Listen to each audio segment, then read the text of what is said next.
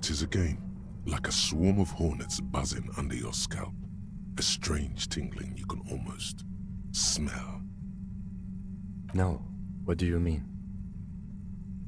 I don't feel it, but we should still be careful. There were footprints back there, and I'm pretty sure they were fresh. No, but you are the sensitive one. Looks like our suspect. If she's in here, we need to plan our next step carefully. Once we detain a credible suspect, who knows what the Union and the Wild Pines will do? We'll set in motion events we have no control over. You will upset the balance of power in Martinez. The deadlock between the company and the Union will destabilize. This part of town is a fine clockwork puzzle. Disturb its peace and it will start breaking down uncontrollably. Keep calm.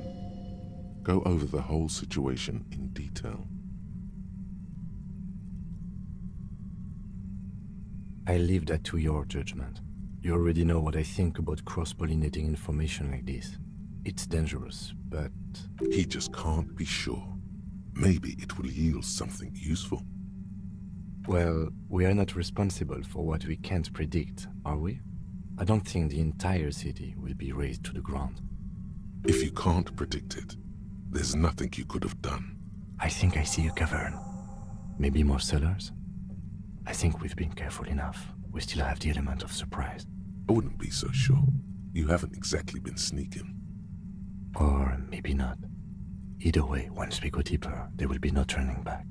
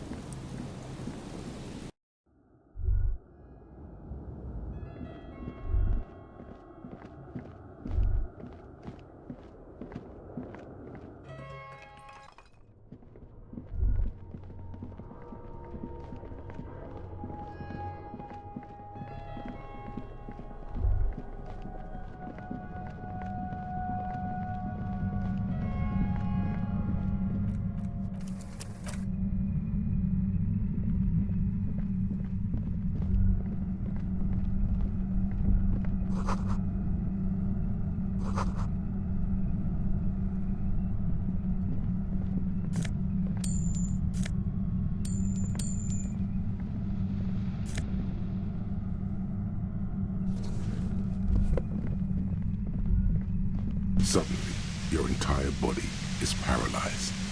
Aggressive white noise fills your skull. A strange pain, like you've never felt before. Through the static, you hear a woman's voice. It's like 1,000 radio stations are being blasted into your head all at once. But her words are the only ones you can make out. I know you're feeling pretty uncomfortable right now. Don't move too much or fight it. That'll just make it worse. Can't say it's a pleasure, officer. I was really hoping not to make your acquaintance. But here we are.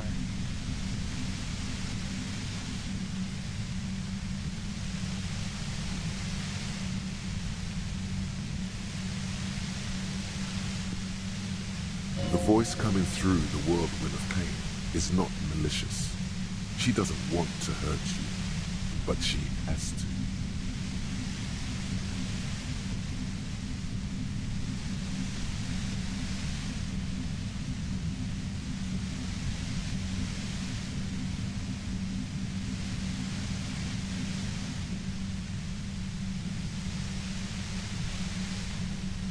doesn't wish to hurt you.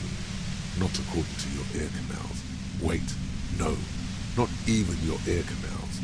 This is going directly into your neural pathways. No, buddy, that's not going to help. You can't shield yourself from this. It's an entirely new type of experience. Way worse than all the previous ones. Don't focus on the pain. Focus on doing your job. Tell her she's under arrest.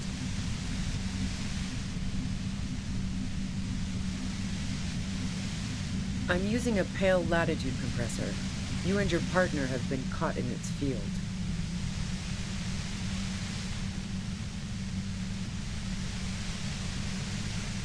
The explosion of static you're hearing. It's the ULAN frequency, blasted from that pale emitter that Angus mentioned.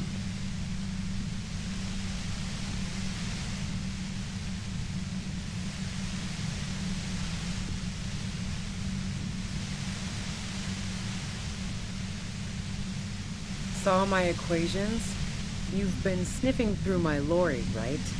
I expected as much. I am a bit surprised you knew what you were looking at.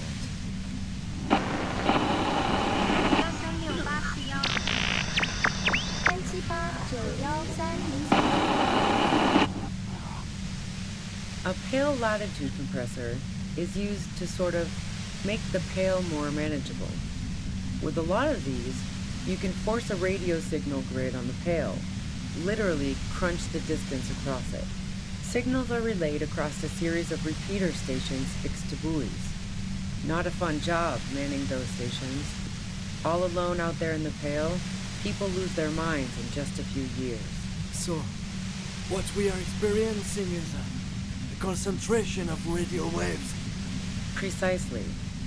This is an industrial strength paraboloid. It's meant for forcing dimensions on something that doesn't have them. Needless to say, the frequencies used are out of this world. At the upper limit is the large prime number generator station. It's used specifically for pale latitude compression. That's why you may be hearing some numbers. But you might also hear, or think you're hearing, local radio chatter.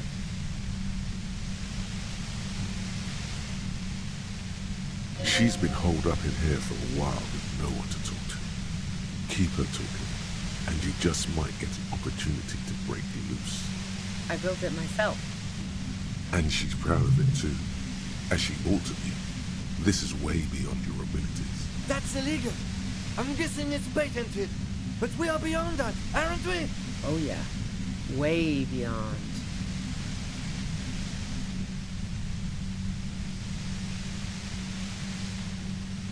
No. Once I shut down the compressor, the pain will end. It may take a few minutes for you to steady yourself, though. It's a bit like waking out of a very confusing dream.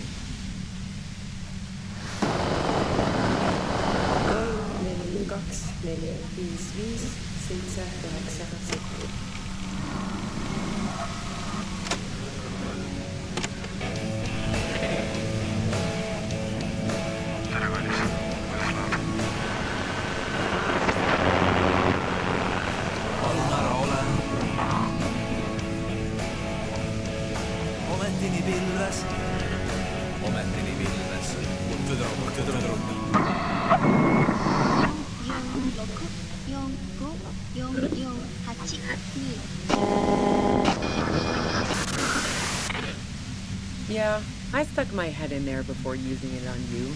It seemed like the ethical thing to do. Can't say that I enjoyed it. The field was weaker, but I can imagine what you're going through.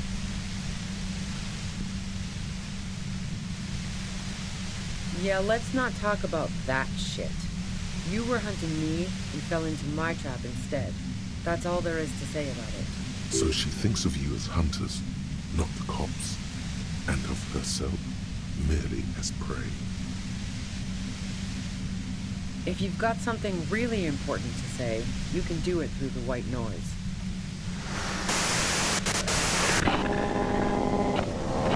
3, 6, 1, 8, 9, 2, 8, 1.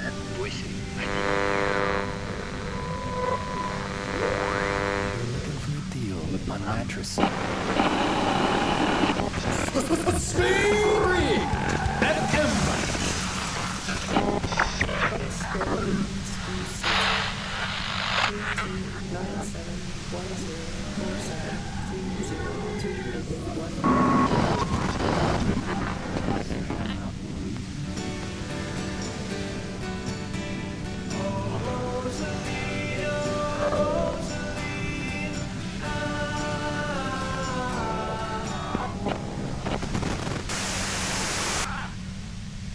Turn this. God damn it. Fine. If you really want to talk, I can dial it down. I've also got a gun, by the way. The gun she's carrying is a 2-barreled front loader, not like the murder weapon. Well, it doesn't feel much better, but you can form sentences now. Thinking doesn't seem to hurt as much. Just keep her talking, and you'll get through this. I heard you in the passages, and I've been preparing for quite a while. So you found my shack, huh? I'm not surprised.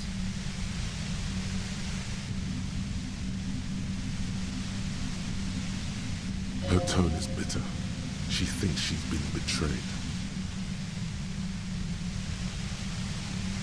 So nice. That's one knife I didn't want to find to my back.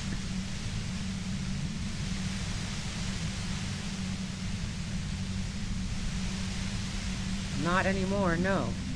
This could have turned out pretty bad for me if you hadn't walked right into 25 bands of ultra-high frequencies.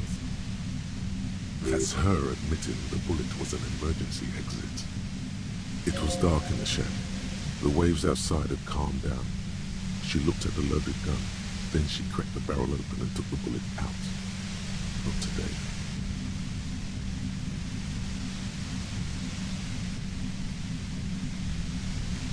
No, I didn't do it. I only helped stage the lynching, though I doubt that makes much of a difference to you.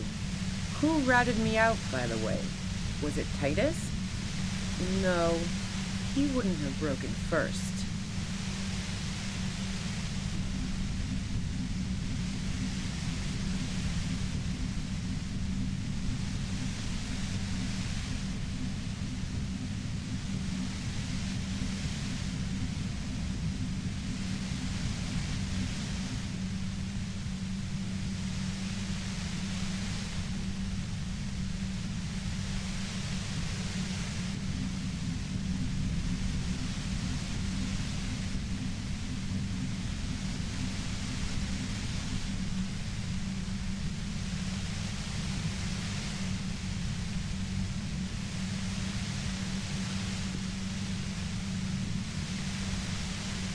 Oh, I knew the kitten had claws, but not like this.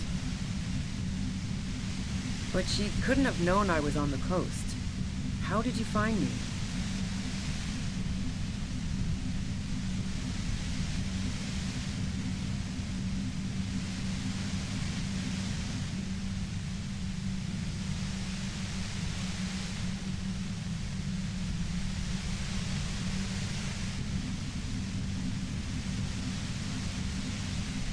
My boys?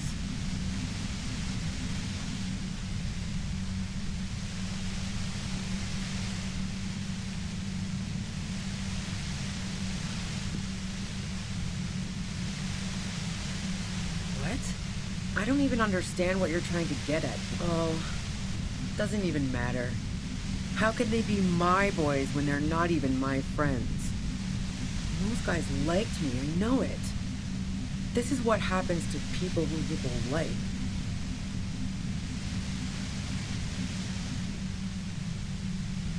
A dour despair is creeping into her voice. How the fuck did the rest of you get by?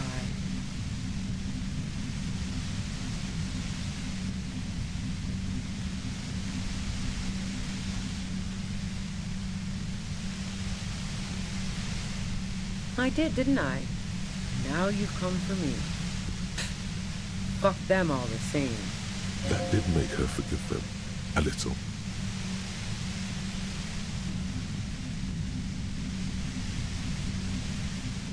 Like what?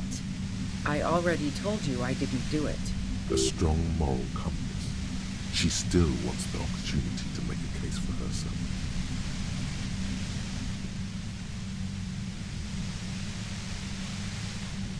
I didn't like him.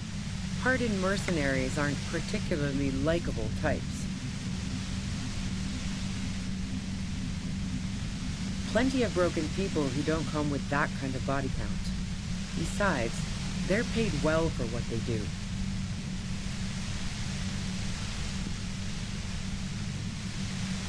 Yeah, sure. And I didn't like Wild Pines sending in those foreign hirelings. Me and a fuck ton of other people around here. She didn't hate him, okay? I'm listening. Man, I was with the boys the whole night. I hope they at least bothered to impress that upon you. You mean the length of a toilet break? That wouldn't even have been enough time.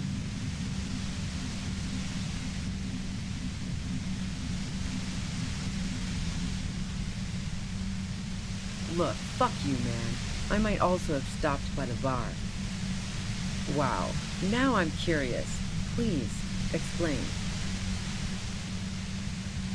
Don't know it, but also... Evaluating your competence as a police officer. The shot couldn't have come from the roof, or we would have all heard it downstairs. She has a point there. No one mentioned. That didn't go super well. You've got to lay something better on her. And? The gun store. Trigger Happy Jacks. What did you think? That I'm going to squeal on my gun supplier? Sorry, I'm not that kind of gal. Sure don't. The breech loader? No. This is such a wipeout.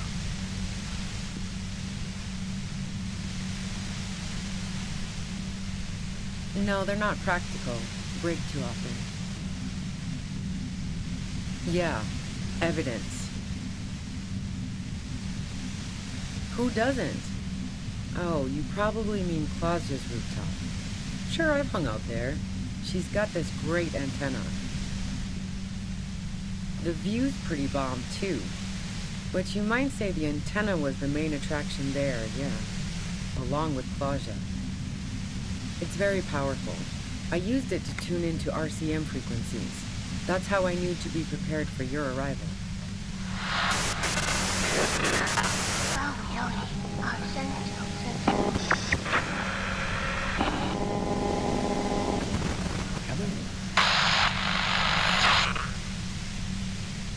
Yes, I'm sure. And anyway, as I said before, the shot had to have come from afar. No. Gifts of flowers and candy aren't really my style.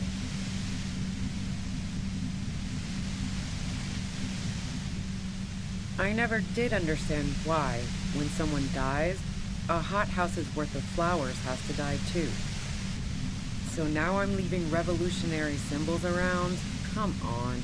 No, I did not. And a knocked-away AD front-loader. Two-barreled.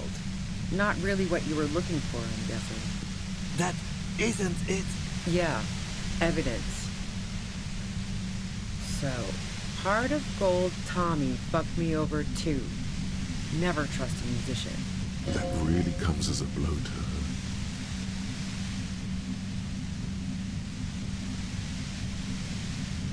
Yeah, that figures. What now? You're going to arrest me for drug trafficking?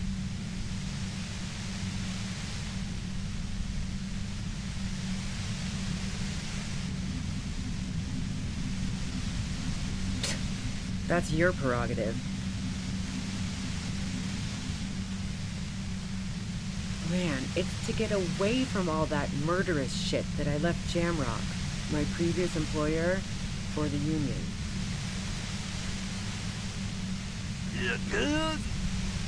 She deliberately avoided naming the mob she worked for. You might be able to find this out later. I got lucky being a dispatcher. Never had to do any of the really dirty work myself. This gun has only been used for self-defense against serious scum. There. It's going to be easier to reach the machine now. Based on what I've heard about you, you are serious scum. There's a sinister note in her voice. Even with the gun and the compressor, she's afraid of you. Yeah? Where? More questions before doing anything. How should I know? As I keep saying, he already had a bullet in his head when I got to him, and there hasn't been any useful gossip over the radio. Those rings around her eyes, her tired voice. She's been staying up late, listening in on the conversations crisscrossing Martinez. Police radio? You've been following the case? Who hasn't? You know, I can still see him there, in Claus's room, lying on his side. He was still warm, but the bluish light coming through the broken window made him look as though he'd been dead for a good long while. She eyes you warily, as though gauging your sincerity. It's okay. We just want to... All right, don't kill yourself over it. I was shooting the shit with Hardy and the boys over a few beers, like always. Then Klasha comes in, all pale and shuddering. She sits down with a drink, trying to steady her nerves. So I grab a seat next to her.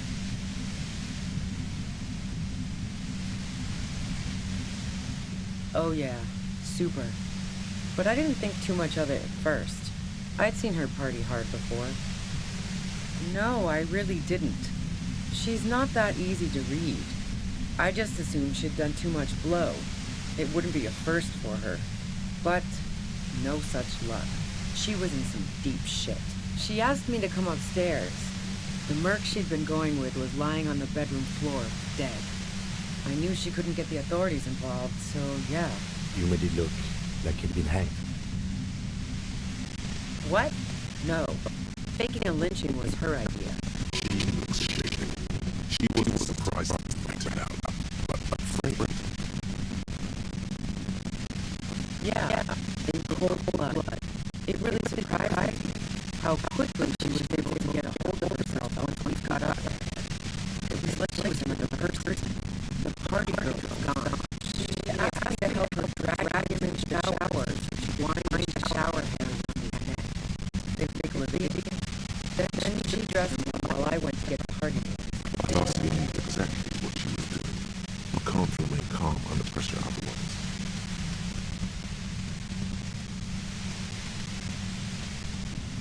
Yeah, I wasn't sure whether to admire her or be disturbed. As I keep telling you cops, we didn't hear anything downstairs. No gunshot, nothing. But even if this is true, weren't you worried this lynching might lead to... War?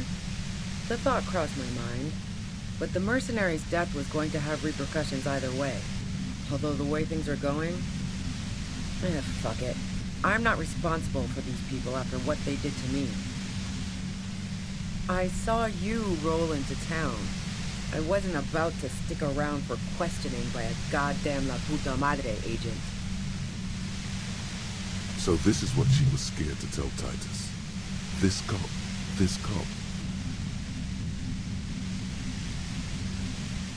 That strange, distant fear is getting close now. It's a fear of yourself. Yes, you. Everyone says you're his peon, his human can opener. Through the sudden sharp pain in your head, you hear the lieutenant mumble something to himself. Fucking hell. And why me? You hear through the white noise.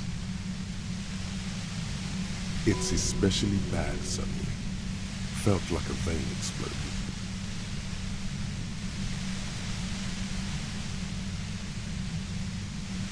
Everyone in Jamrock, the cops, the criminals.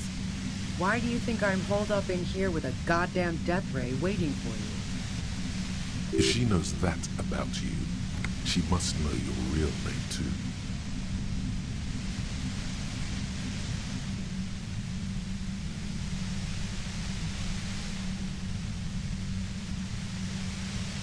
Harry Dubois. One corrupt motherfucker with a disco pants and a funny tie.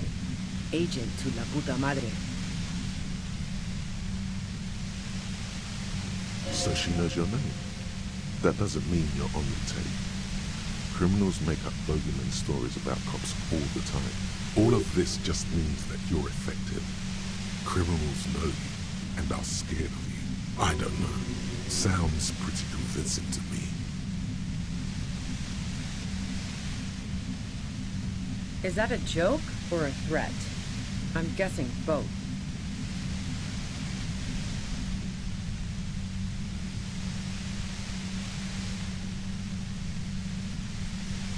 Yeah, sure.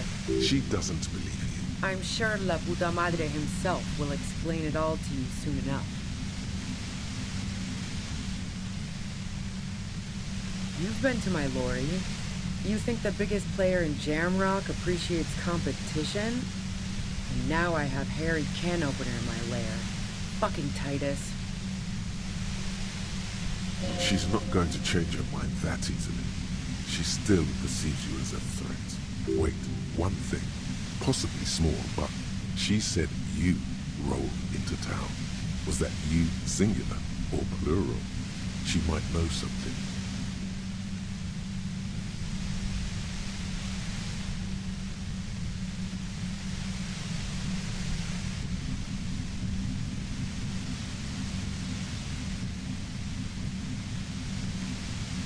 Yeah, you had your death squad with you. What happened to them anyway? Sure you do. I bet they're just outside waiting. I guess I'll take my chances. Well, it wasn't this scrawny dude. You had two guys and a lady. The guys looked pretty buff. Lady wasn't bad either.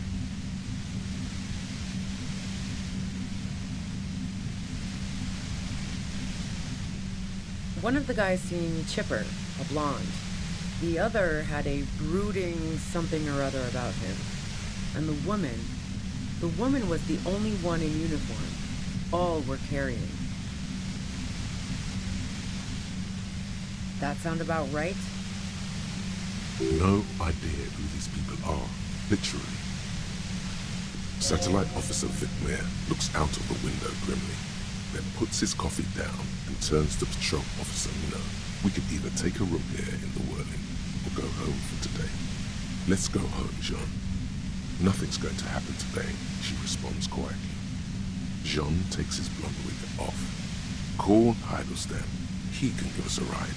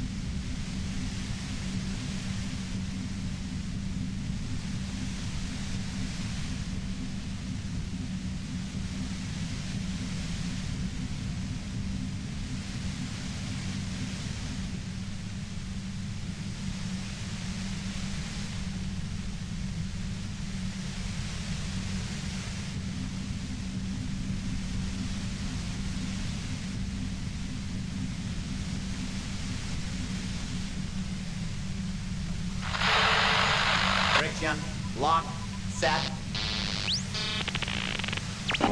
Don't leave me here. Please delete. Fantastic. I've got to get on the road. Then you can go find your friends. Unless you have anything pressing to ask me. What bunker?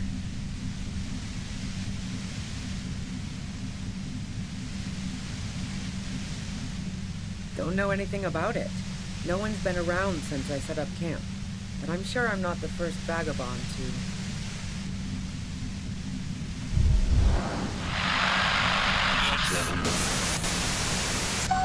Keep calm. Breathe in. After the pain recedes, it's a little clearer.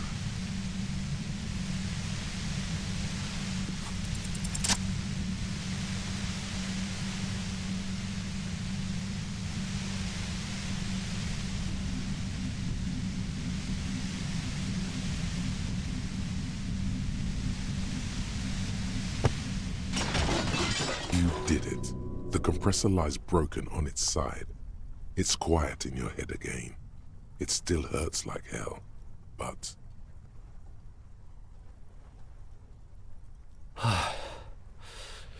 All good, officer.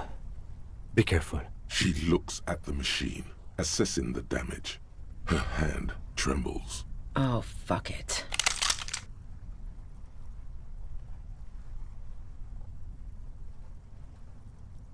Problem solving. Ma'am, put the gun down. That's not the solution to your problems. You are... Oh, yes it is.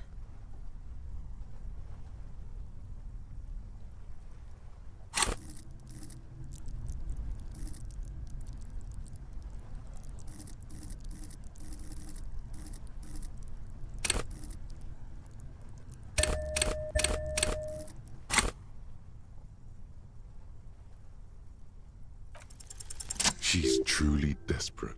She thinks she has no other options. You need to give her options. You know.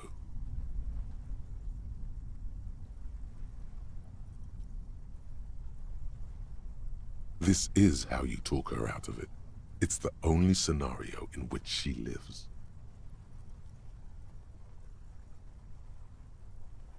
She stares at you, frozen, the gun still in her mouth, eyes filled with dark intensity. Then something shifts in her. Gratitude, doubt.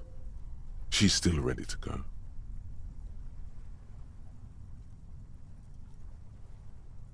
Day of miracles.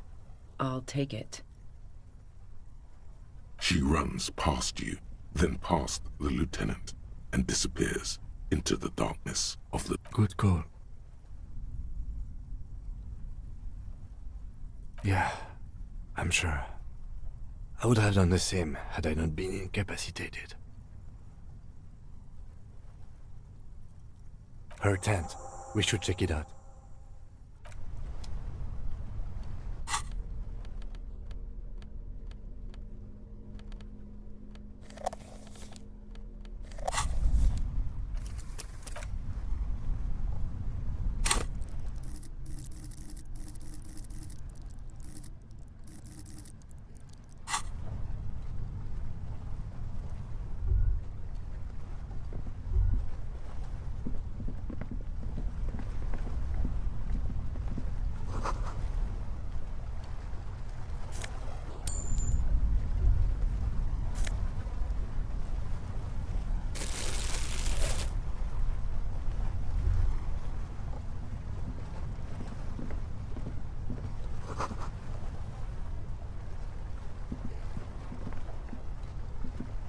The plain red tent stands by dispassionately. It was pitched by practiced hands. She's used to camping out. The tent looks old, but well maintained. In the darkness of the tent, a rolled-up sleeping bag, cooking utensils, some books, and a kerosene lamp. It reeks of cigarettes. Assorted soft covers, mostly pulp horror. A motor carriage lies buried in the snow on one cover. On another, a ghost airship. You also see a collection of radio enthusiast magazines. See anything? Rager Monthly, Journal of Material Science. More Technological Digest. One of the magazines doesn't have images on the cover. It's not a magazine, it's a leather notebook. You pocket the worn brown leather journal. A trusted friend left behind. We should read this immediately, like right now.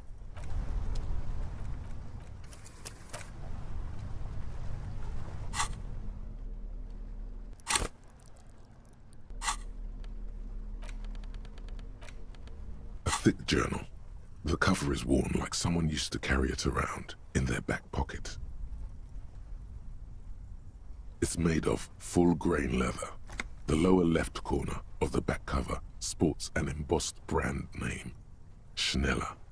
This was important to her when it was still hers.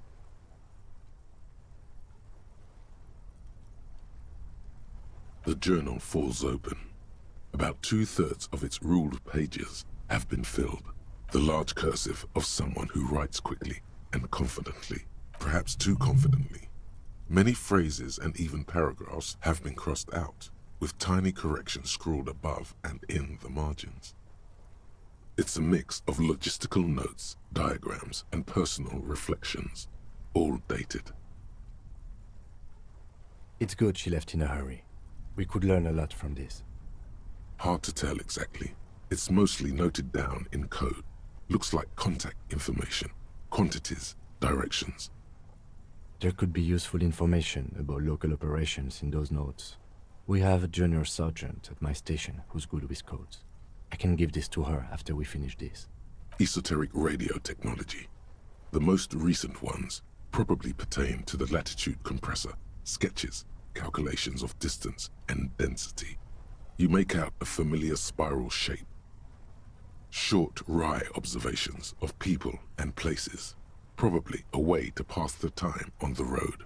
Also, what appears to be attempts to sort through some difficult decisions. There are a few passages with many questions in them. The first entry is from August 2nd of last year. It reads simply, "I know my position is precarious.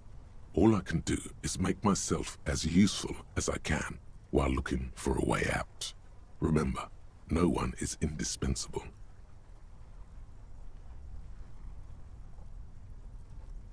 Nothing on March 4th. March 5th, though, well, that's bound to come back and bite me in the ass. I'm bad at this. Loyal to a fault.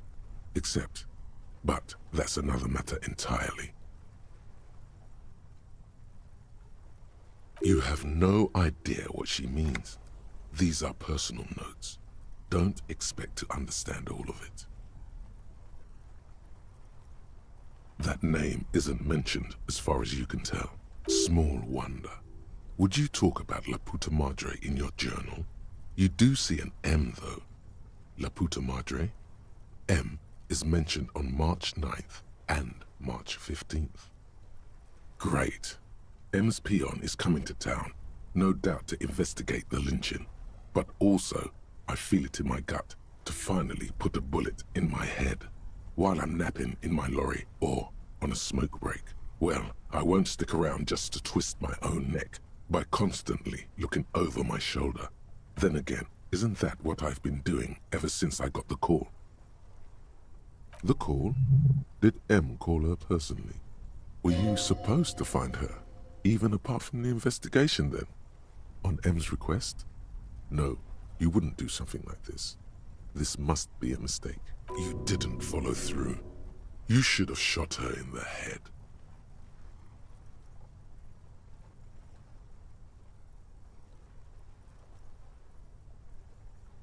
The thought steadies your nerves. The journal stops shaking in your hand. Been holed up here for 3 days now. I'm used to being alone and all, but I don't know when I'll be able to leave, or if I'll be ratted out. They will rat me out, of course. I've made it a point to believe in the best in people, the boys, for example. But experience tells me, did M feel truly betrayed by me? I was feeling threatened. He'd have to know if he threatened people, they'd take measures to protect themselves. Even I know that. Economic measures first of all. Gotta make a living, right? I can still hear his voice in the receiver. Taste the plastic. The entry ends abruptly.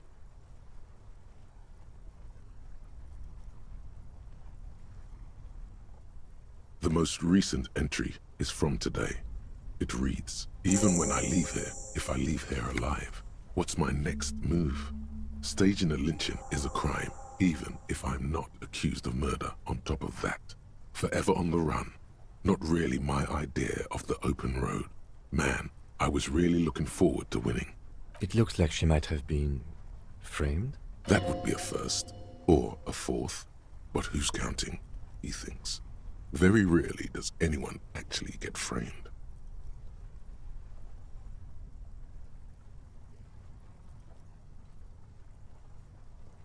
I wouldn't go so far as to say that. We have other reasons to arrest her. Besides, I'm not sure her life as a fugitive is going to be much better than we does. Especially if she has problems with the Madre. No, I don't think you are. Ask someone in your precinct if you want to be sure. His trust is well placed. You aren't. You can feel it. Could have been Titus. Then again...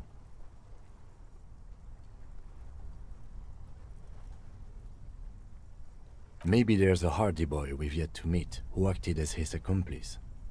Either way, we need to keep an eye on him. One thing is for certain. We have business back in the whirling and rags. Questions to ask. We should get to it.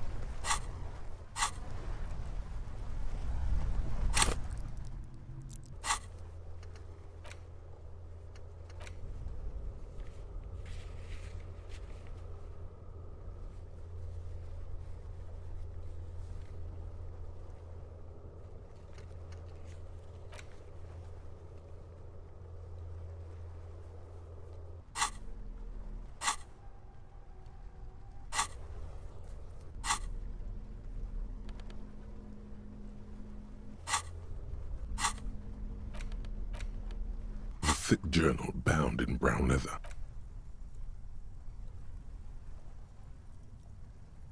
Nothing. She is referring to betraying her previous employer.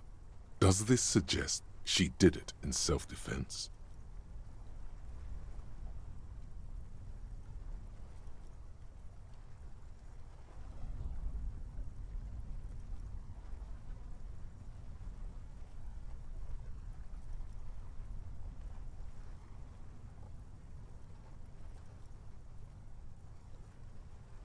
The thick journal.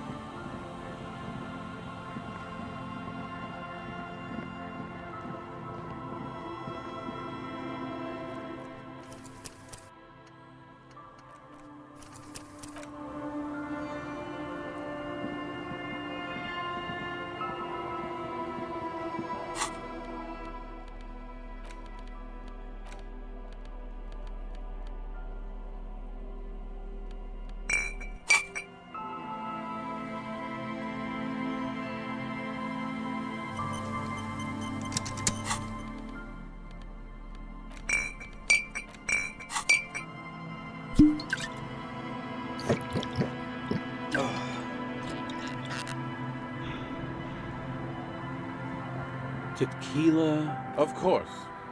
Drink first, story later. Not much, but it will do. This last one is the most Martinet story I've ever heard. I've never heard it mentioned outside of here. At first, I thought it was a joke, to be honest. But I've been on the coast 8, 9 months now, and in that time I've seen at least 3 expeditions come through, searching for something.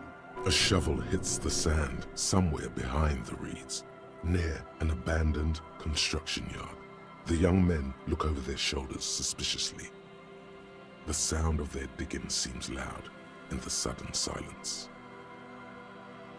Magic animals? No, man, this is serious stuff. No, Tequila. Most people already know where they live. It's guys like you and me that are the exceptions. Hey, hey! Fuck you, Tequila. All kinds. I've seen archaeologists, gangsters, even a bunch of ad agency types. I'm telling you, Tequila, this thing's got a pull on certain kinds of people. Wait, there's a tingling back here. The stirring of a faint sensation. You know, obsessive types. People with predilections.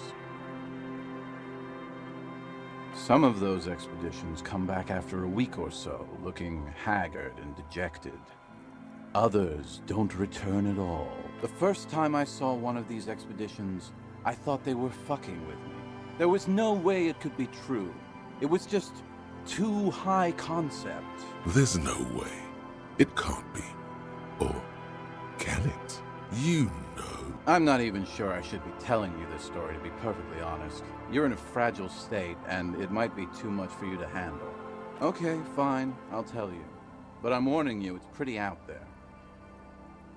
Our story begins at a legendary design studio, right here in Martinet. There was this designer. His exact name is lost to history, but in life, he was a legend. Made it big in Aranya, where he did some real pioneering work on grotesque and sans serif typography. A fucking genius, man. That is, if he even existed. Who knows? It's an urban legend, after all. He existed, all right. You feel it deep within your basal ganglia. He was as real as you are. I'm talking about... Anyway, sometime later he started his own personal studio here in Martinez. And that's when he started working on some really wild stuff. I'm talking some glass-smooth, forward-looking design language, the kind of thing that would totally overthrow the old regime, design-wise. A paradigm-shattering revolutionary... But then, something turned.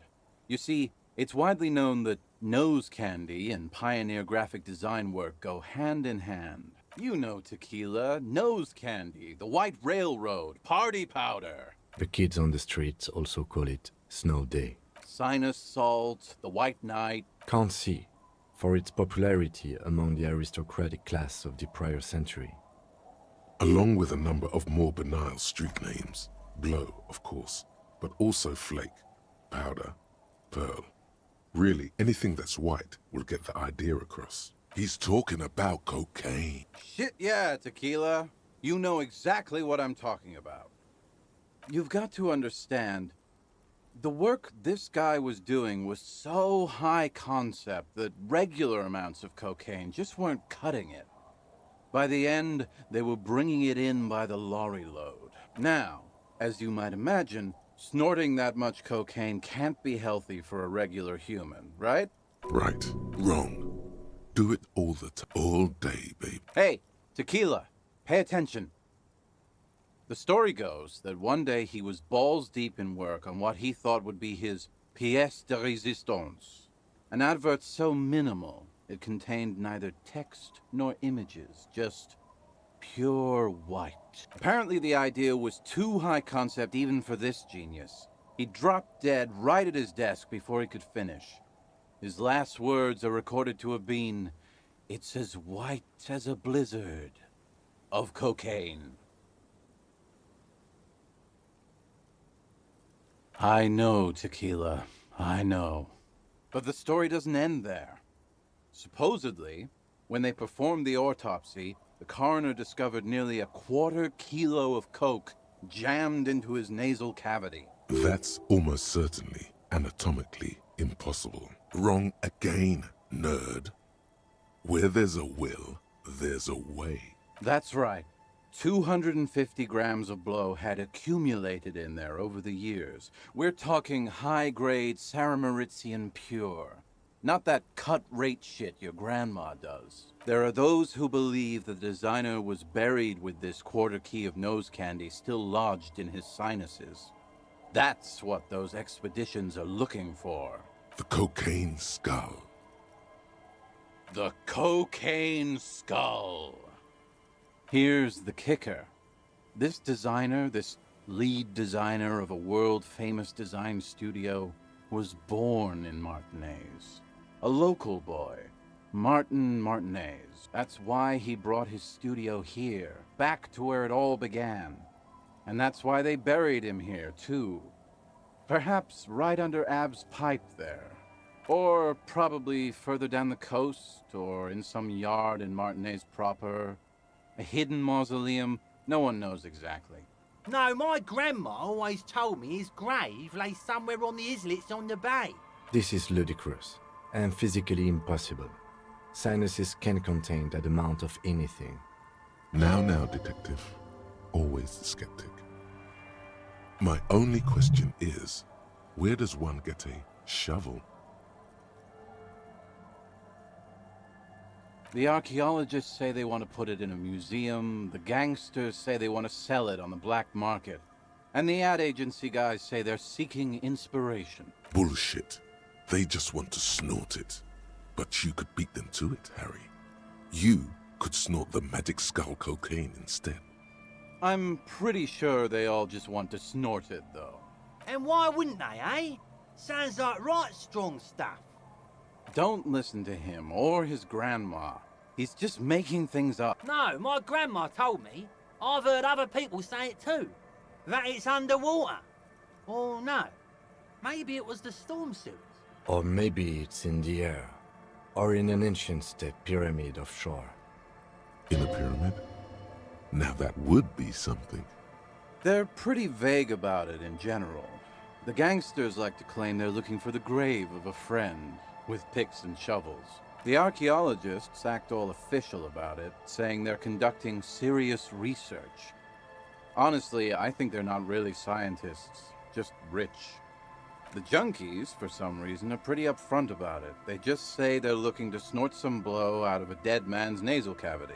Honest men on an honest quest. You should join them. By now, I'd say I know about as much about it as anyone on the coast. Whoa, whoa, whoa. Hold on just a minute. Finding it right now is literally impossible. What? For one, the way is blocked by that big lorry that says Delta Logistics Company on the side. You definitely have to search the area behind that lorry too, yet it is impassable. And second, outfitting an expedition like that is expensive. It'd have to be a big production to do the cocaine skull justice. You need new gear, people who know what they're doing, all kinds of provisions. It's just not feasible within the economic and temporal frame of our current setup. Matter of fact, unless a bunch of money just falls out of the sky, we might never know what's up with that skull. I have to agree. We barely have what we need to solve the case we've got now. We can't afford to run around chasing after quasi-mythical pieces of drug paraphernalia. Besides, it would look extremely bad for the RCM to be caught up in something that has the word cocaine writ large on it. The PR is tricky on this. Wait, maybe there's another way. Maybe up around the coast? Don't give up. Yeah, well, that's the reality situation for you. Who knows, though? Maybe someday we'll get our chance. Right. A story specific to Martinez. I've never heard... A shovel hits the sand somewhere. All... You know, some of the first... There's no way. I'm not even... Okay, there was this... He existed. I'm talking. Anyway, A paradigm. but then something you know, The kids on the sign. can't. Along with him, he's taught. Shit, yeah, you've got now. Right, wrong, all. Hey, apparently I know, but the story. That's all wrong. That's right. There are those. The cocaine Here's the. That's why. Or No, my... This is Luke. Now, my only question is, where? whoa. What? For one and second, it's just. I have to. Besides, it would look extremely bad for. What are you talking about? Don't give up. Your loss could have been. That's all right. We've got plenty of adventures for one. Not that I can think of currently. That might be the.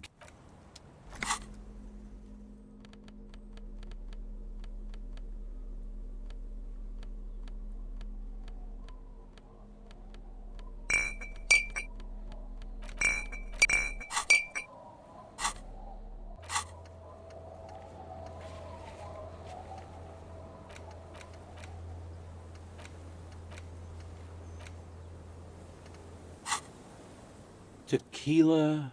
Right. I've never. A shop. No, tequila. No, tequila. All. Wait, Some of those The first. there's no. You. I'm not even. Okay, fine. There was. He exists. I'm talking. Anyway. A paradigm. But then some. You know tequila. The kids on the Sign it. can't. Along with him, he's taught. Shit, yeah. You've got. Now. Right, wrong, all. Hey. Apparently the idea was two. But the story. That's wrong. That's right. There are those. The cocaine Here's the. That's why. Or. No, my... This is Luke. Now, my only question is, Whoa. what? For one and second, it's just. I have to. Besides, Wait, Yeah, well.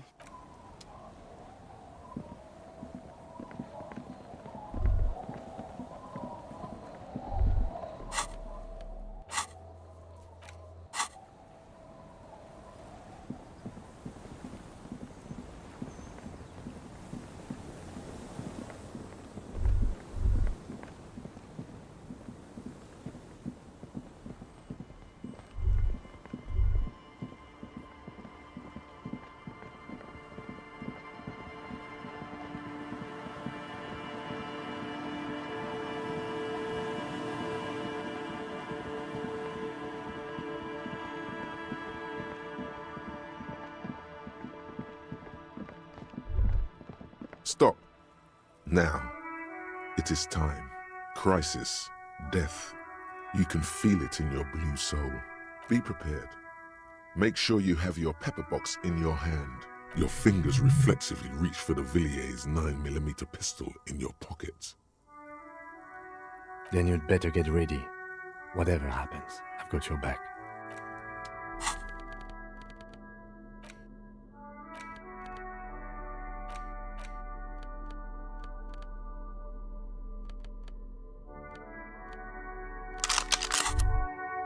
Holding the gun feels natural and satisfying. It's like an extension of your arm, the polished wooden handle almost fusing into your palm. It reminds you of the day you first held it, with fear and respect, hoping you don't have to use it in vain. The sun was out in Jamrock. It was so long ago. Sheathe your sidearm, officer. A serious law official, cop by the book, should know to only unholster their service weapon when using it is unavoidable.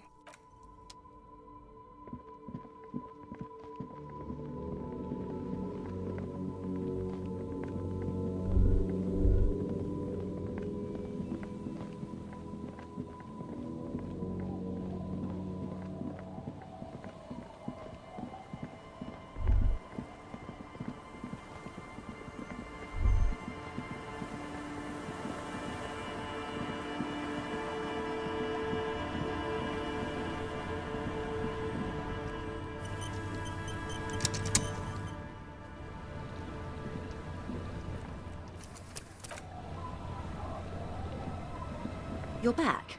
Good. What can I help you with?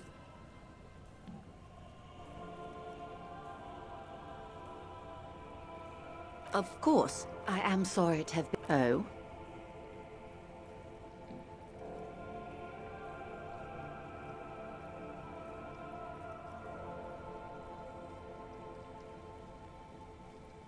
The Lieutenant, I do not think that's a good idea. That's great. For the investigation, I mean.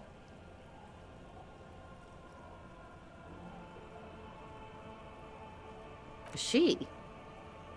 I hope she wasn't too serious a suspect, if she got away. But I won't pry further about the case.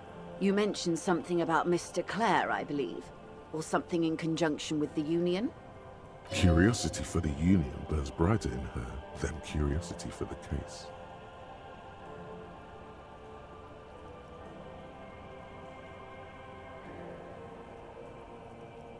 A takeover?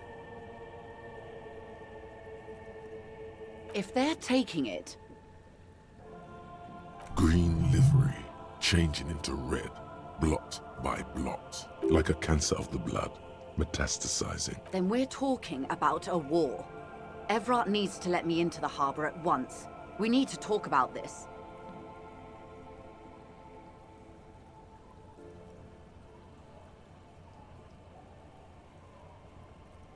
They most certainly are not. Crenell has 1,000 men on their payroll.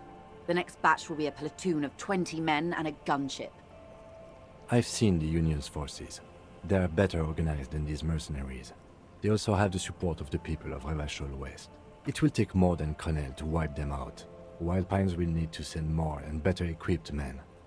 Make no mistake, ma'am. I am sure you have the money. The question is, how many years and how many lives are you willing to sacrifice? What do you suggest I do?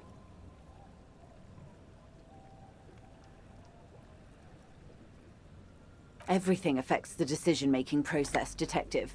Officer? For once, I don't seem to know what the right thing to do is.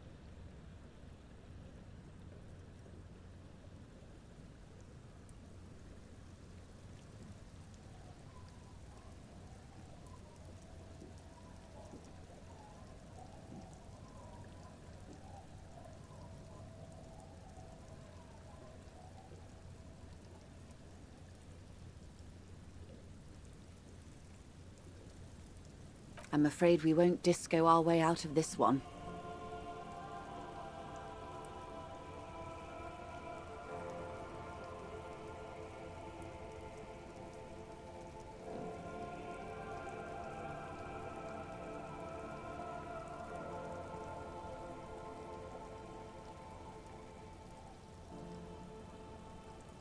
Of course. Your job is to clean up after them. And it looks like there will be a lot of cleaning to be done in the near future. What will I do? Did I ever tell you how they discovered this Isola? During our reality lowdown. It may be the only break we've ever caught as a species. The last one for 400 years. The nations who colonized this Isola called theirs Muindi, the world. It was all they knew. All they thought would be. That there would be something more was a gamble, akin to another world, or life after death. The Pale was thought to be impregnable, perpetual. Irene la Navigateur, the Queen of Suren, sent 8 expeditions, one after the other, into the mass at the edge of the world. 5 of the crews did not return.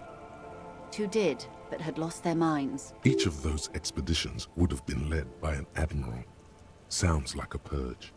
Like she was purging her political rivals. There was no precedent for such an undertaking.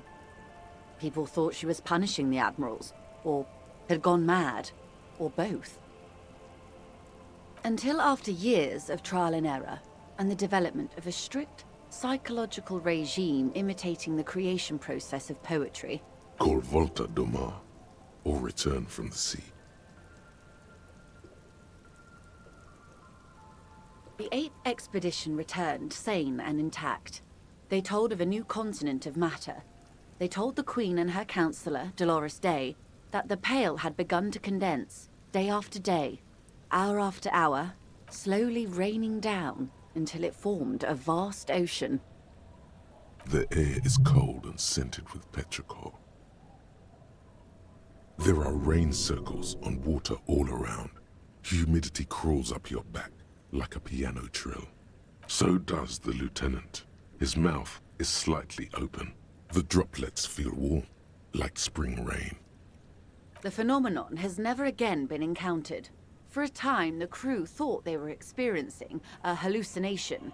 The mass hand proclaimed, "Lancielinde, Lancielinde," the signal to wake up. But they could not. They were sane and conscious, as islands began to appear on the horizon. There are 78,000 uninhabited islands in the Insulindian archipelago, officer. The freckled face of God. You've thought it a million times.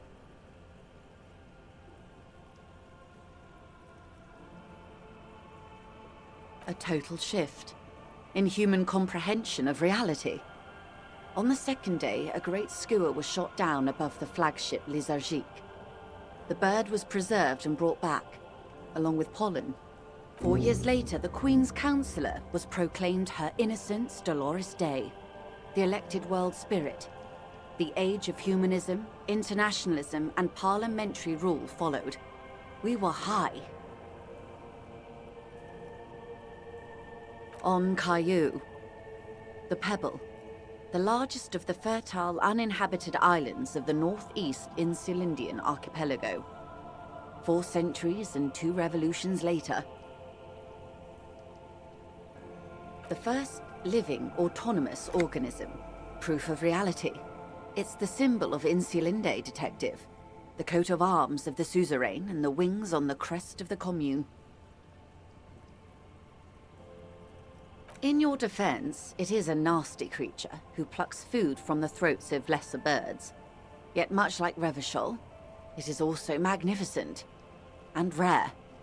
Imagine the suzerain of seagulls. There was a sting in your heart at the mention before, when she said its name.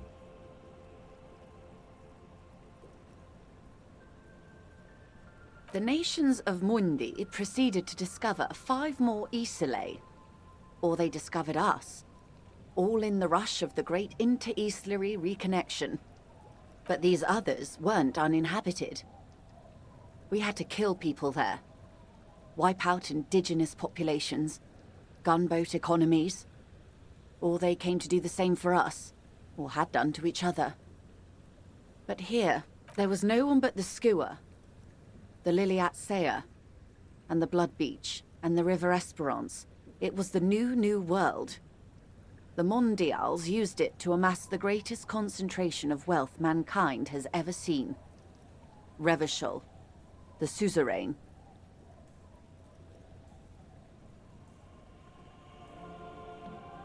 Revolution, poverty, and the mercurial rise of capitalism. It is.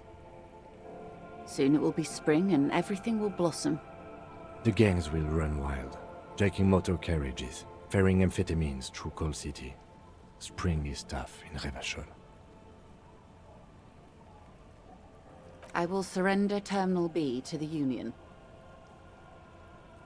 She puts her hand in the rain. She's silent for a second.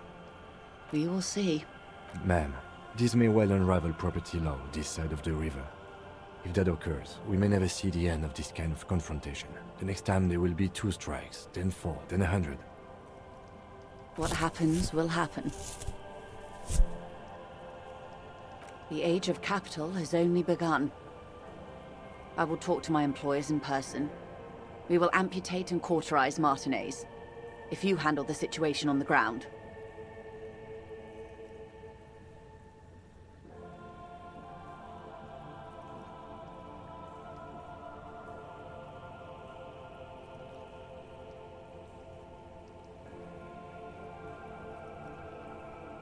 Yes, Mr. Clare has a 2-month head start. I can't let it grow any bigger. And I've exhausted all my options from here.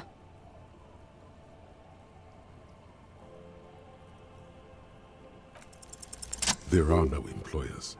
She's a member of the board, probably a partner. You are the citizens' militia. There are no superiors. That's right, Detective. And next time, you should confer with them before you go setting events in motion. Despite his words, He's not really sure whether to be annoyed with you or not. Events are already in motion. Whether your actions accelerated or momentarily retarded their progress, even the lieutenant cannot really say.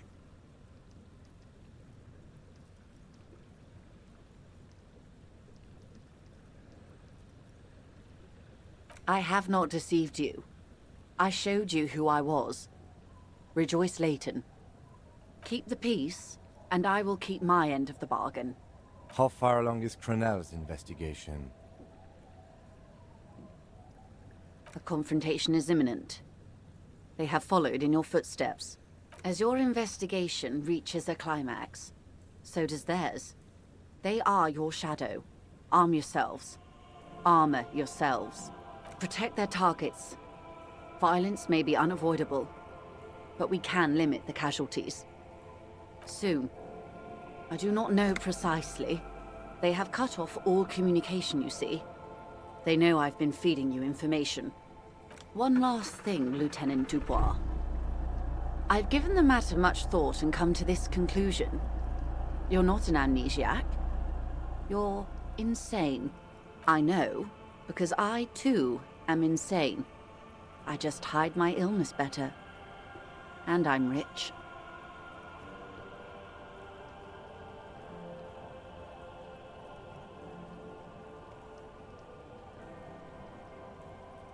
No, Detective. No one's as insane as you. Don't worry, madame. I am very sane. I'm overexposed, baby. My travels take me through the Pale dozens of times a year. I've got the longing. And I've got it bad. She would die to return to it. The Pale, the past, anything one can return to. The same strict psychological regimen the 8th Admiral developed when he crossed the Pale and discovered this Isola, the Volta do Mar. It's used by inter-Islary travelers and other troubled souls, even to this day. You could use a little of it yourself.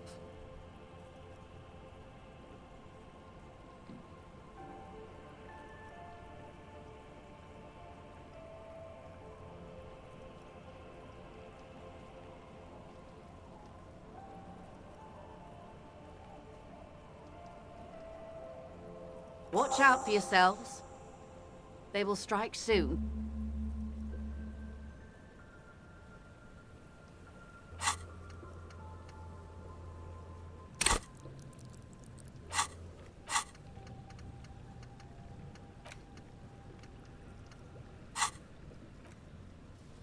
The lieutenant watches her boat grow smaller on the bay, its white sails fluttering. With worry in his eyes, he does not know if it was the right thing to do, but he doesn't say anything. You wonder what Everard has to say about this. Slowly, the sails turn grey-blue as more oxygen gets between you.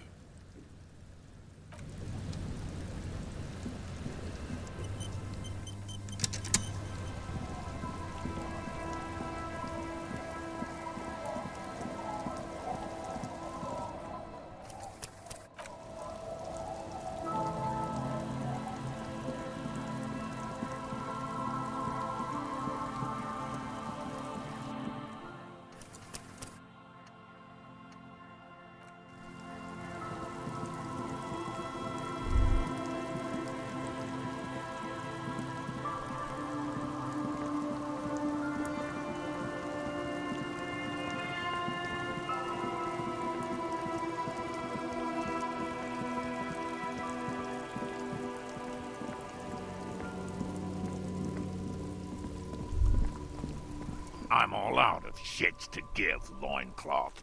Welcome to the fucking reckoning. Put your damn gun down.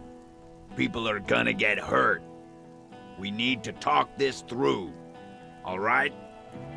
Shut up! You're not gonna talk yourself out of this, loincloth shit fuck. This is the mercenary at the gates.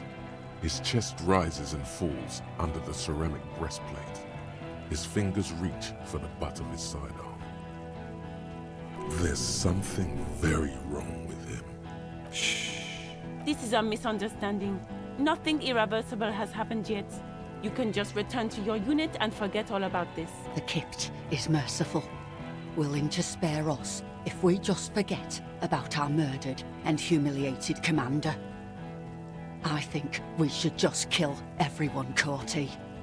You are all drunk. Come to your senses. You won't gun down 7 people in the middle of the street. This isn't a frontier town or a jungle outpost.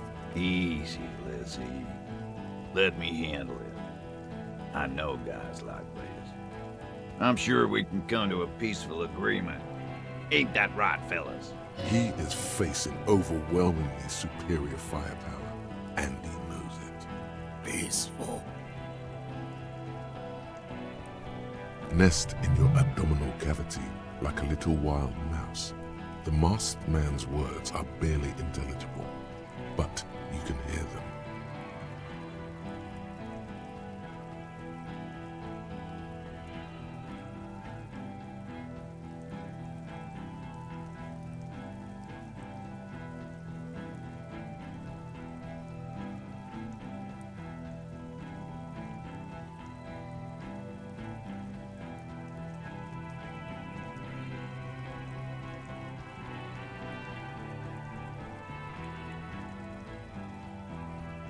Fuck, there's the third one. How did we miss something like this? This third one, he is the most dangerous of them all, heavily armed. The lieutenant is genuinely worried for his life. You should consult him before getting in there.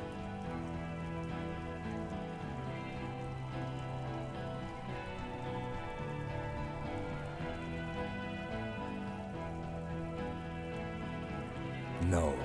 We have to step in. This is not going to end well if we don't. The mercenary tribunal. My plan is not to get killed, but we have to intervene. If this turns into a firefight, we should take him out first. A sound strategy. He's the leader.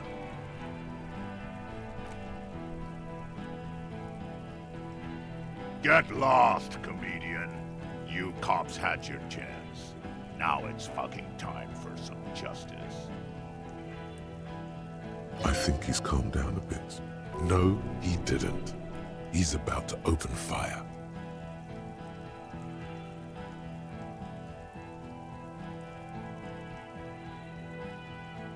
He is. I was wrong. Pig fuck!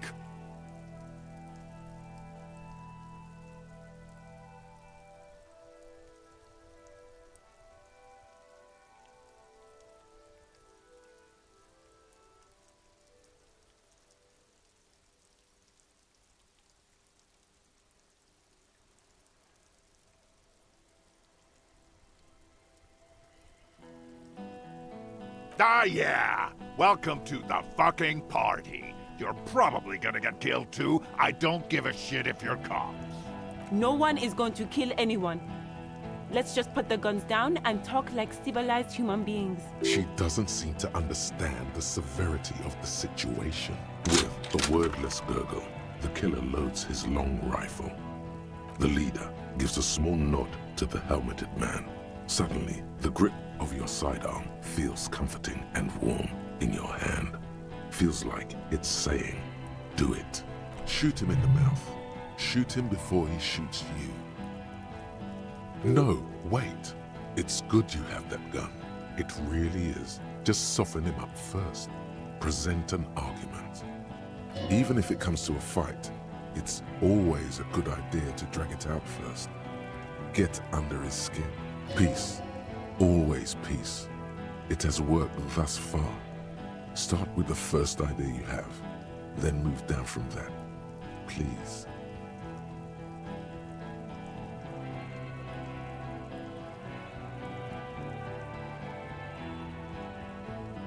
Rude.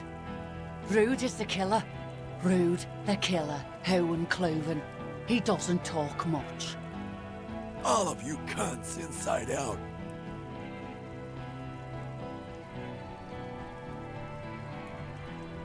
Rip you open. The gunner. The raddest. The killer. What do you think he does? There, on the rim of Owen Clerven's helmet, you count little stick figures. 19, 20, 21. About 50 little stick figures. All of them black, plus 2 little white ones in the end.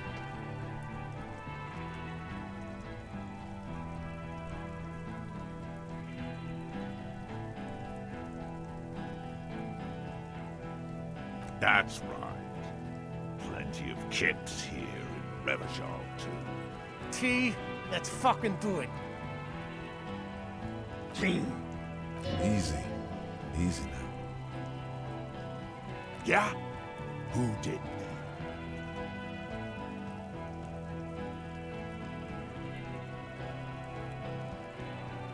Time. You had time to fuck around in that church, to run errands for your Union chief. I saw you. Time is up, Loincloth. Give me a name. Now! How fucking convenient. His fingers are twitching.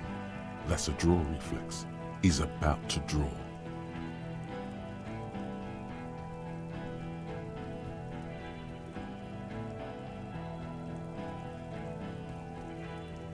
You think I'm fucking stupid, cop? What if I just shot one of your pals here, right now? How about the kid? Tell me, it's a magic fucking sniper. What? Listen, please. This cop and this drumhead cop marshal won't decide who... He's gonna do it. He's gonna shoot her.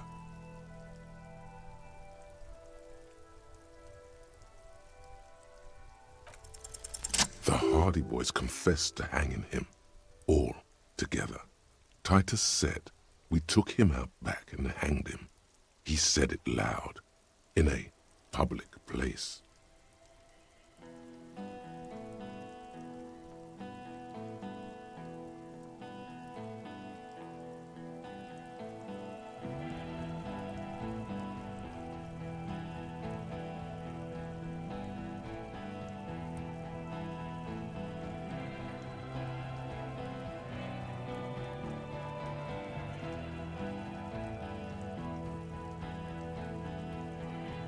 You're lying. DePaul heard it. A Kiel Model 40 revolver, 8 rounds in the barrel. The gun slowly sways in his hand from the inebriation. You heard wrong. She and these men have been helping us find the shooter.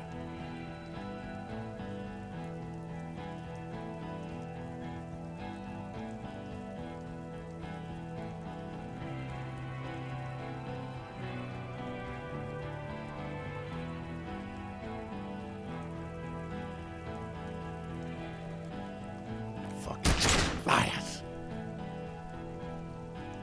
The shot rings in your ears, a low, tinny ring. Then the Hardy Boys yell something. The young woman stands and looks behind her. The shot has flown over her head, crashing a small pane of the glass window behind her. I missed. I know what I heard, Corty. They said they killed him. They said it was a good way to end a Sunday night. That doesn't sound good. You need to change the topic now, or there will be another shot. What topic? Shots have been fired. Act before it's too late. This was a close call.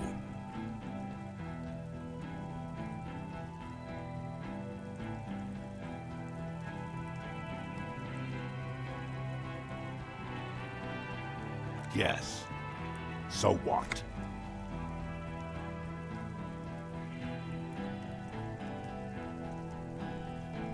Nah. I'm clear as day. Fucking government-ordained super soldier. Enough already! What is this? We didn't come here to fucking chat! Interrupt me again and I will execute you on the spot, Lance Corporal.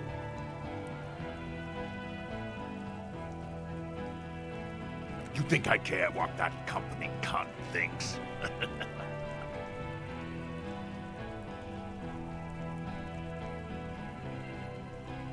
The man stares at you with bloodshot eyes, a bull ready to chop. Now is not a good time to strike. He's looking right at your hands. Do something else. Get him distracted. Fucking waste this fuck!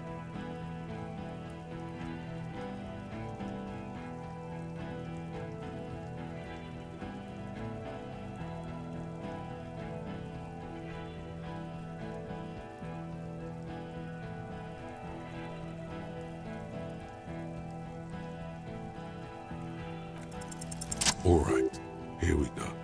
This is an illegal tribunal. Krenner would never sanction this. Who's the commanding officer? Take your pick. You only have time for one argument. Choose wisely.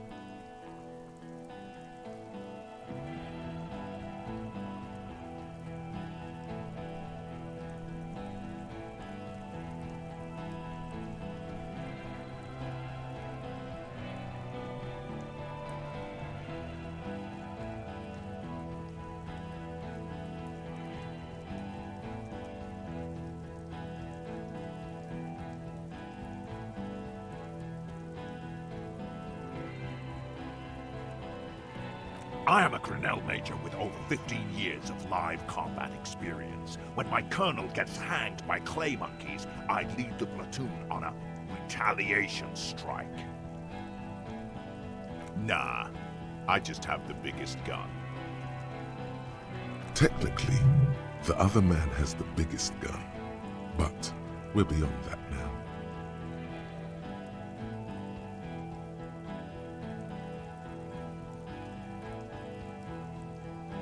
King Reaper.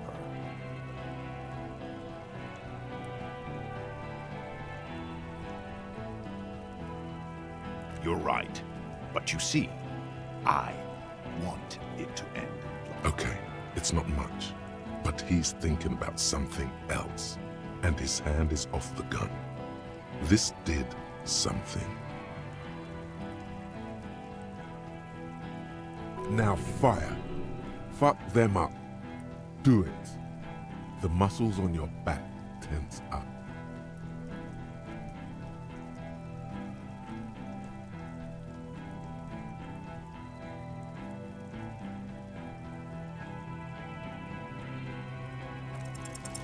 Dangerous. Ask about him first. You don't want personal facts about his dead friend coming out of your mouth.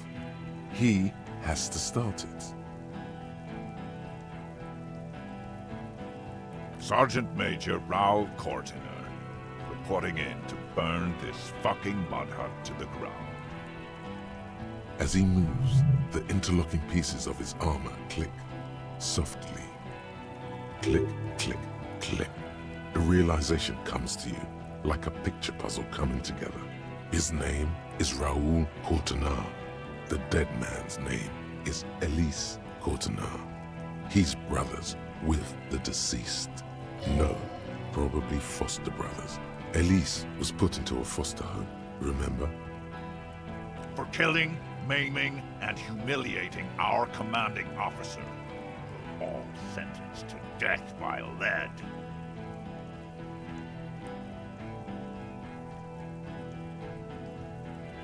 He sways from left to right, inspecting you. He wasn't my fucking brother. We just grew up on the same farm and got beat into place by the same sick fuck. Beaten by a foster parent or someone on the farm? Same fucking mud hut town, too. Okay, good. Who? Laylee. We researched him. We contacted the ICP and looked at his birth records. That was in there. And other things. They fucking put Laylee in a leaf compactor, and now these cunts finished the job. There's real anguish in his voice. A drunken sadness suddenly engulfs him. Memories. It's a mindfuck, Corty. He wasn't put in a leaf compactor.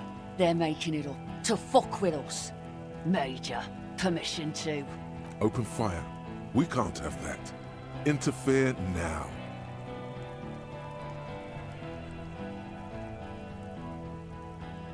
Our colonel did what he had to do. It was either one cunt or 100 of them. Rude here. In your shit pipes right in the fucking... He likes to fire mortars at random coordinates. Wipe out mud huts like that. When he gets bored, Lely knew how to command. He was a good commander. I can see you miss him. Oh yeah, he would have commanded this fuckhell way better than I did. That didn't happen, because Hayseed, Bill, and Kipsy the Kipt here fucking murdered him. Had him stink the village up for 2 weeks after. And you folks did nothing. Listen, man. We told you we... Told us what? What did you say? Who said that? Tattoo fuck. You'll die first. Fuck do you mean, talker? We've heard testimony. People say he was charismatic. Nice guy to be around. Yeah. He liked to chat up the natives. Share leaflets. Squeeze a bit of kit-tass here and there. Great fucking idea that turned out to be. If Lely was here, he would spare the lot of you. Maybe shoot one for show. But me, I'm not a big fan of public affairs, clay monkey. I'll gun every one of you down for what you did. Ready to open fire, Major. At your command. Baby blue, yeah. Like someone fucked up and put a baby's eyes on a grown man. It was creepy, but bitches like that shit, I guess. Or, I don't know what bitches like. I just know how to mow down cloths. Find his killer. Cop. His killer stands right there, shitting his pants, and you're standing in the way, protecting him. I know what this tactic is, Silo Sam. You're gonna die for them. Right here. Big talk, but that leaf compactor won't leave his mind anytime soon. It's a small thing, but it got him off center. Who the fuck is that? Glacier, the woman upstairs. Where is she? She left! What am I doing? My fucking establishment is under fire! You know how much windows cost? She left! Her room's cleaned out! Right before these assholes showed up! We should have arrested her. You can feel how upset he is with himself. Just for a second. Then the fear takes over and he's back in the moment. Hey, Bushman! Your little cunt isn't gonna help you out of this one! She's gone. Forget about it now. Concentrate on this.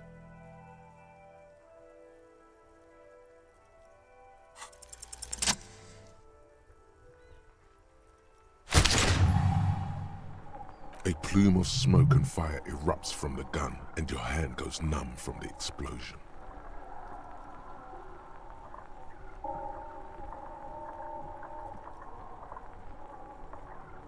The smoke drifts west with the wind. You hear the plaza erupt in violence, slow like a waterfall in reverse. There is a hole in his cheek. Blood gushes out as he stumbles backward, eyes filled with rage and disbelief, gurgling, muttering something unintelligible. His lips, moving, swollen with fear, are trying to say, shoot him, but he can't.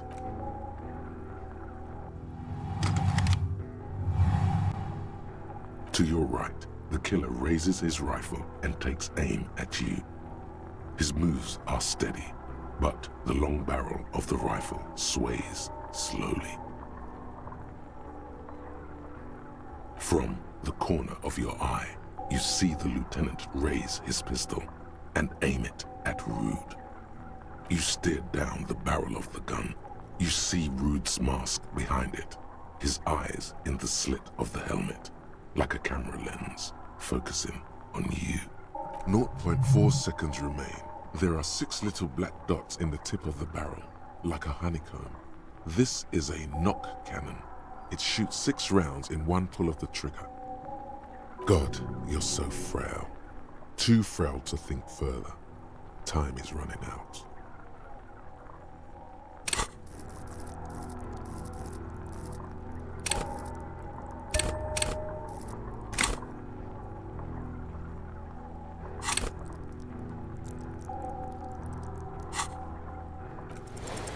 The shot rings and you stumble. Something violently tugs at your shoulder, pushing you backwards with incredible force.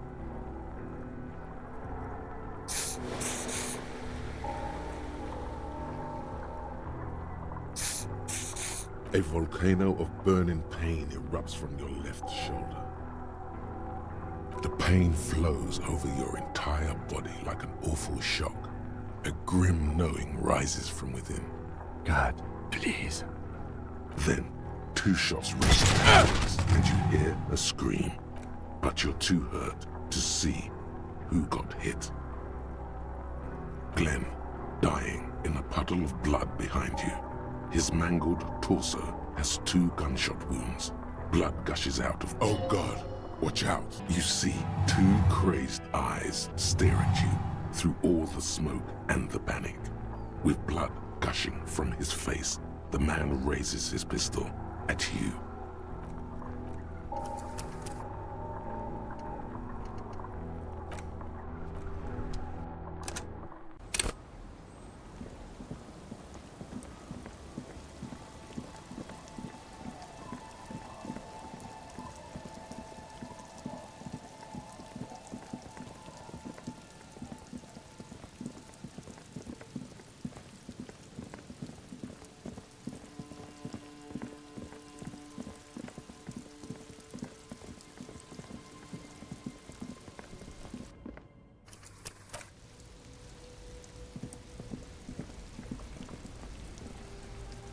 I'm all out of... Put your... Shut up!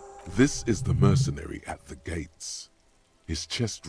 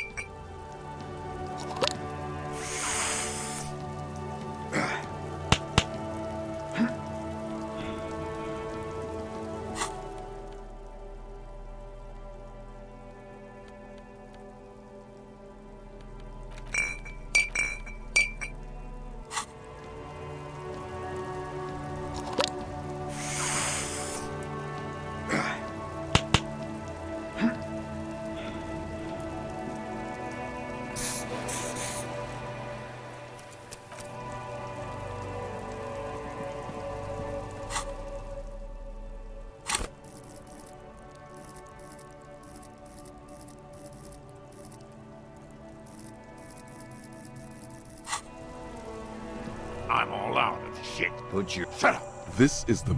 There's something... Shh. This is a Mr. Kipped. You are... He is... Nest. Fuck. This, the lieutenant is Jen... No. The Mercenary Tribunal.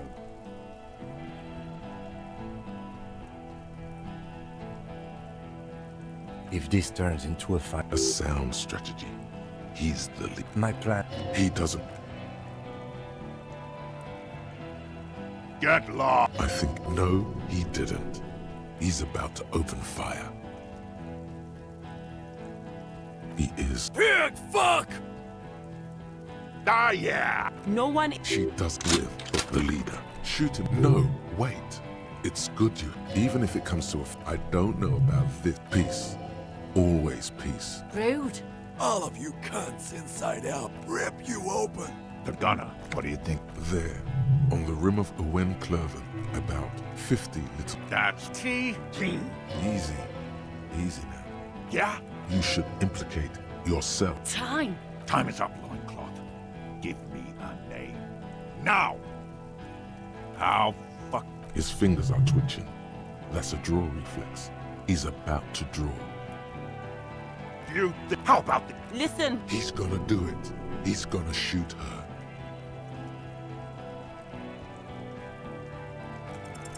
The Hardy Boys confessed to hanging him. All together. Titus said, we took him out back and hanged him. He said it loud. In a public place. Your lie! A keel model... You heard wrong. She and these men have been helping us find the shooter. Fucking liars. The shot... The young woman's... I missed. Not true. I know what I... That doesn't sound... What topic? Yes. So what? Nah. Enough already! Interrupt me again and I will execute you on the spot.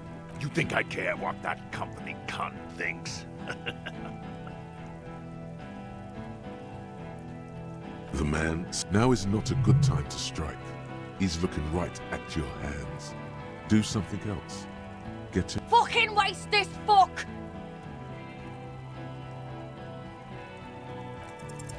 Alright, really, you only have time for one argument. Choose wisely. What always happens when you get good at your job? That name meant night raids. Fucking extrajudicial monkey time. Burn villages. Shit. It sounds bad on the radio. The same thing happened when we were called whatever the fuck it was. Probably won't be called Crenell for much longer either. Not after this shit.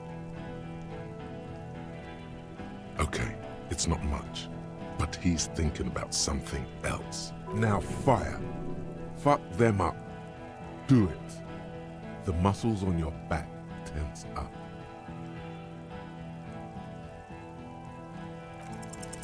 Dangerous. Ask about him first.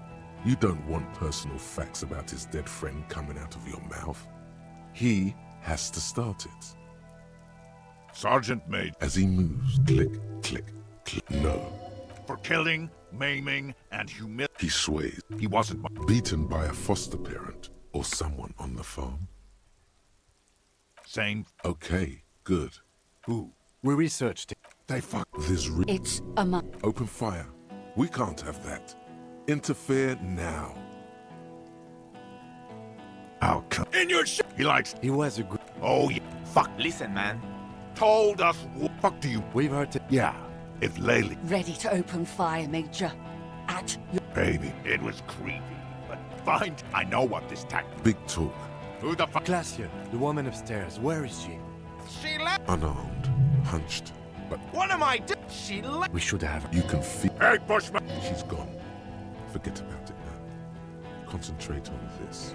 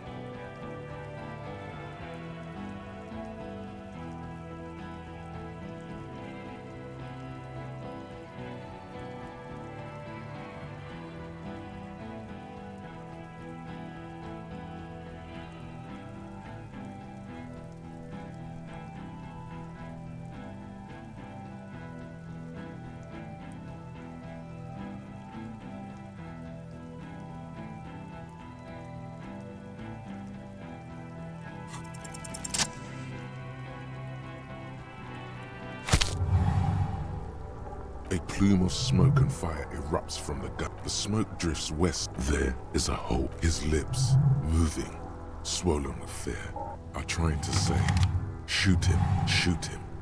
To your right, the killer raises his rifle and takes aim at you. From the corner, you stare down. 0.4 seconds. Is there any? A full suit of armor can't be too agile. You can shift direction faster than he can.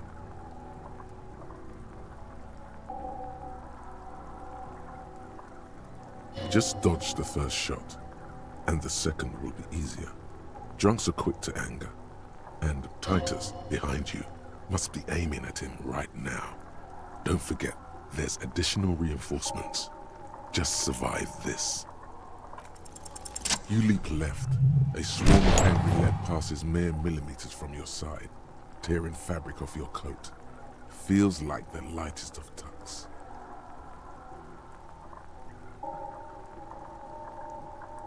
The man tilts his head, trying to see through the clearing smoke for the next shot. Watch out. To your left, DePaul is about to take a shot too, at Kim. God, please. 2 shots ring at once. One from the lieutenant's pistol, and the other from DePaul's. It's aimed at the lieutenant, but it misses. You hear a scream behind you. Glenn, dying in a puddle of blood behind you. His mangled torso has 2 gunshot wounds. Blood gushes out of them like, oh God, watch out. You see 2 crazed eyes stare at you through all the smoke and the panic. With blood gushing from his face, the man raises his pistol at you. Then he squeezes the trigger. The look of vengeance, framed in blood, lips shaking. This is the last thing he'll do on Earth. But he will do it. He is your end. Here it comes. Death.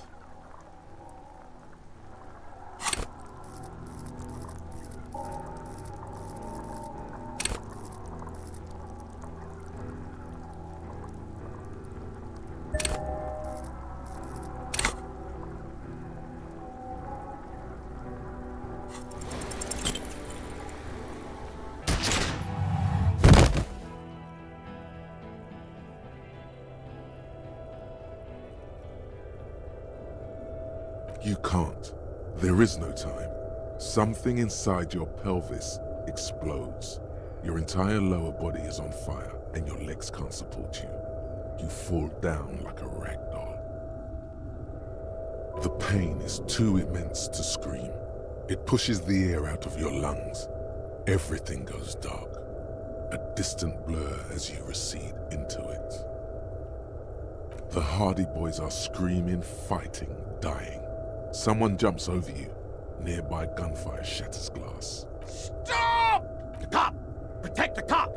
He's down! Feels slick and warm with blood. The pain is too strong to know what has happened there.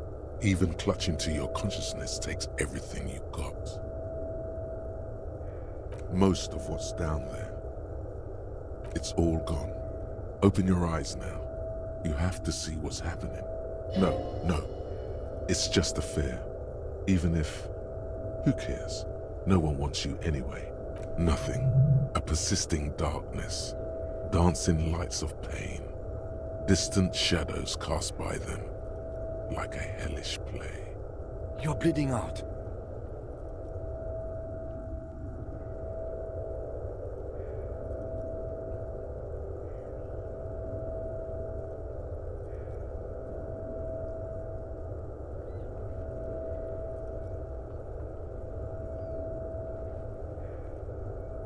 Stay with me.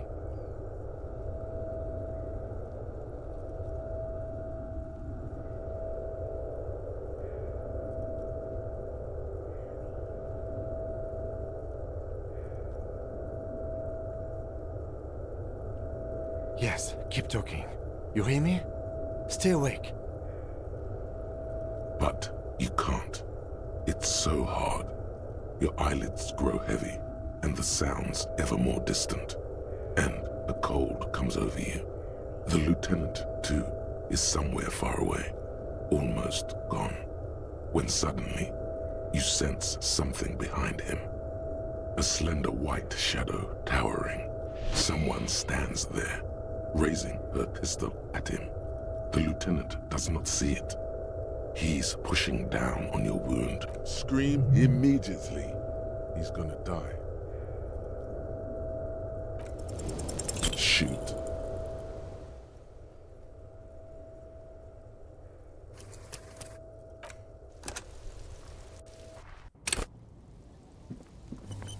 I'm all out of shit. Put your damn... Shut up! There's some... Shh. This is The Kipt. You are... He is Nest. Fuck. The lieutenant is genuinely worried for his life. The mercenary, if this turns A sound he doesn't want. No. Get lost! I think no, he didn't. He's about to open fire. He is. Pig fuck! Die! No one... She doesn't with the leader. Shoot no, even if I don't peace. All Rude. All of you cunts inside out. Rip you. The gunner. What do you think? there on about. That's T. Easy. Yeah? You should implicate. Time. Time is up, loincloth. How? His fingers are twitching. That's a draw reflex. How about... Listen. He's gonna do it. He's gonna shoot her. The Hardy Boys confessed that You're... Akil. You heard wrong. She and these men have been helping us Fucking... The shot, the young woman. I missed. Not true. I know. That, what topic? Yes. Nah. Enough on. Interrupt me again and you think I care what that company cunt thinks? The man, now is not a good time to strike. He's looking right at you. Fucking waste this for. Who the fuck? Glacia, the woman upstairs. Where is she? She left. Unarmed.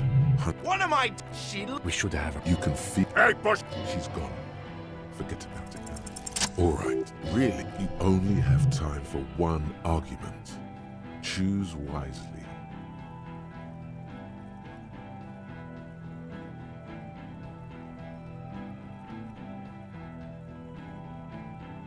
I am a... Nah. Technically, the other man has the... King Reaper.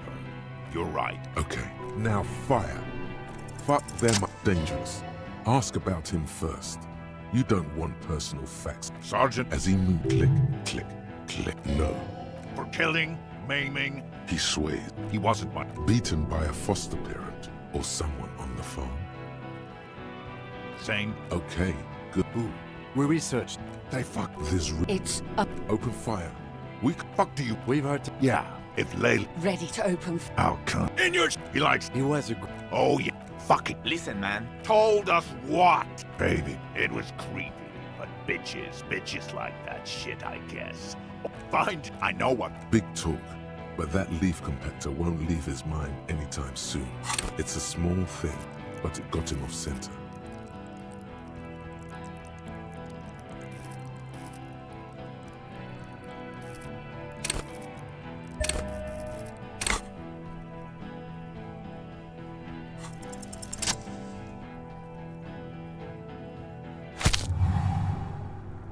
A plume of smoke, the smoke drift there, his lips, moving, swollen with fear, are trying to say, shoot him, shoot to your right.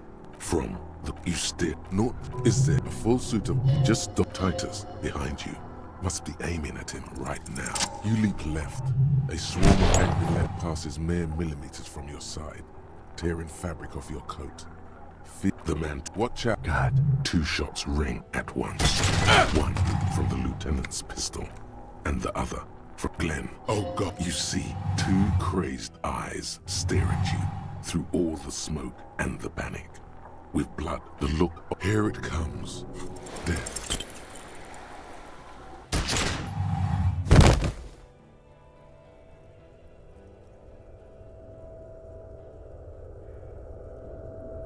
You can't. The pain is too immense. The heart... The cop! Protect the cop! He's down! feels slick and warm. Most of what's... It's all... No. Nothing. A persisting darkness. You're bleeding out. Stay with me. Yes, keep talking. But a slender white shadow towering. Someone. Scream immediately. He's gonna die. No, you say, and hand out your firearm to him. Your hand trembles, and your eyes are full of fear. That's all it takes. There is no room for hesitation. The lieutenant moves like a spring unloaded. He grabs the gun from your bloody hand and fires behind him. You hear a faint scream, a woman's. Then the sound disappears, like someone pressed stop on the tape. The woman is gone. So is Kim. Then the whole world. This is death. One more door, baby. One more door.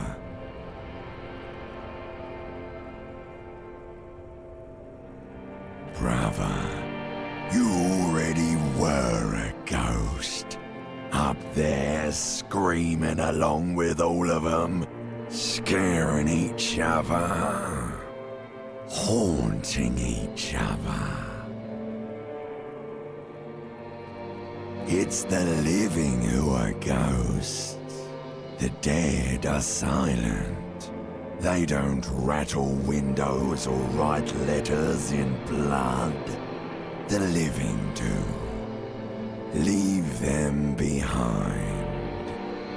Rest.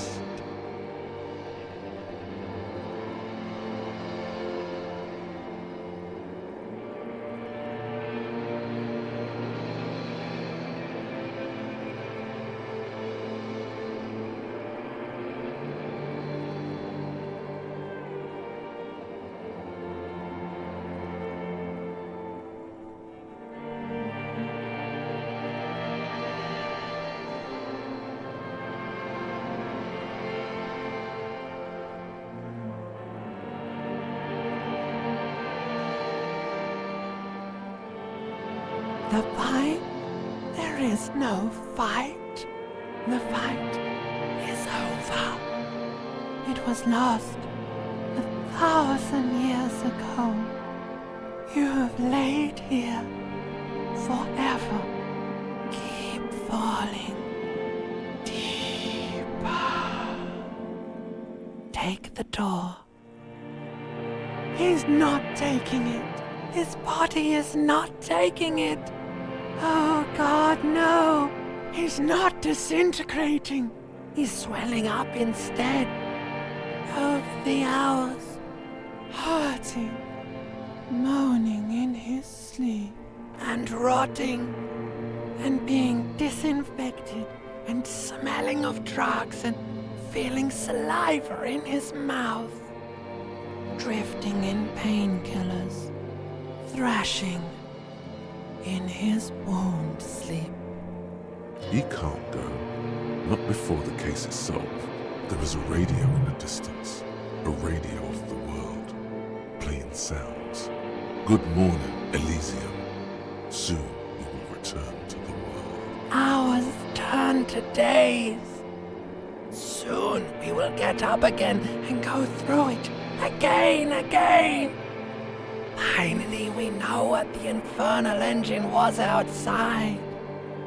The clarion call. It was him. He is the infernal engine.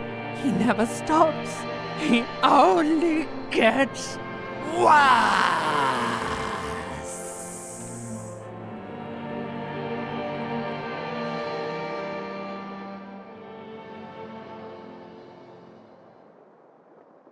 You see the lieutenant's familiar shape in the orange jacket.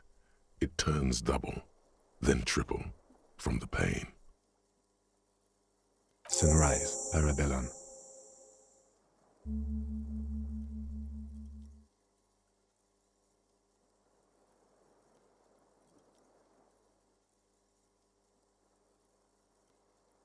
It's not ouch time yet. You just got the Drouamin pill an hour ago. Wait until it wears off. Mr. Gart cleaned it. It took him an entire day. 2 days, in and out. You've been up enough to take Dramamine and curse, and drink water. Yes, the joke wasn't funny anymore. I took it off.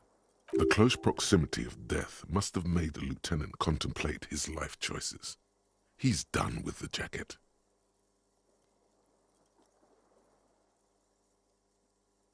Sunrise parabellum. Sunrise, prepare for war. It's an old revolutionary saying. Isn't that written on your... It served you well. The gates of the harbor are boarded up. The streets are a little more empty. Apocalyptic violence is yet to erupt, I am relieved to say. I think we may have held it off, for now. Barely.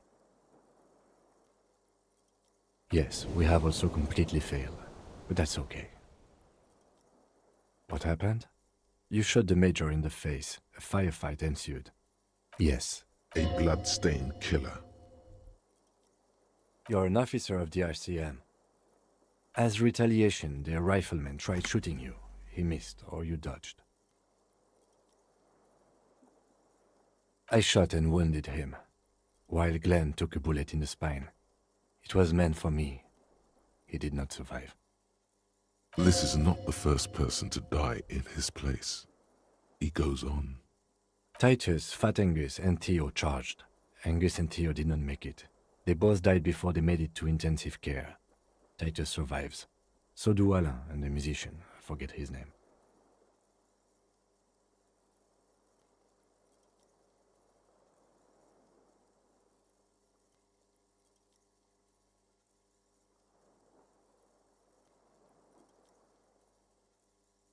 Yes, he's still alive too. You were bleeding out by then. I think you say that no one wants to party with you, and you warned me. I was able to disarm one of them, the Pole, before she got the jump on me.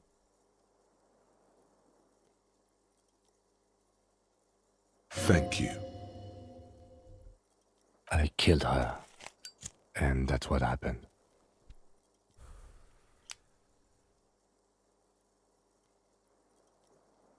He nods.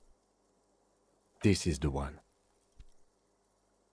The Pole was the last to die. Everhart had their bodies returned to Crenel for a funeral. The company is yet to retaliate. Because we deterred them? Or Joyce did? Maybe the harbor in full lockdown is too costly a target. Or maybe they are simply taking their time and will attack soon. I don't know. 4. Glenn, Theo, Shanky, and Angus. The fat one, he took a lot of bullets. All.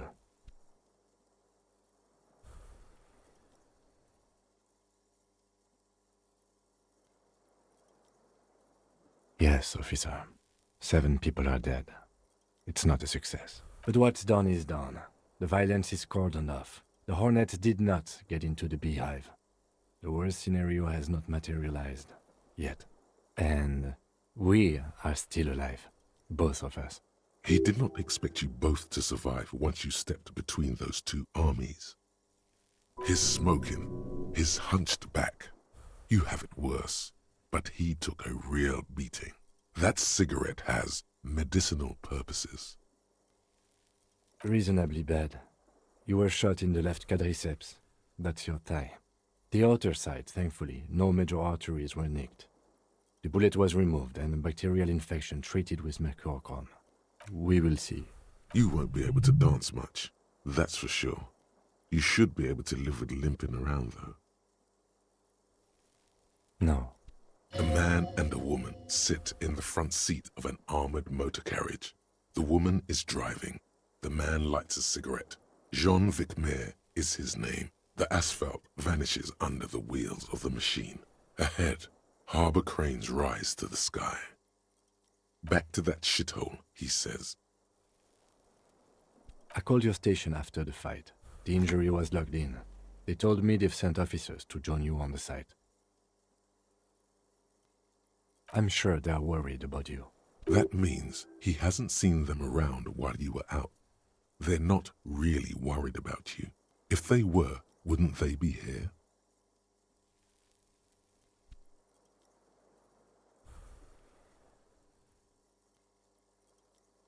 Sorry.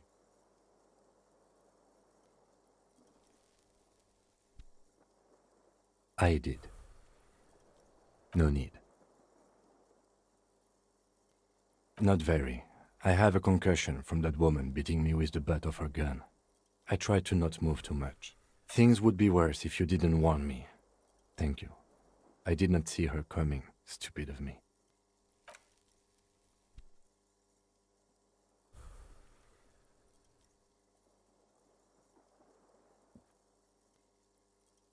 Easy now. Your balance is way off. You feel like you're about to fall over on. How are you?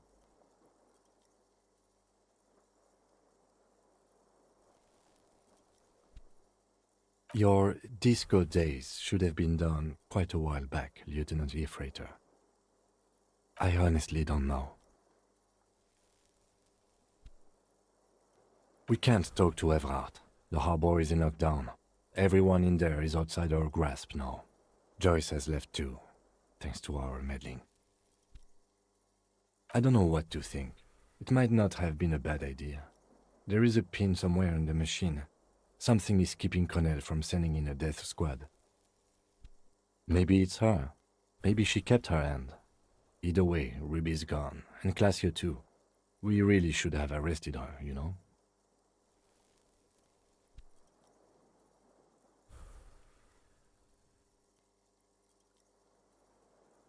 I don't know. I think the theory you presented, it's someone else outside our circle of suspects, was right. It better be. Everyone within the circle is either dead or gone. Honestly, I think our investigation has not produced a single credible suspect.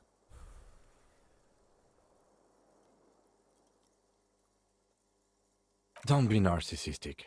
Half the cops in Revachol West are his peonies. Even if you are, it is not a decisive factor in this case. That does make some sense. What? Every piece of garbage in the city is not connected to the case. You don't have to keep everything. He's wrong. Okay.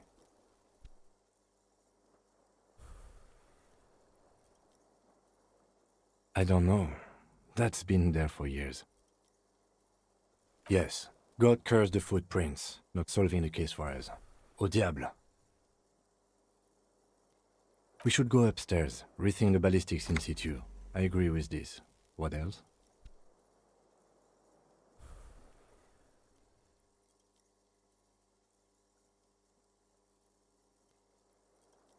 It's extremely easy.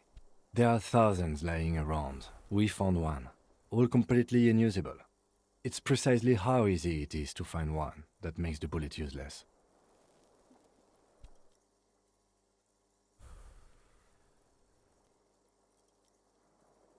We could find thousands more if we wanted. All of Revachol is full of them. But they seemed so mysterious.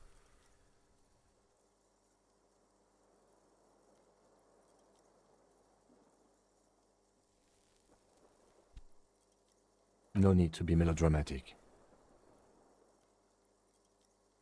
He arches his brow. The ceiling fan patiently spins overhead.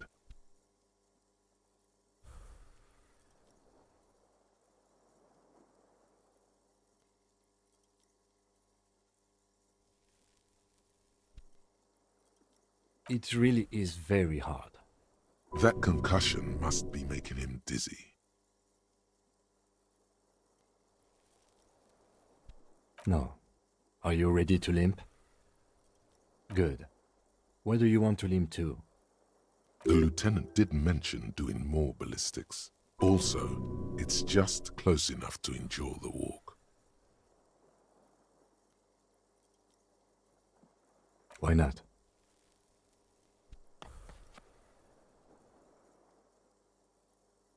Another look at the window, perhaps? The one he was shot through. I don't know. I can't think of anything better.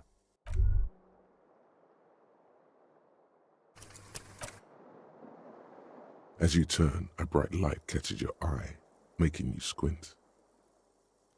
So cool. From a distant sunset, a stage light, flash photography, Nowhere in particular. It's just what superstar law officers do.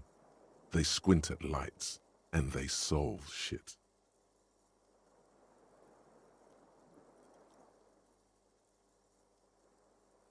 What are you, deaf? They're perfect, like rockstar politician and drug addict teacher. Embrace the superstardom you've worked so hard to establish. Yeah, a cool, trash superstar. Big dick cop down on his luck. Salam Rocky by here. Badass on the edge disco cop. Time to recede into a ludicrous fantasy world. Here we go. Camera. Lights. Yeah, you know. Beneath it is just heartbreak. A pulmonary tract infection. Atherosclerotic disease. This is where you say action and reconceptualize all that. Reinvent it as the world's first celebrity police officer. This is the beginning of your legend.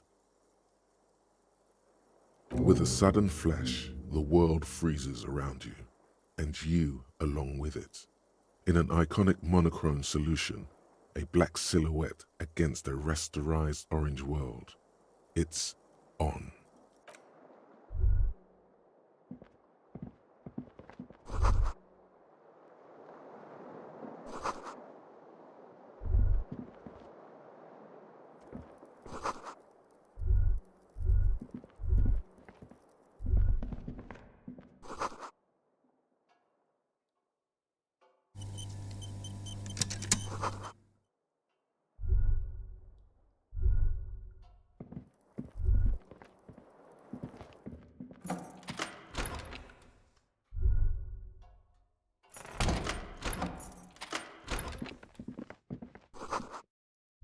Yes?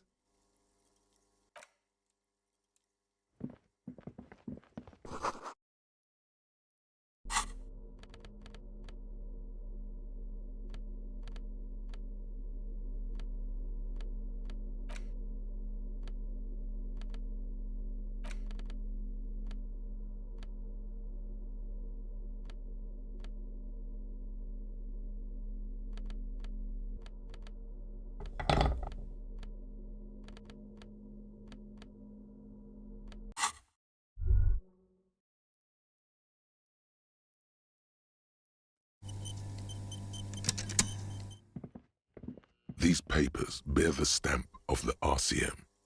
They appear to be fragments of the lieutenant's paperwork, half finished. You make out notes on this and other recent cases. I had Garth open the door to your room. You were running a low bacterial fever the first night.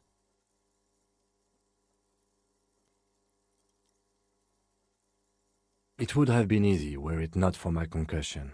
We both got lucky, considering the odds we faced. Let's go?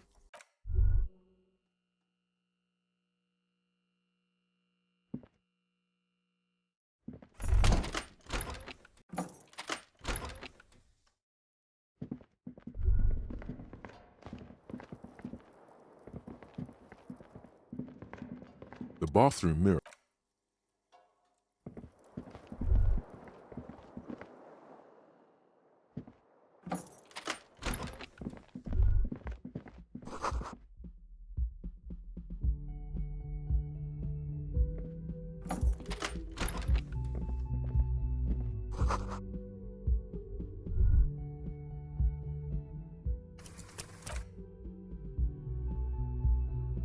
Next to the stack of bills, you see a note. A few lines jotted down in large, uneven handwriting, just as the writer was about to rush out the door. I'm sorry, I fucked everyone over. P.S. I didn't kill him. P.P.S. Gift upstairs. A gift? I am not drawing my gun, yet, but I don't like gifts. He says he's not, but his hand moves instinctively toward his holster as he studies the note. Just don't walk into another radio trap, okay? Relax. Not everyone is out to trap you. It's hardly surprising.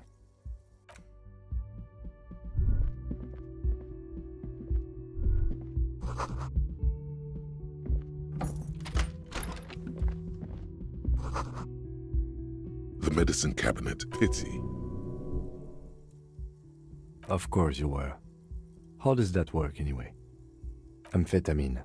Does it make you a better detective? There is little condescension in his phrasing. More measured curiosity. Be honest, he's not grilling you. He just wants to know. Ask if he's ever wanted to take it too.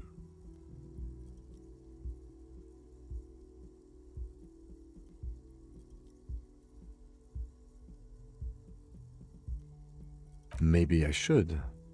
The beating he took must be more serious than he lets on. Doesn't the pupils and the gurning jaw, the sweating, doesn't it become tiring after a while?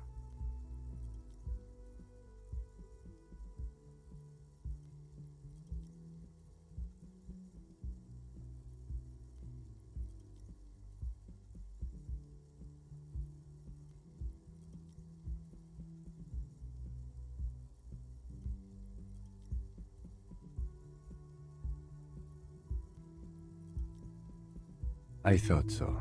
Should we go? She certainly had her priorities straight when she was packing.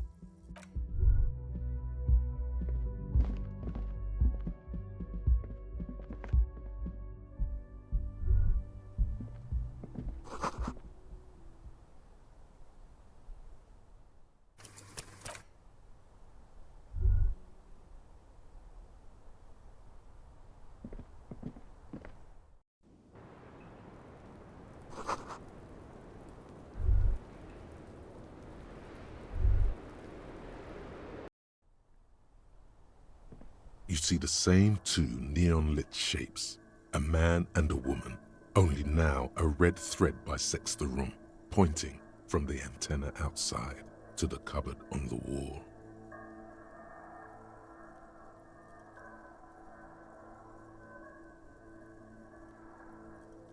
This is ballistics. She's left a trajectory for us. A ray of backward motion explodes from his mouth to the roof outside, A prime, to then widen into a radius of locations in Martinez, B prime, B double prime, and B triple prime. It suggests the bullet came from the extreme upper quadrant of possible angles, from a point beyond the roof. B triple prime, the island in the bay. Unless she thinks the perpetrator was standing on the ring antenna. That is where the thread seems to point. She was there that night. She would have known precisely where the bullet hole was in the glass.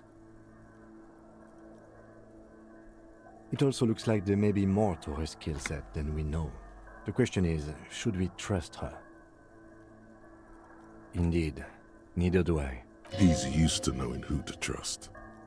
This makes him uncomfortable. So it is. For a second he seems tired. I just haven't gotten a lot of sleep these past few days. He doesn't really believe this will yield anything.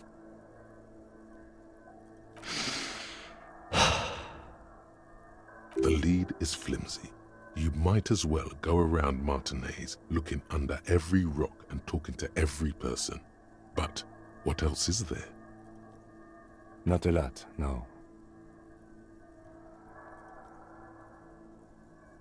Okay, let's go to the fucking island.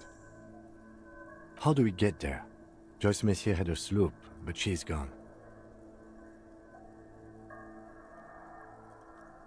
Ah, yes, of course. The village. Let's go.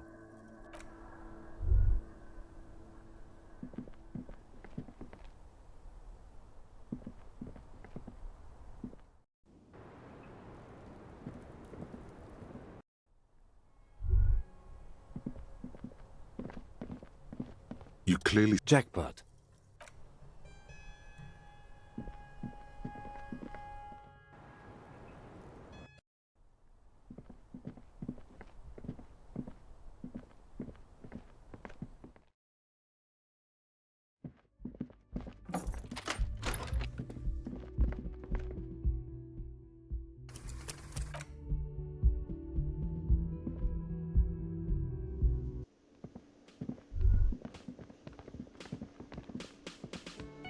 Oh, you're up. It's good to see you back on your feet. did you like your room? I cleaned it for you. You're welcome. I thought it would be nice for you to wake up in a clean place after you, let's be fair, defended this establishment and its clientele from gunfire. I give credit where credit is due, and that, sir, was a nice shot. I was watching until you hit him. Crawled inside then. Bullets started flying. Anyway. He really wants you to realize that he was also on the balcony looking by, in the danger zone, so to say. I wish you a quick recovery. Also, you and your partner are staying here free now. This establishment supports cops. The stay is free, the drinks are not. It just felt I needed to specify that. Oh, you know, people don't tend to stick around after shootouts. Turns out they're not good for business. I don't remember everyone who comes here, and many people wear sunglasses inside lately. Must be a fad.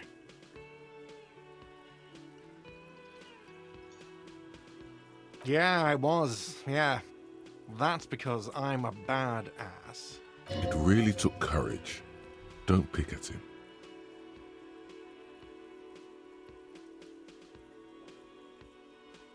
He nods back at you. Just two badass men.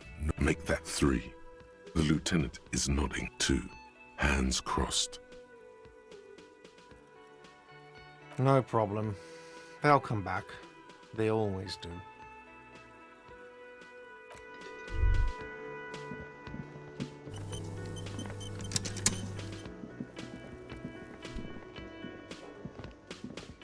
Hi again, Gendarme.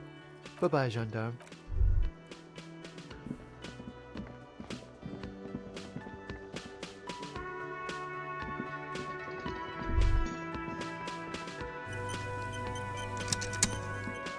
Seeing you approach, the bruised man raises his beer in welcome. Crazy motherfucker. Didn't think you had that fury in you. But I guess I've misjudged a lot of people lately. That was one hell of a shot. Hell of a shot. The fucks did not expect that. I guess what I'm trying to say here is, thank you for intervening, fellas. That was mighty brave of you. This is big. It's as big of a thank you as Titus Hardy can muster under any circumstances.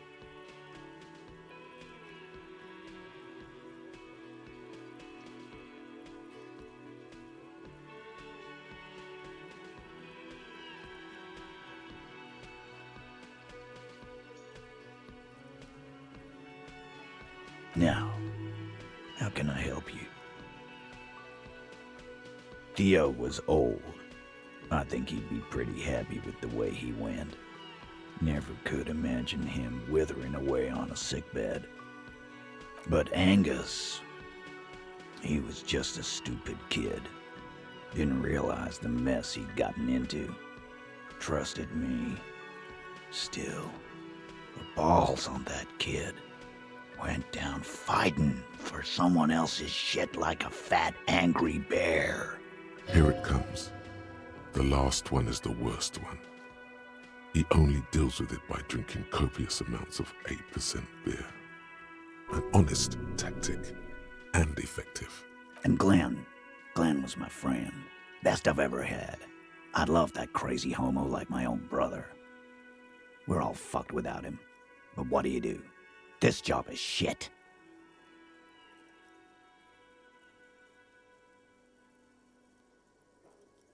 Dennis, that poor little rat is dead too. I always thought he'd run. But no, he stayed. Stupid, brave fella. He didn't like him. That only makes it worse.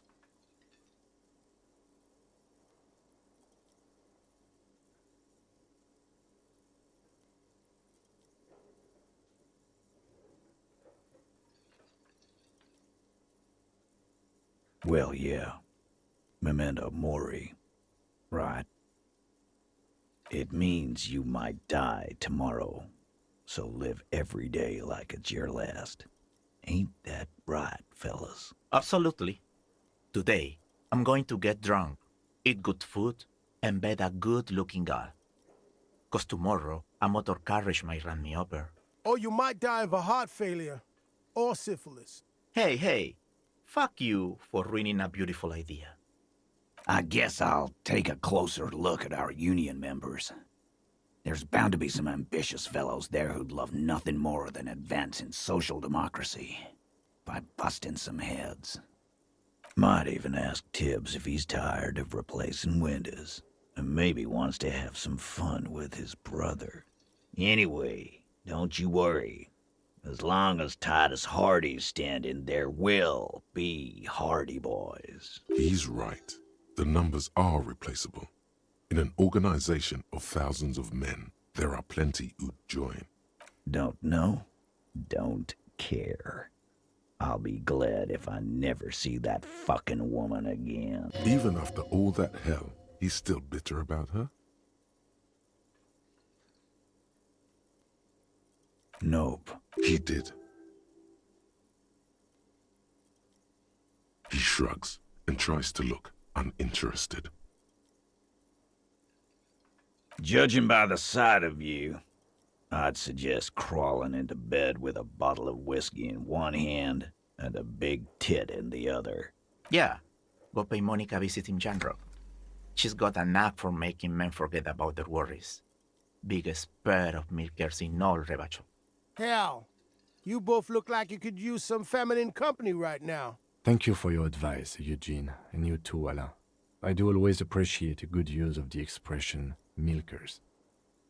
It sincerely amuses him how hard these guys typecast themselves. You're welcome, Bina Claude. You're all right in my book. Take care, coppers. You two look after yourselves now. Death passed on you today, but men don't get that lucky twice. Copo loco. And normal cop, I guess. Good luck in Shamrock. Scars made the best tattoos. Thanks for getting involved, guys. Not a lot of cops would step into that line of fire, but you did. And if you ever feel like the uniform is holding you back, I've got a few vacancies. You'd make one hardy boy, copper. And Titus Hardy himself would make a good officer. That man was born to lead. I will, capo. That's a promise.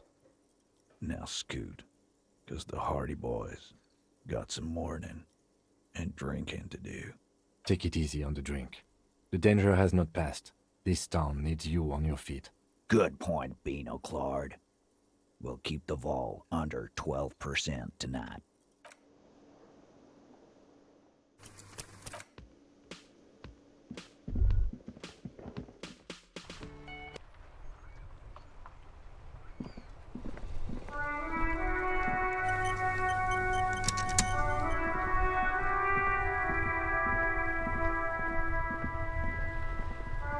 The graffito has been painted over the traces of the fight that took place here. It smells of blood and heavy fuel oil. This was Cindy the Scar. The lieutenant crouches, touching the fuel oil with his finger. Looks like it, yes. This is still fresh. It wasn't here yesterday. And blood. Some of it is even yours. Heavy fuel oil.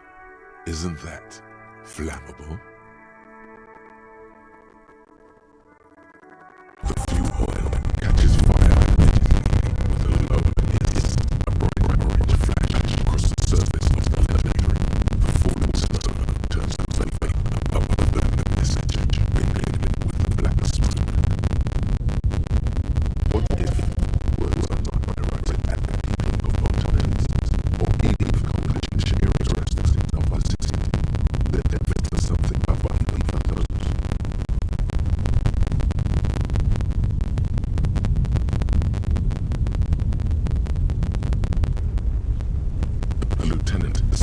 Small step back. He looks at your face illuminated by the flames and nods silently. Then the fire falters. The flames warmed him too. Not at all in a bad way. Let's go to that island. Slowly, the flames subside, the fuel burning out. The air still smells of mazout and springtime.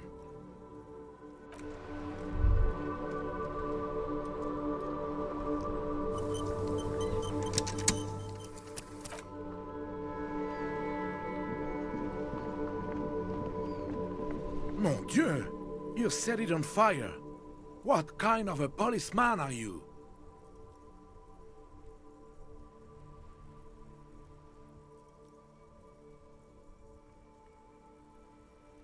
Oh, of course. I didn't think of it.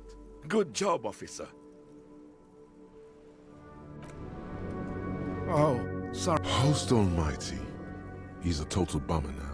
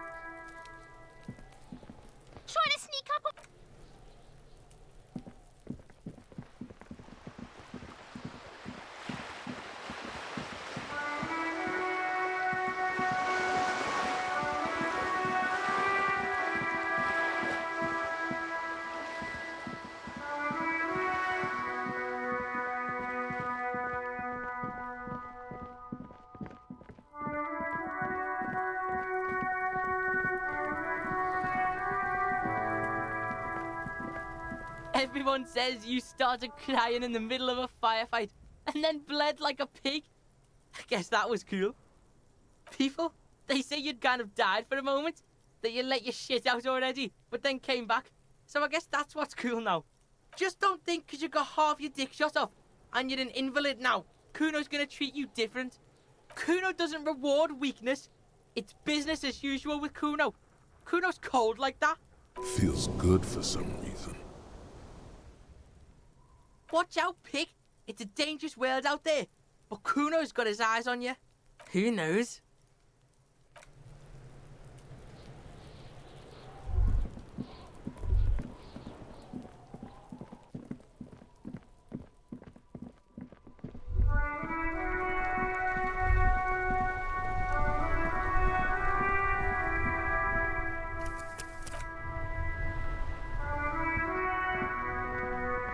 Inside, you see a set of steering levers, a radio microphone. This is Precinct 57. How may I assist you?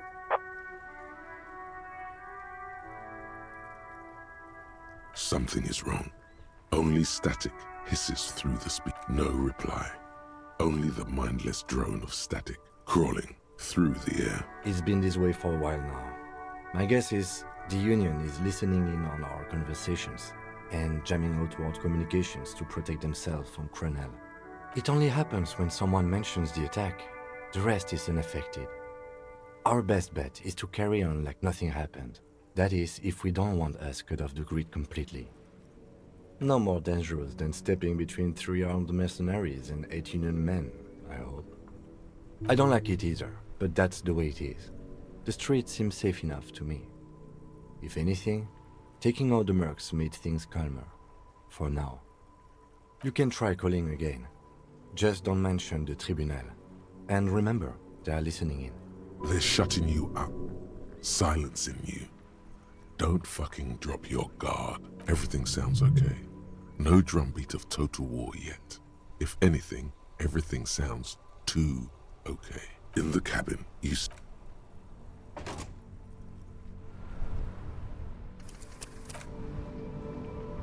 Inside, you see a set of steering levers, a radio microphone. This is Precinct 57. How may I assist you? Something is wrong. No. It's been this way. It only happens when... Silence. This is Precinct 57. How... Just a moment. 10-4, come in, officer. Over. 10-4, sir.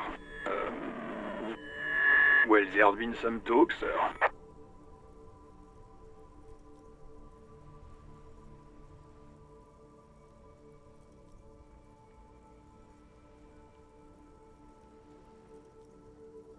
I only meant that there's been some talk in the station, that's all.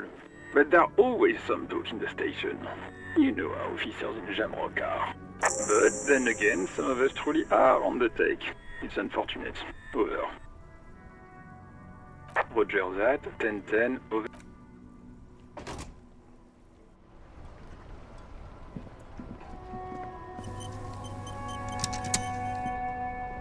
My man, you're alive. Almost. Kind of. Sort of alive? Man, what a day. I missed out on most of the action, but I heard it was quite the encounter. Had a strong sense of finality to it. So what's next? You guys heading back to Jamrock now? Talk is local union muscle were behind it all. I'd reckon the case is closed, even if it kind of turned into a shit show.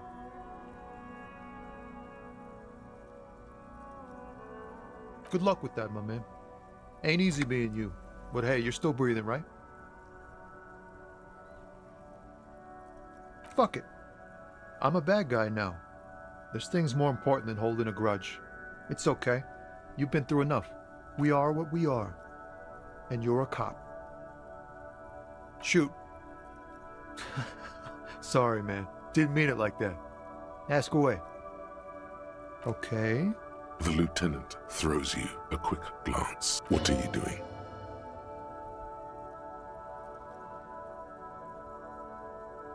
That's probably for the best. You keep your job to yourself. With a job like yours, you have to.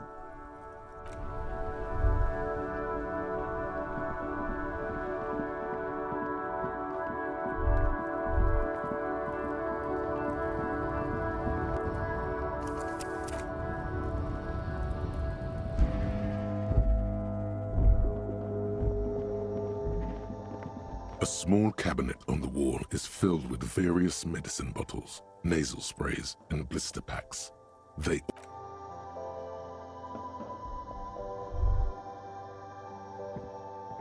A colorful display of cigarettes. Again, I'm obliged to inform you that both alcohol and cigarettes damage your health.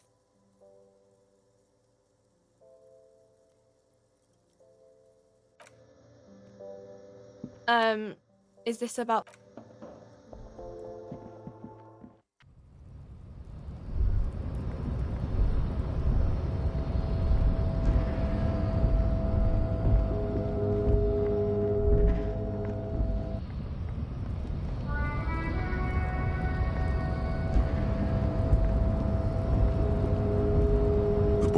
Stares at you with respect, then gestures towards the trickles of blood adorning your clothes.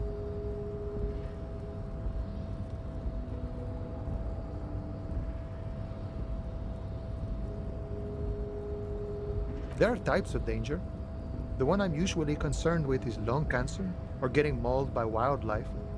Not bullets. It calls back to an older era where this was commonplace, though. You have a true boyadero heart. Hiding, gathering themselves. The harbor's in full lockdown, friend. No getting in or out, for the time being. No, man. Not today. Today is war. He says it matter-of-factly, like it's no big deal. Time will tell. I'll tell Everett you dropped by. I'm sure he'll be glad. I'll be okay here, doing lookout. Quite the sight, aren't they? Getting to like that red I am. Don't worry about me. I live to alleviate the worries of our brothers. See if any insane killers turn up. Then I'll run. And live. know it, friend.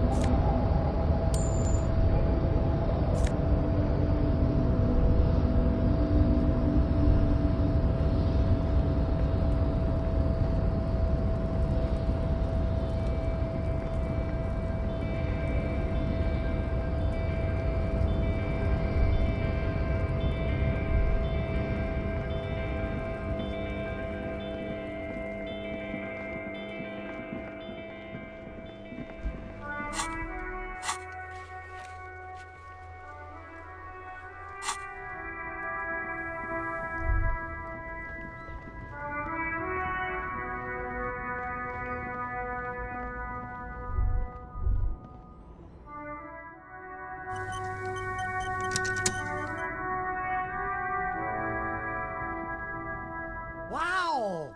A cop limping down the street, bleeding from the shoulder, face bruised, looking like hell? You know what that is? Cool! That's cool!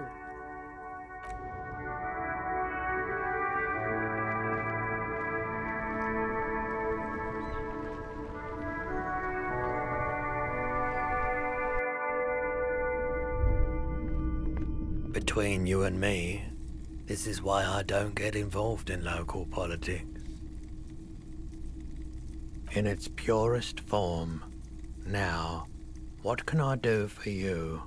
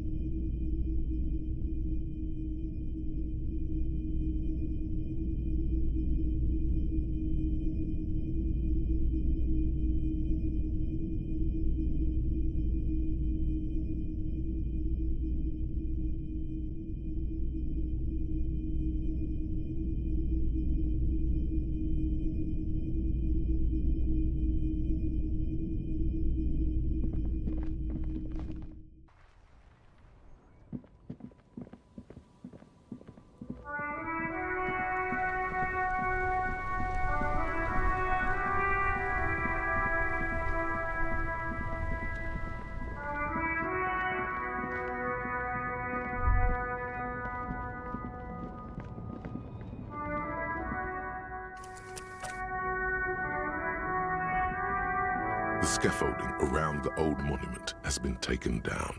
In its place are the spoils of your investment. Numerous rods and ropes still hold the original reassemblage in place. Petal wreaths cluster the monument in gloves of color. Nectar scents the air and calls attention to the blossom. Atop it all sits a figure, veiled and black, sorrowful due to an unknown loss. A fitting testament to the lives lost.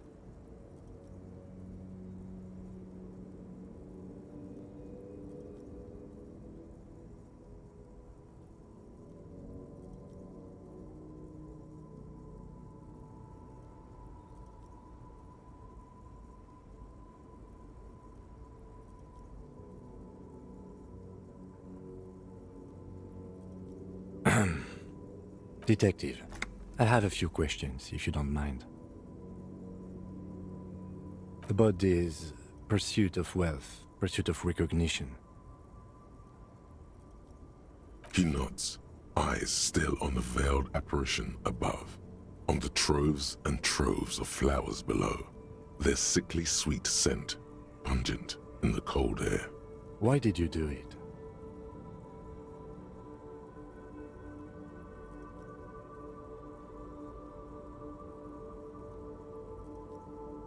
He nods. The roundabout is quiet, almost eerily so, under the brilliant sunlight. The penumbral griever is a silhouette against the bright sky, the flowers lifting him in requiem, starting to wilt. Honest, maybe even too honest.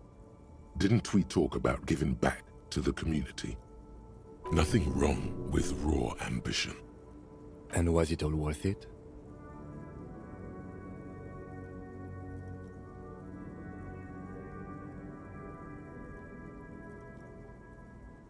You managed to get quite a fortune, kicked off by underpaying a young artist. Underpaying? You paid according to the market. Not too much, not too little. The lieutenant speaks as if you're rich. A common misconception, especially if you count the tax. No, we've got a long way to go before we can feel financially comfortable. The hustle never stops.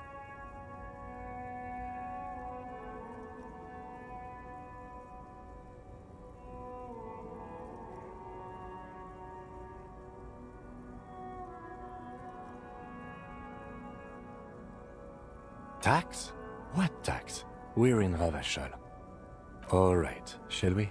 We still have some things left to do before we can go home.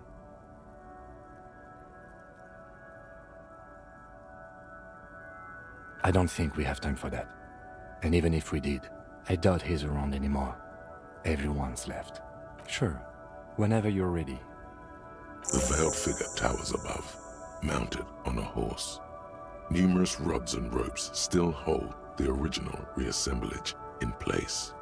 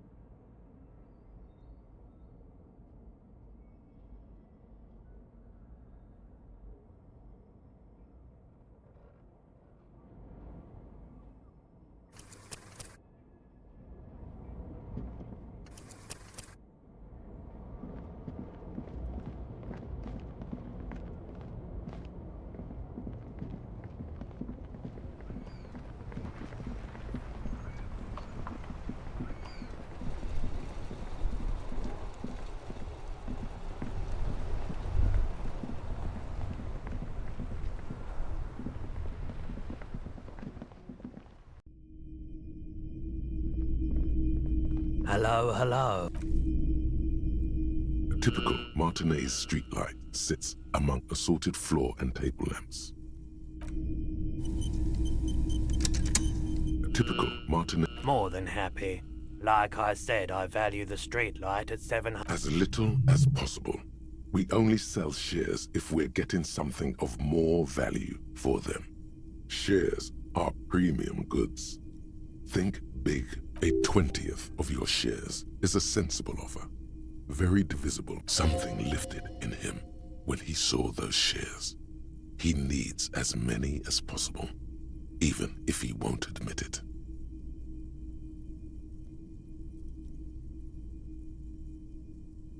That's not enough. But I want to sell them now. Or has another light shining on the... All right, that'll have to do. The street light is all yours. Yeah, good. But I won't be holding on to these shares for long. Let's just say there's some long overdue business I've got to deal with. Oh, sure. It is quite heavy. That's all right. I can keep it here for you until you find one. Tell you what. Did he just do a runner? He can't get away that easily. Try calling out to him. Don't panic. I'm sure he's just doing his shoelaces up. Something like that. Here we go. It's a sign that declares you the owner of the streetlight. Stick it on and people will know that it's yours. Great idea. One of your physical assets on display for the public. Maybe this was a good idea after all. We could sell tickets for people to come see it. Turn this into a little money churner. But let's come back to that idea later. There's easier money to be made elsewhere. Just get that sign stuck on there for now. There you go. Beautiful job.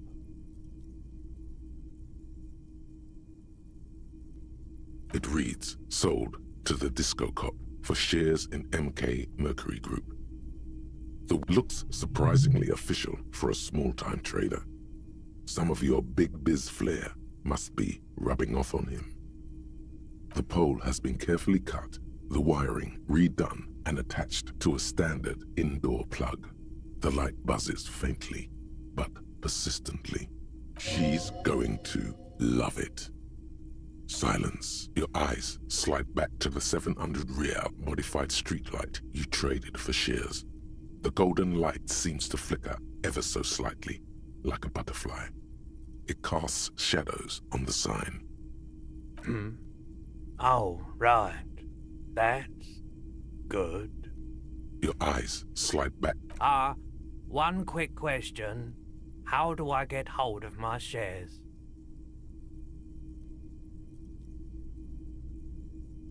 All right. Perfect.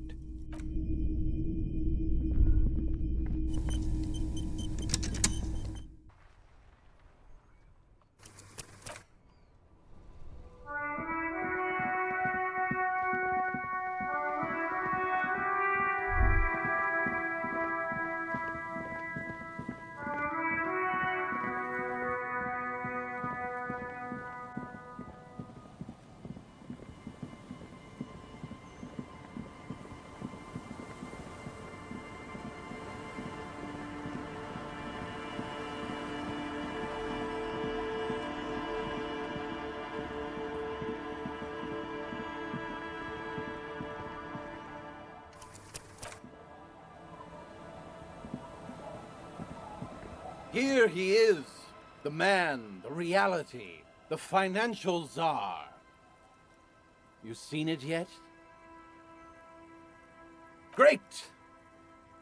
Great. Well, no rush, but it'd be good to know what you make of it when you get a chance. Yeah, 2 secs. Right, let's hear you then. I put a lot of work into that project, Tequila. A lot of work. Had to bring back my hustle game and call in some old partners to pull it off. So come on, tell me what I want to hear.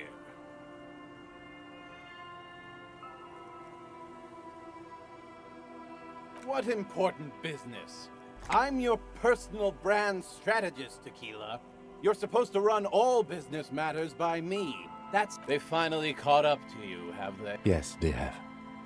All right, I understand. We'll do this some other time, when you can focus on yourself and not this inconvenience. You hear the lieutenant suppress an almighty scoff.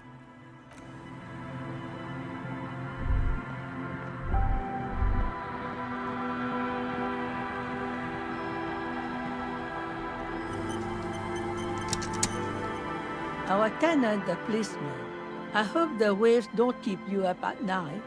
What can even I can see that. I told you not to bring your trouble with you, policeman. We've got troubles of our own here. Though I suppose you took the worst of it. Turns out you were your own ill omen.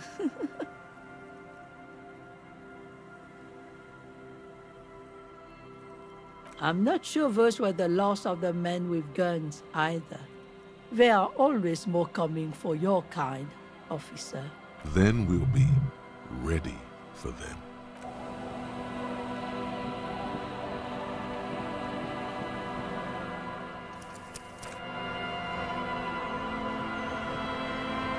Officer Harry, what happened? You're limping. Why are you limping? You look terrible. She sounds almost disappointed with you, reprimanding you for falling and hurting your knee.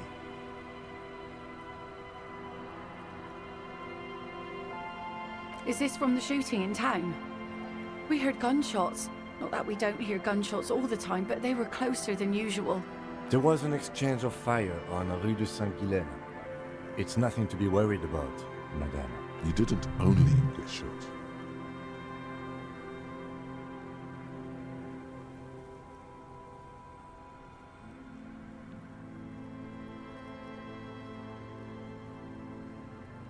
So you're a killer? That's good, I guess. Better than being dead.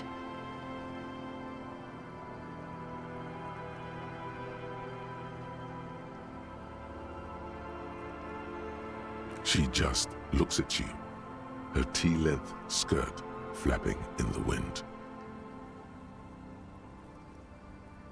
Of course. Can I help you with something? The sea's gonna calm down soon, I can feel it. That won't be a problem. It's wind still and the tar just dried. We've got 2 days of relative sunshine ahead.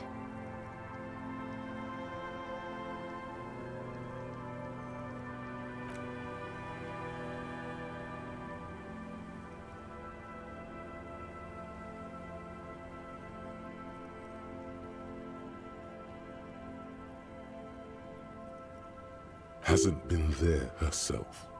Who has then? My husband used to drink there. Him and his drinking buddies. Always seemed like a bad place to drink to me. People died there during the landing, you know. My mother told me. The kids sometimes go there too. I know they do, on rafts. I tell them not to, but they bring back old bullet casings and the twins. God forbid they bring the girl along on some rickety barge. Can we maybe ask your twins about that place before we go? Be my guest. They've a strange way of talking. See if you can get anything useful out of them. I seldom do. Well, most of it's sunken. Underwater. That means concrete underwater. Cut your boat if you're not careful. Be sure to enter from the south side. Water's deep there. Aye, aye, Captain.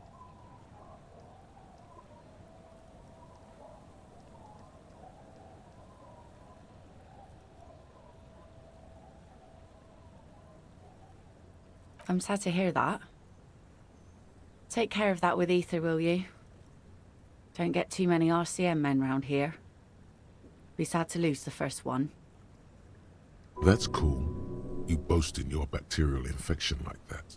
If you promise to bring it back, and no scraping the hull, I just got it nice and yellow, and no drinking on the boat, and no joyriding either.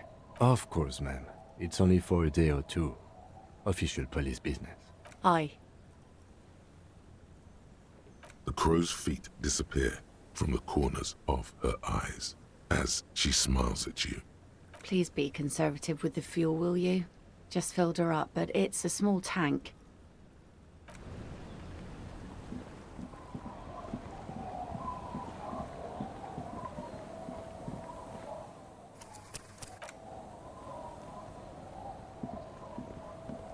The scruffy-haired little boy kicks a stone while the other watches him do it.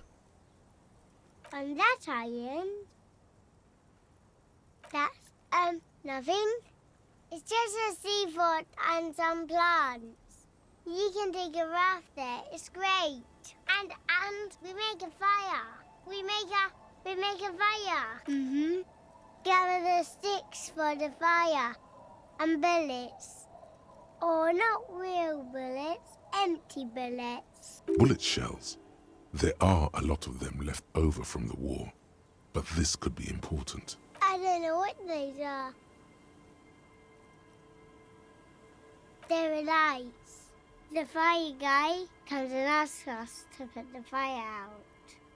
Your nerve endings sting from the mention of a guy.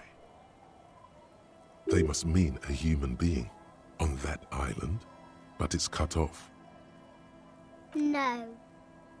Yes. Let's go with yes. Because he asks to put the fire out.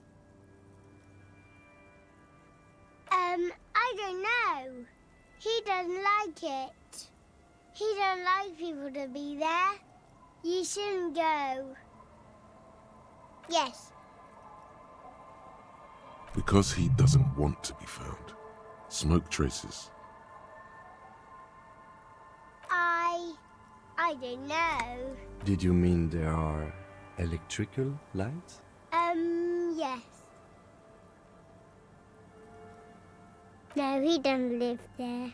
I don't think. No, he lives there. Been there twice, 2 times. He doesn't live there. He isn't there sometimes. Anything else? What does this guy look like? I don't know. We ran. He just yelled we shouldn't be there. Our father killed himself. Don't say that, he didn't.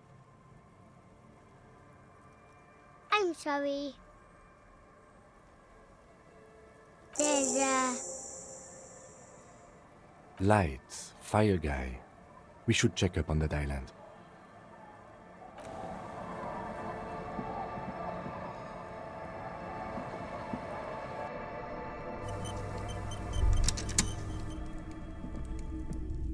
Hello, mister. Bye.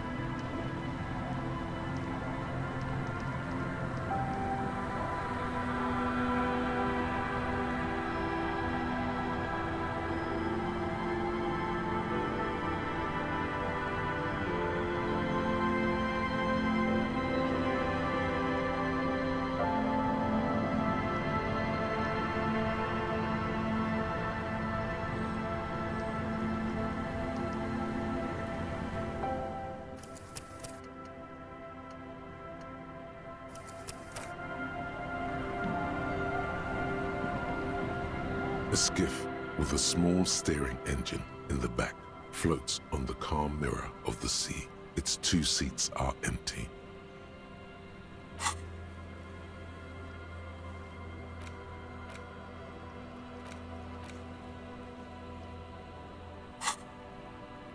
Once you get in, that's it. One pull of the starter handle, and you're off into the bay. A strange trepidation comes over you. Are you sure you want to go now? Have you made all the necessary preparations? Closed all your accounts?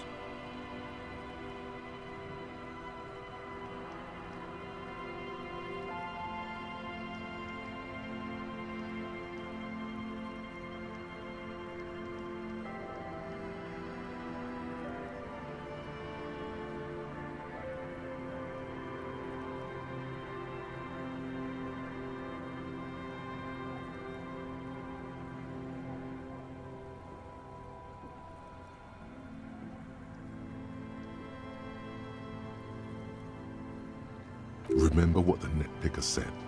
It's a small tank. You won't be going back and forth on this.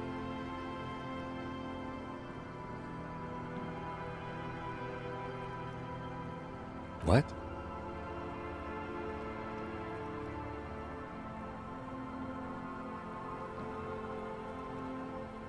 Fine, why not? Very cool. Now tune it to SAD FM. You know you want to.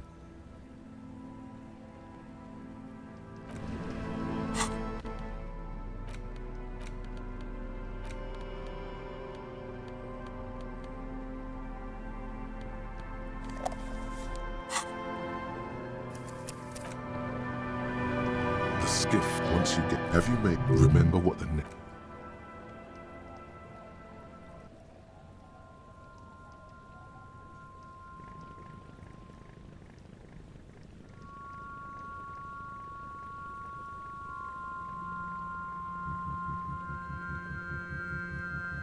Want to be free.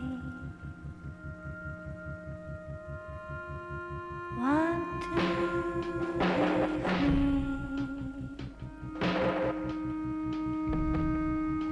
It will last forever.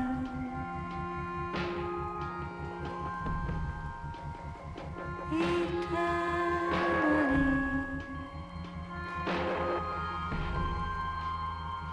Want to be free. Want to be free. It will last forever.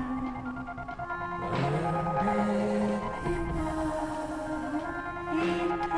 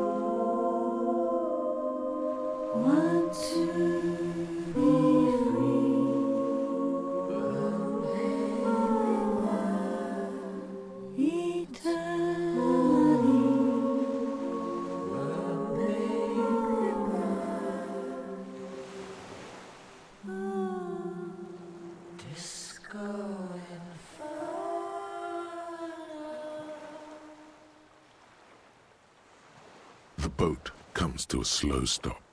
The lieutenant turns the engine off. Then there's silence.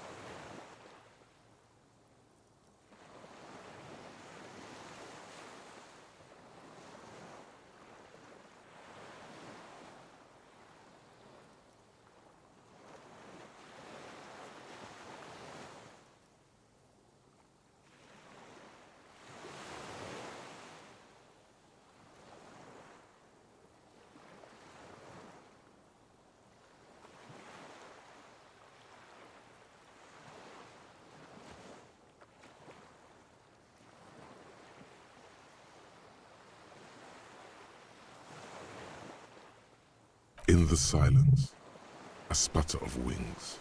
A flock of quails takes off in the distance. Let's go.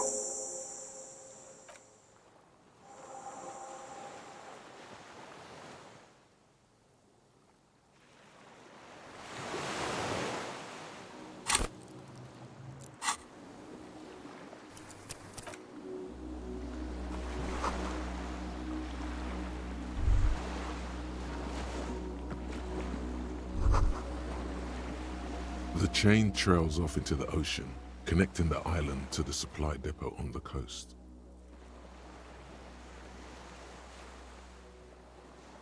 Ah, yes, so it seems. For bringing munitions to the island, maybe? And supplies? You could also lock the bay when you raise the chain. From enemies of the commune of Revachol. This sea fort was a revolutionary fortification, I believe.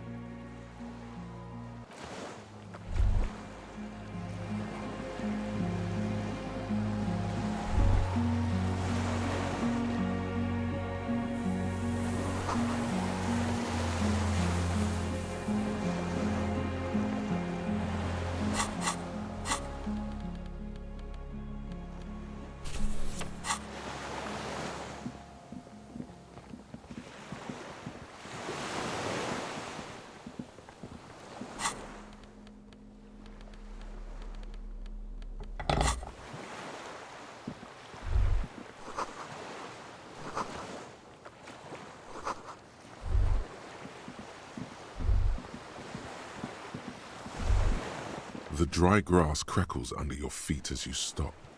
Far away, birds' wings touch the still surface of the sea. The flock of quail departs, now more than 100 meters away, 102, 105. On the islet, there is almost no wind, just the light movement of air through the reeds, bulrushes swaying on the waterline. Long dried leaves chafing against each other, like a silent orchestra tuning at the beginning of some major work. A silent hiss, sea air moving through the needles of a pine tree. The faraway roar of the city, distant like today's dream. Before it, the sound of sand, the low tide filtered through its grains. A bird tending to its feathers. A low hum. The air slowly moves through a concrete box, through its ancient slits and cracks, resonating, hollow. A big building. Air flows out of a pillbox window. There is very little there. The air cossets flowers on a meadow. Absolute silence. Reeds motionless. Bulrushes motionless. Col de Mamadakwa. Yes? It is. Is that why we are stopping? The lieutenant nods in silence.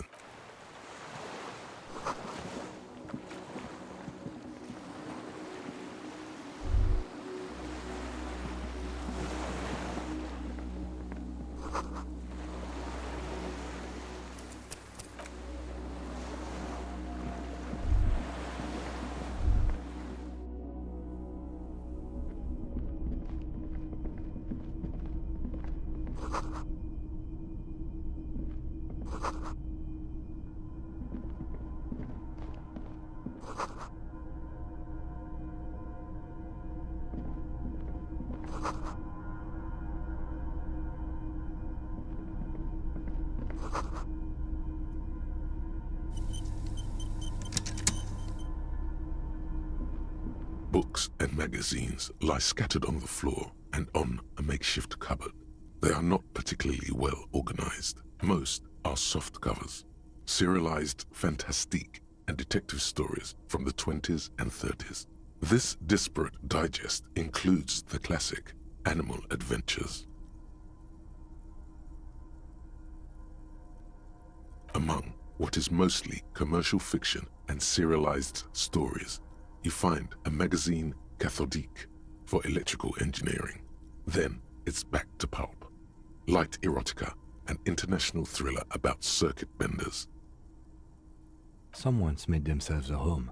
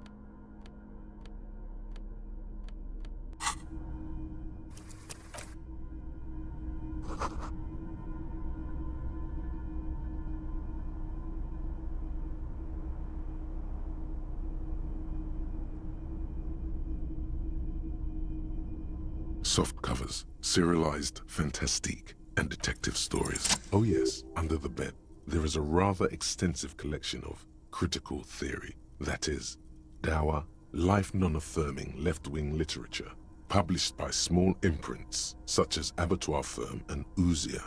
It's not exactly like reading.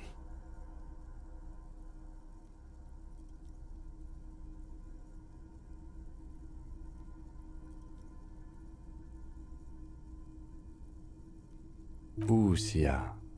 I agree. Humanitarian sciences. It stands out. Not a lot of critical theory around in Ravachol West. Your incendiary remark has failed to provoke him. Wasn't there some in the communist student's room?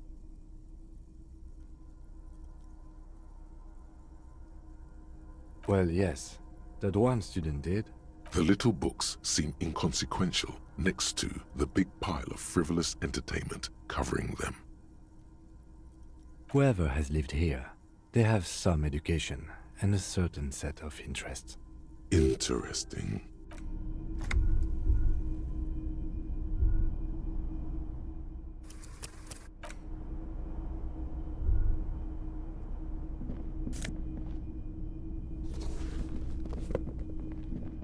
There's a greasy old spring mattress in the corner, resting on piles of soft-cover books. White linen and a pillow are visible under a worn-out caracal blanket. Someone has been squatting here. The linen is fresh. You force the rest of the sentence out through pain, thick as molasses, no longer able to hear yourself speak. You know, officer, you can rest here if you are feeling tired. I will keep watch. You could use some rest for what's ahead. Yes, anytime. If you need a rest later, it's okay by me. You don't have to be a hero.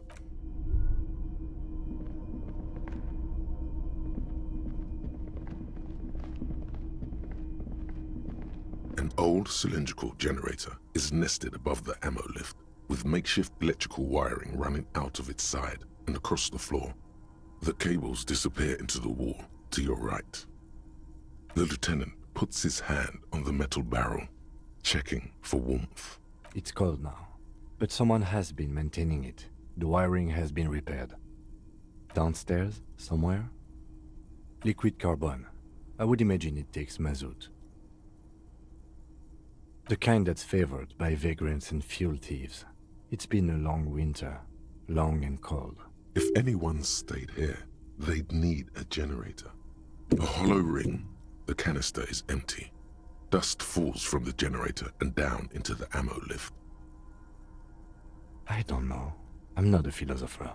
That is his idea of a joke.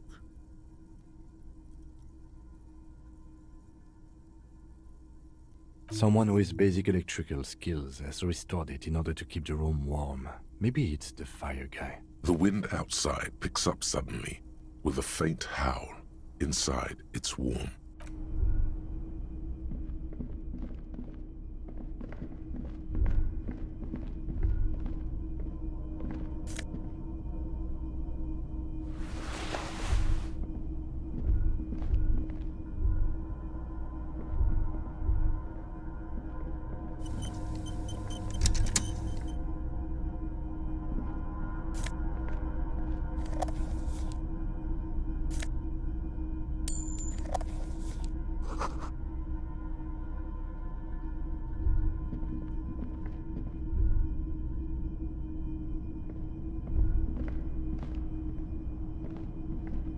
You see a small metal door nested inside a larger one. A heavy steel blast door. There is a conventional keyhole above the handle. It's very small. Another part of the island, probably.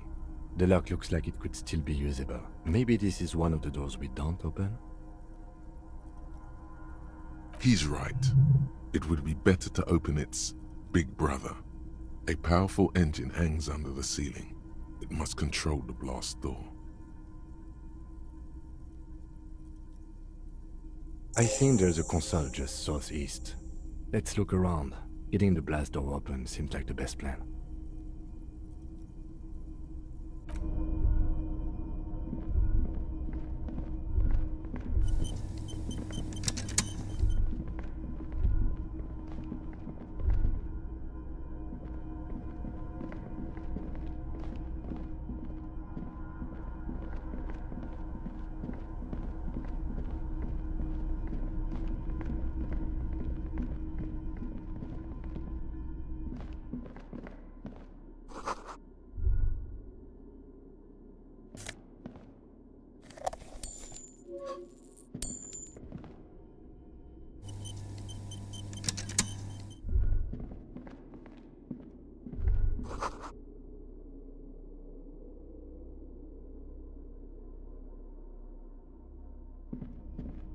Green paint flecks off the monoblock aluminium cabinet. There are rows of switches on the front panel, a frequency band, and even a keyboard.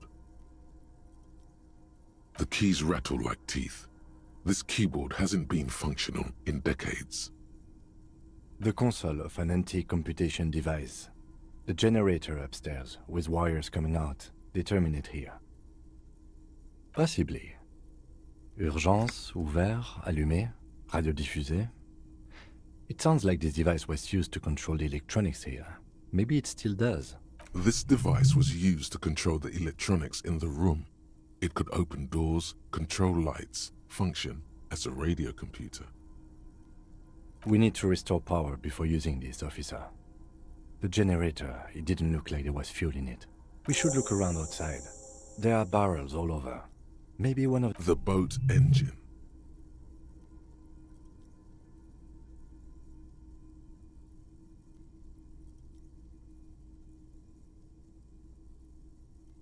My kinema. I don't want to do that. Let's just look around. The consul stands by, mutely. Urgence ouvert.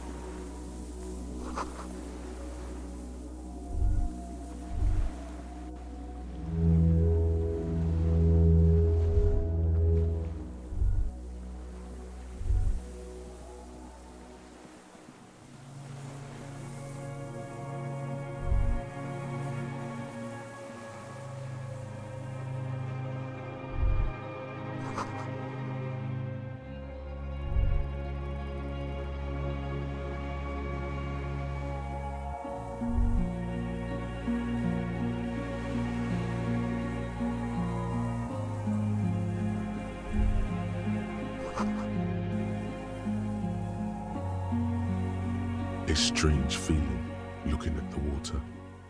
Maybe you should just wander off into the sea, leave it all, and walk in with a bottle in your hand. Always. Perhaps there's someone there, under the water, waiting for you, where it has always been, smelling of tutti frutti and betrayal. Maybe you know it's going to hurt. Yes, cold and still, but love is warm like the inside of her mouth. Oh fuck, yes. Go there in your head. It's been days since you thought about her. A week. No, we're not starting with that. Not now. Not this time. In the still mirror of the bay, you see Martinez, reflected. Tall edifices of ruins reach into the water, like shimmering towers. And the shacks too. Pine trees and motor lorries, upside down. Islets and posts, like stepping stones, lead into the water in front of you. Go. Step in. It's been too long.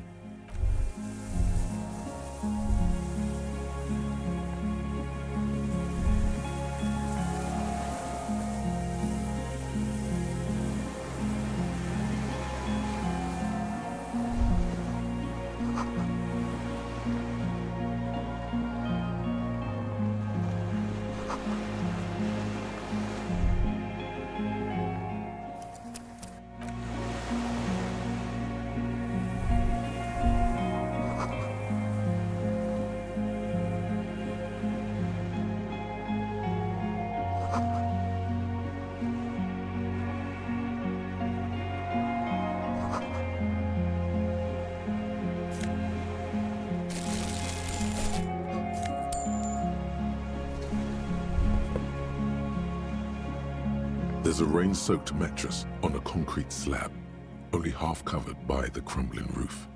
At the head of it, double embrasures, firing slits like two eyes in the wall. B triple prime. This looks like a good place to shoot from. A single-person mattress, modern, civilian use. Brand name, Marjorie. There's a fuel stain on the cover, along with cigarette burns. And an empty can of beans on the ground next to it, filled to the brim with cigarette butts. The silhouette of a tobacco picker adorns the paper filter. The brand, Tio Moteri. I may have been wrong when I said it wasn't important. This means the same person could have visited both locations. I didn't see any signs of smoking inside, though. If people live there, they keep it tidy. This here may also be a smoking spot. There's a firing slit in the wall in front of you, like a little window. Quite old and grimy from years without cleaning by anything other than the rain.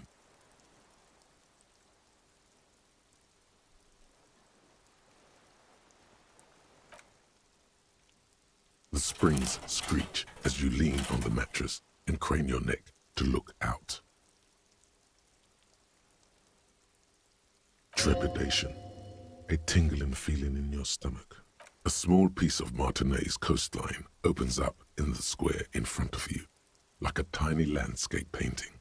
1 kilometer across the water, the ruins look familiar.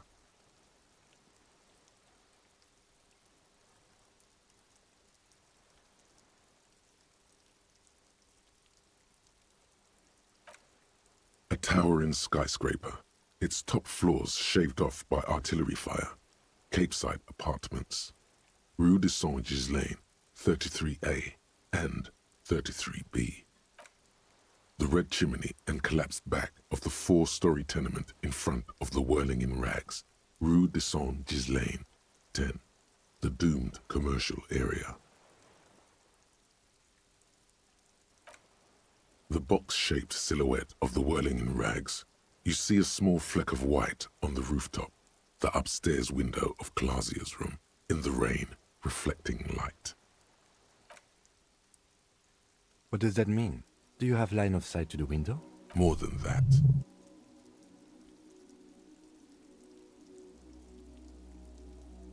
A pair of binoculars or a scope of a rifle? You'd be prone, lying on a mattress, barrel resting on the embrasure. Cheek against the cheek rest, hand on the hair trigger, on a calm day like this. Good. I think we have it, Detective. The origin of the shot. This is the sniper's nest.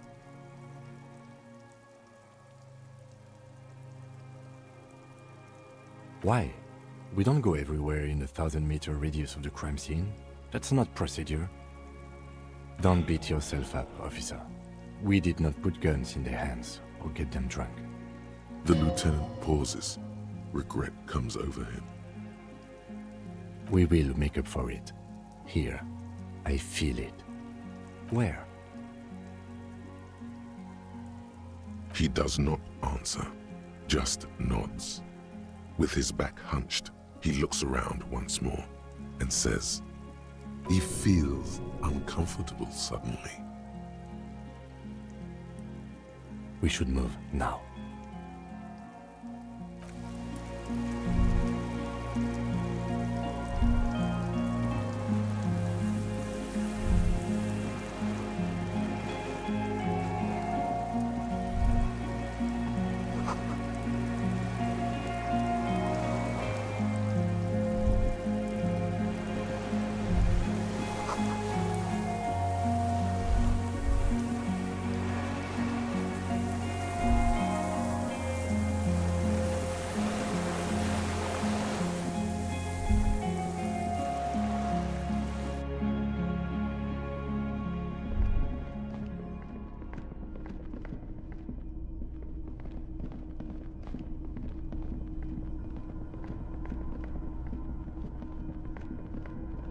This old cylindrical generator, the lieutenant assists you, holding the canister up to the fuel tank as you tilt.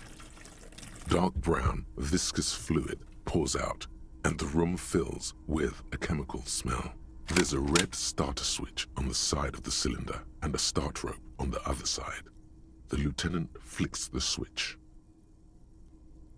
The recoil start wakes the old generator up. The machine sputters like an old warhorse before settling down to a rattle. That should do it.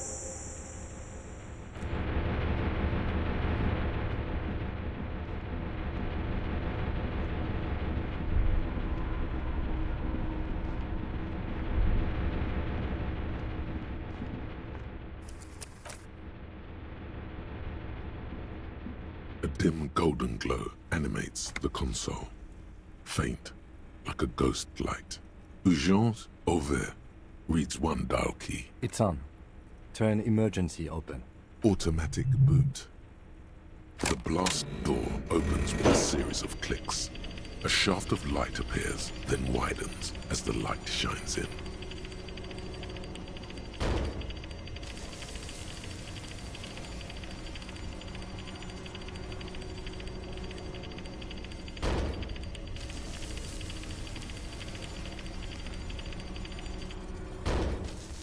A sudden wave of anxiety makes your skin crawl. After you. So did I. Not back there, but I felt it since we came here. I don't know. Don't be. I have a gun. I know. It was not easy to acquire.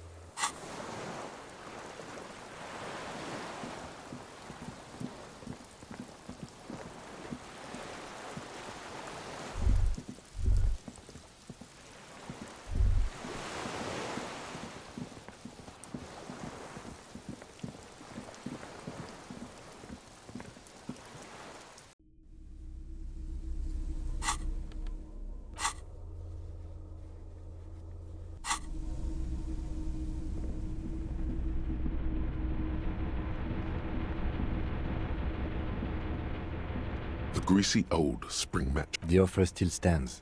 Take it. You don't look so good. The bed is quite... The greasy... The offer still stands. The bed is quite... You face the concrete wall. There's less light there, in the dark corner. Like a dog, you lie there. You didn't realize how tired you were. Your body is still nowhere near healed. The blanket feels cold. The entire room does. Concrete and cold. Minutes pass. Half an hour maybe. The sounds of the sea beyond grow distant. Your eyelids close until you feel yourself standing up in the darkness, right next to the mattress. Slowly, the world begins to hatch from the blackness. It's evening. Sleep.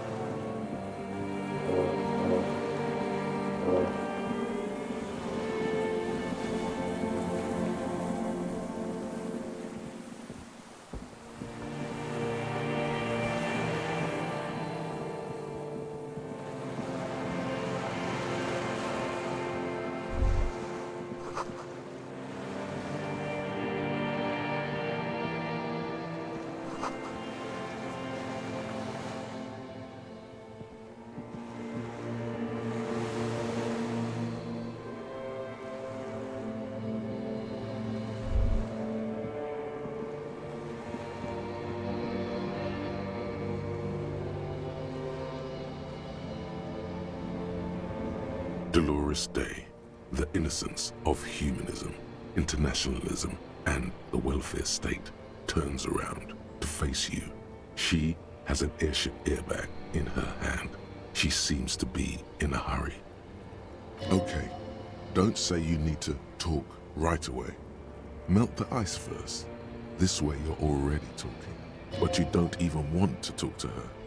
She would only be cold and mean. Let her go. Let her go. This is the holy queen of the territories of Muindi and Insulinda.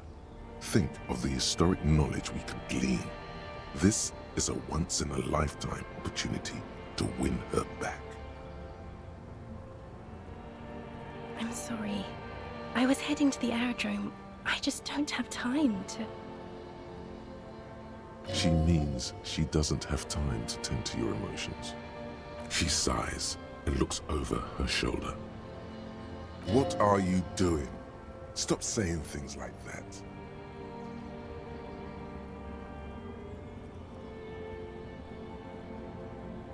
I'm going to Morova. To live there, in Grad. It's 1 million kilometers away, Harry. Might as well be another lifetime. Hey.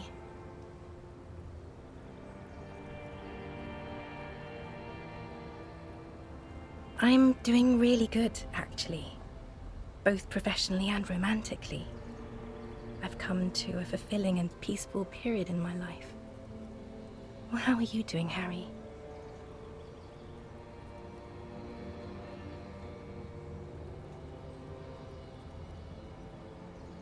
Don't say that.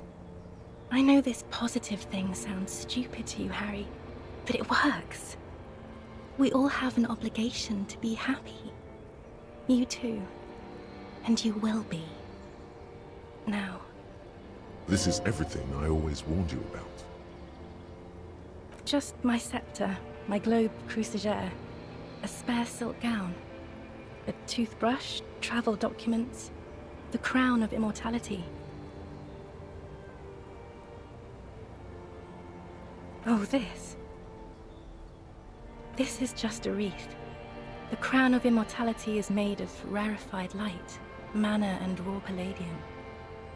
It was passed on to me by the rulers of late antiquity. She looks at the suitcase, not knowing what more to say. Then, over her shoulder. Silence. Her nuptial gown flows in the wind, wraps around her holy body. Anyway.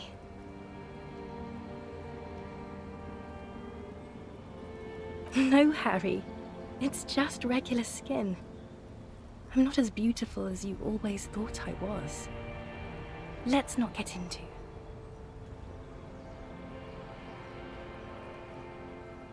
She does not answer. There's that expression again. You have to say something.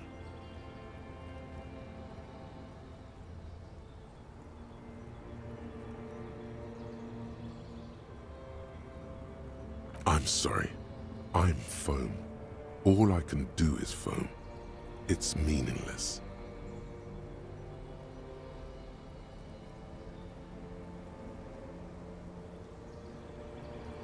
No, Harry. No. I don't want a massive, epic showdown. I want to go to the aerodrome. I have tickets for the 10:20 flight to Morova. Really. We don't have anything to talk about anymore. Every combination of words has been played out. The atoms don't form us anymore. Us. Our love. Our unborn daughters. It's all gone. I have to go to the aerodrome. I have to leave Revachol and you. And you have to be alone. In hell. Forever. That's just the way it is. Oh God, whatever you do, don't try to kiss her yet. Not after that. You're still reeling. You'll fall over if you try now. It's not, but...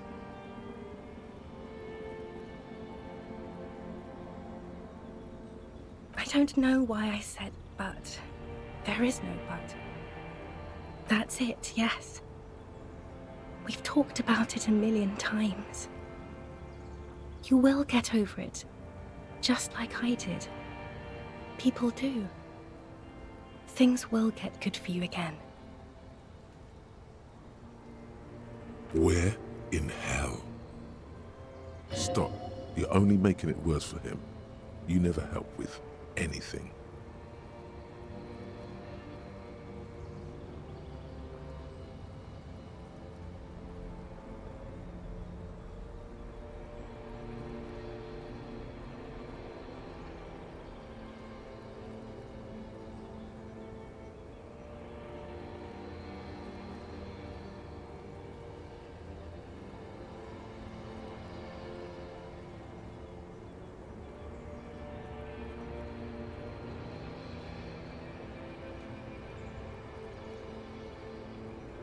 See? It just takes some time.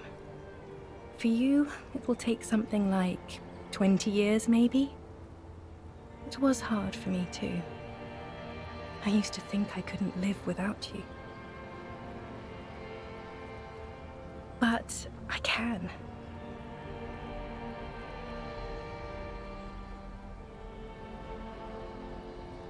Yes. But that time is gone now. So very gone.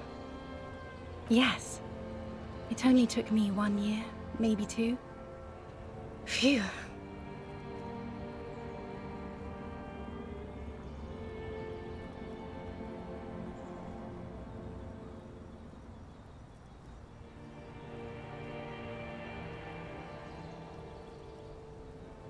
No, Harry. We can't. We already tried again, and it didn't work. Is that how it is now? We should just try all good things twice and then give up. By that logic, not you too.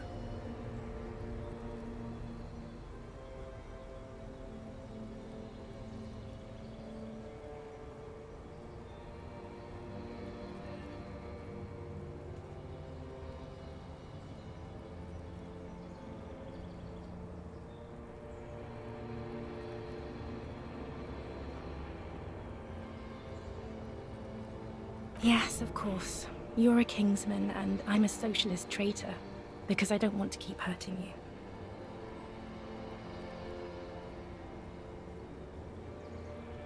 I don't know. Please.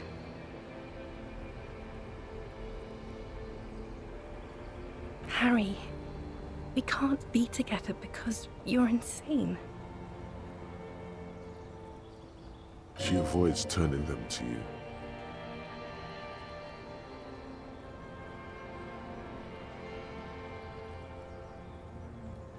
They're turning moist now. Her eyes. She slowly shakes her head and tries to get hold of herself, brushing her hands in her gown. You know what I mean.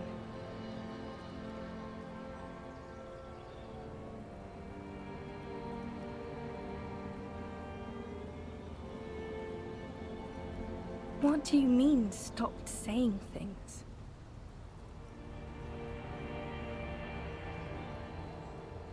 It's not about some tie, Harry.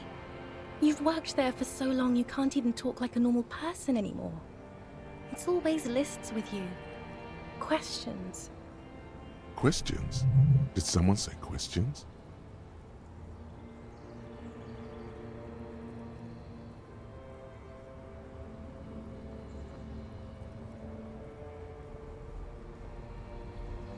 This is another one, isn't it? We're in a tree right now.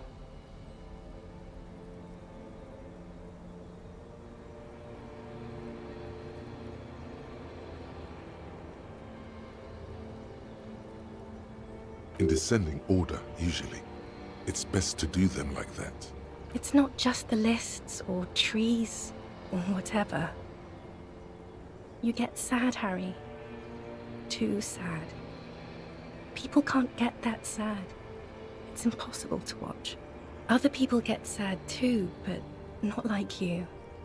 You stay down for too long. Until you start giving your thoughts names and talking to things. In conclusion, you're ill. You're an old, insane man. And you have to be in hell until the end of your life. And I have to go to Morova.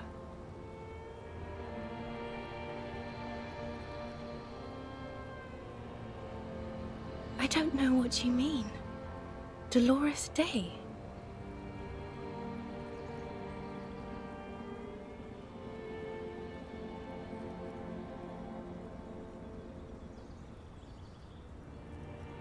The morning? I don't understand. Oh my God, Harry, stop. I don't want to hear anything about the morning. Mourning someone who's still alive. Any of that. I can't do that anymore. I'm not 80 years old, I'm 32. People my age are not supposed to mourn. Wasn't I Dolores Day just a second ago? Now I'm the X thing? You're confusing me. Look, I have to be at the Lausanne Aerodrome at 10:20 p.m. I still have a light rail to catch. I haven't even bought the tickets yet. We all told you.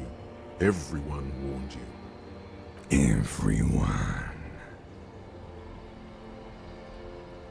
Literally all of you.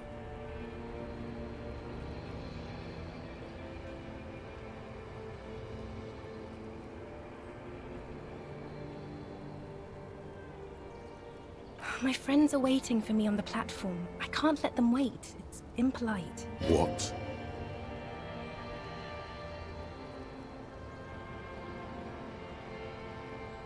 She does not look back. Instead, eyes her fingernails. They're bitten, frayed. The evening wind blows in. The gown wraps around her like a white flag. 1,000 times you've beaten animal. 1,000 times you've raised that fabric. What is underneath has always calmed you, centered you, made you sane. In your mind, you could still climb inside her bed, still the only man.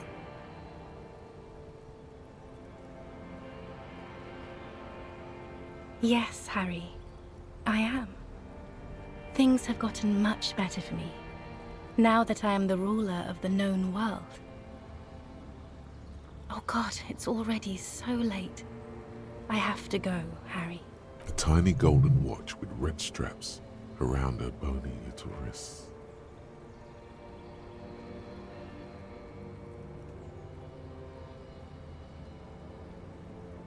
It's not about paper, Harry, or anything like that. Like she's heard it before, 1,000,000 times. It's about taking care of yourself. Life is not a competition.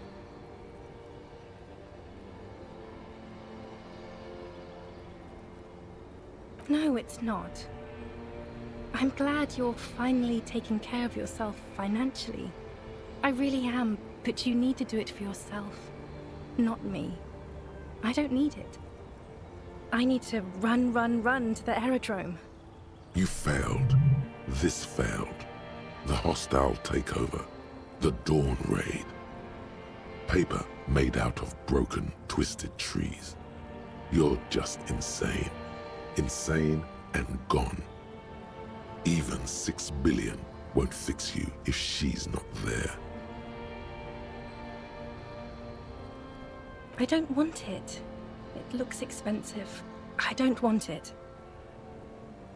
That's not what figurines do, Harry.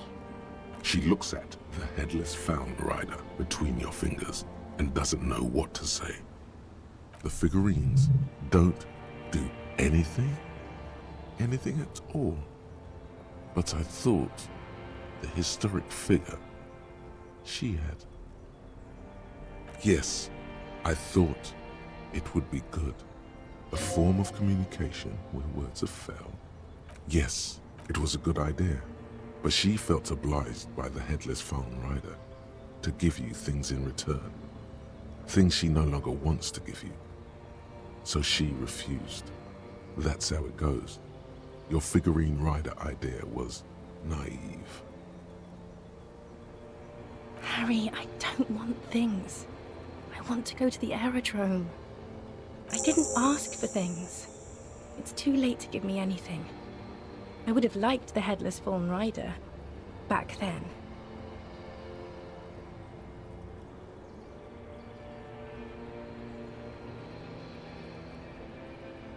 We both said a lot of things. We were very young. It was her. I can feel it. I can see it in her tender, long fingers, in her wrists. Her hand wrote it, said those things.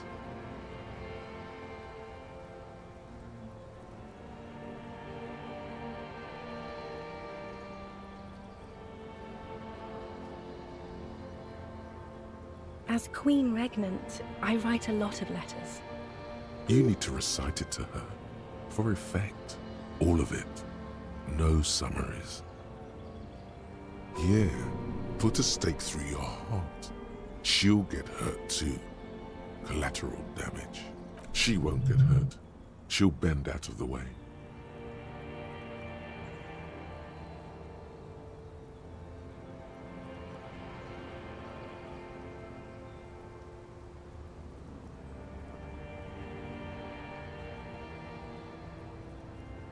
Please, Harry, I just don't have time for this.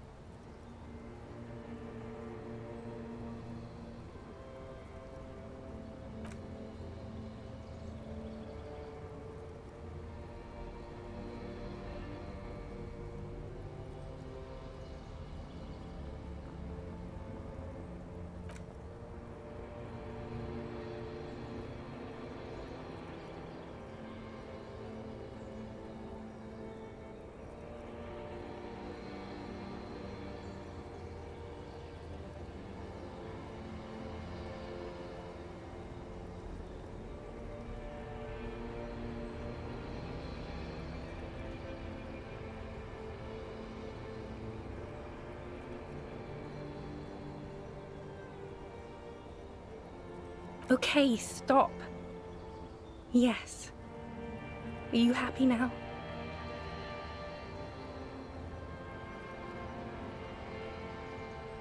Very well. I wrote it. It was morning. You slept.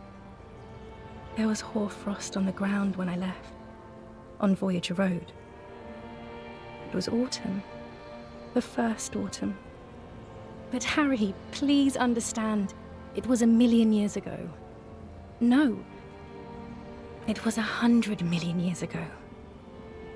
I was someone else then, filled to the brim with love for you, hanging on your every word.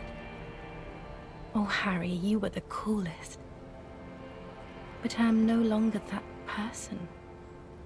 This has taken her place. It will devour you. Harry, I will eat your mind.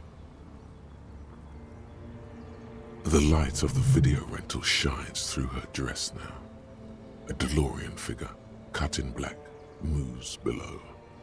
It's still her. Her legs, her breasts, her hips.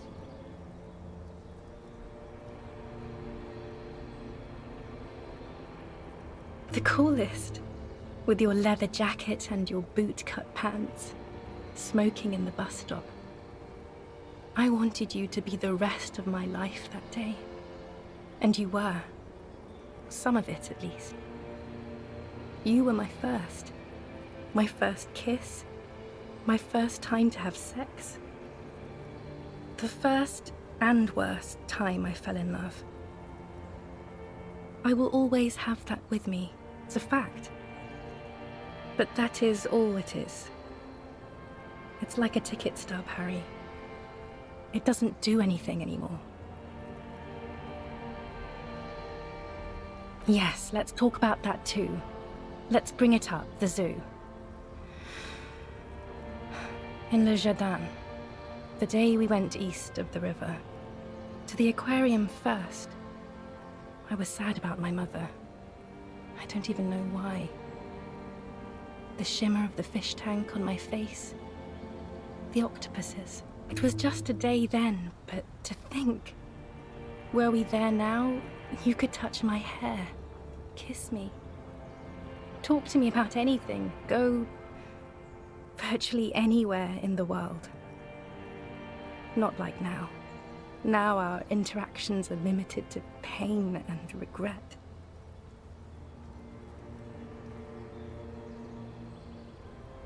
And my crown of immortality? No. You scared her out of me. With your crying, the awful time we wound up having. And the cheap rental flats you could afford. Can't you see? I can never think you're cool again. I can only think that way about new people. You're a better man now. More level-headed. More normal. No, it's too late. I found someone for whom I feel the same love I did for you. Only this time, he is more careful. He will not lose me. It will go somewhere. It will grow. Your heart burns. Through the blackness, you feel the trickle of blood on the mattress below you. Harry, do you notice how none of this is very funny?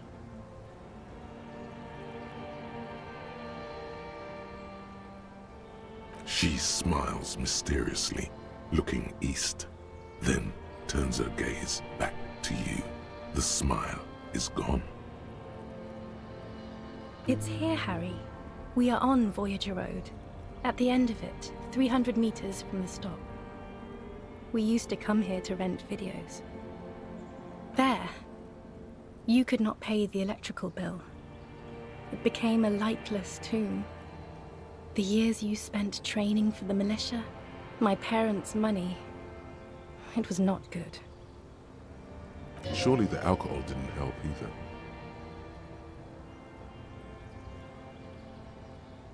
Everyone has a little glass of wine every now and then. I certainly do. It's a queen regnant thing. I don't think it was the alcohol. It was inevitability. See? If you drank with her, you'd be cool again.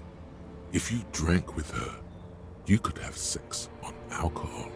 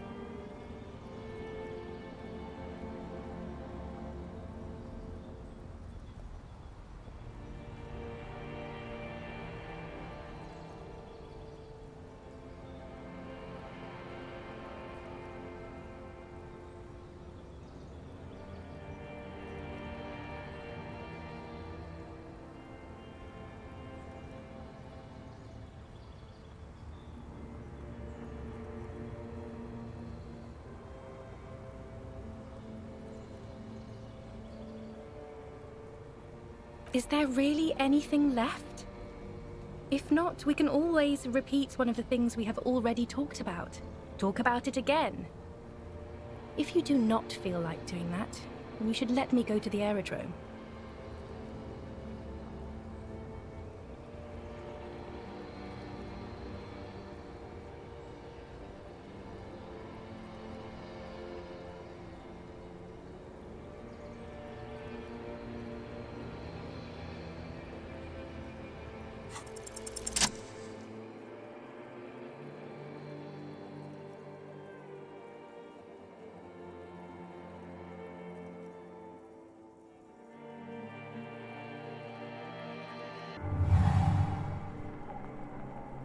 With your feet trembling from the steps you took, tepid and fearful, you stand against her, her body close to you, radiating warmth. With your eyes closed, you move your lips on her mouth. She is not kissing you back.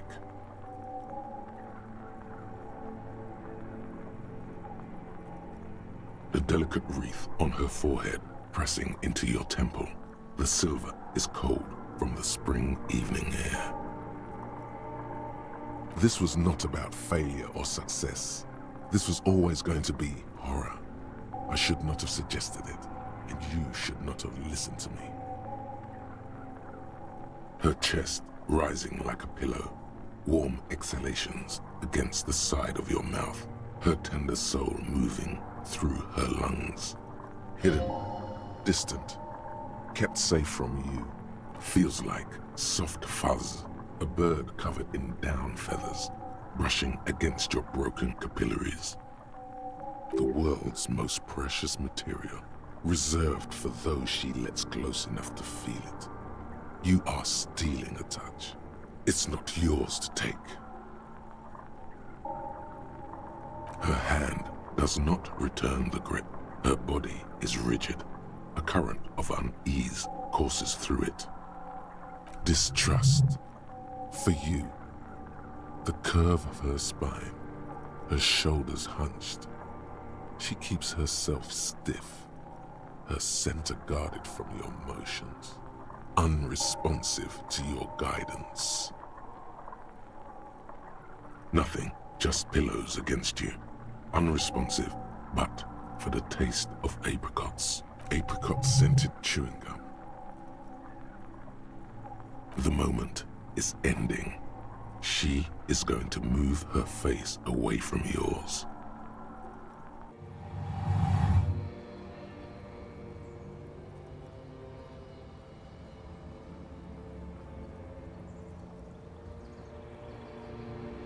trying hard not to look at you. When she withdrew and you held on to her hand, she tried not to look at your face and see the expression there. Brother, you should put me in front of a firing squad. I have no words for how I failed you.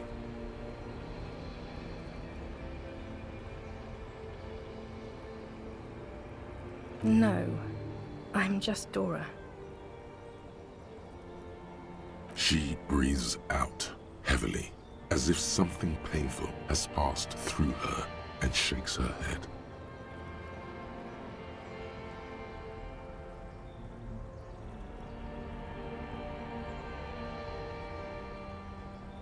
She shakes her head one more time. The evening wind rustles her hair, blowing old newspapers and fast food wrappings down the street. She breathes out heavily, as if something painful has passed through her, and shakes her head. It does not. It goes on. Children run in the back alleys. Pigeons take flight. She shakes her head one more time as the evening wind rustles her hair. Why did you do that to yourself? You know I don't cheat, Harry. I never cheated on you. No, Harry. Not yet. There is one more thing you have to see.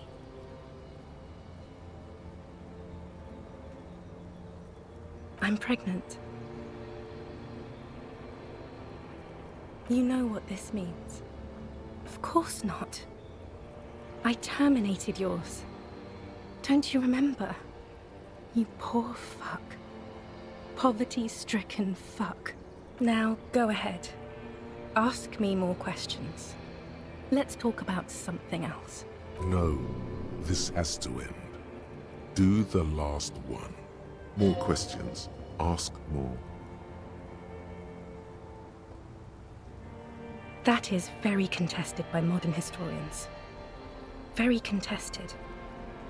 Plus, you're only saying this because things didn't work out between us. I have to go to the aerodrome now. I don't have time to defend myself from these accusations.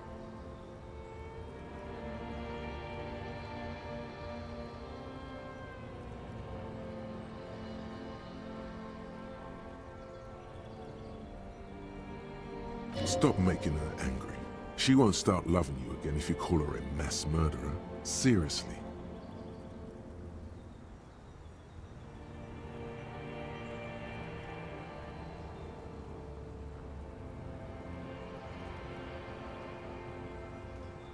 You were very bad to me too. We've talked about it like 7 million times now. I don't want to do that anymore.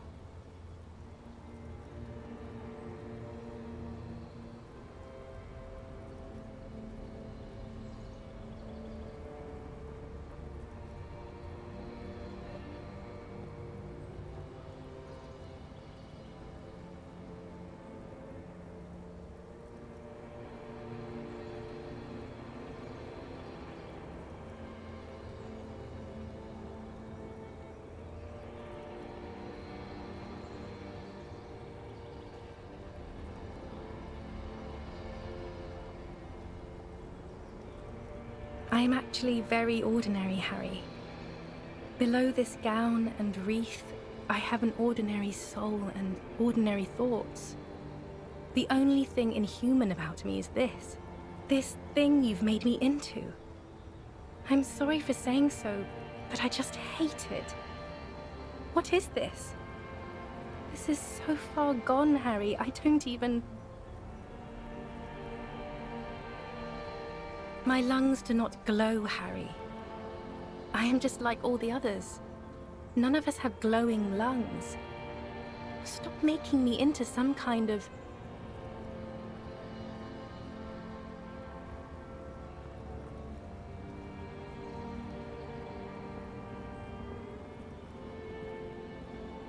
It is. And it's making me late for my beautiful, beautiful flight to Morova. far, far away from you and Revachol. A warm gust wraps her gown around her waist and between her thighs. An apricot-scented ghost wafts out of her, her skin, the fabric, into the flow of the air around you.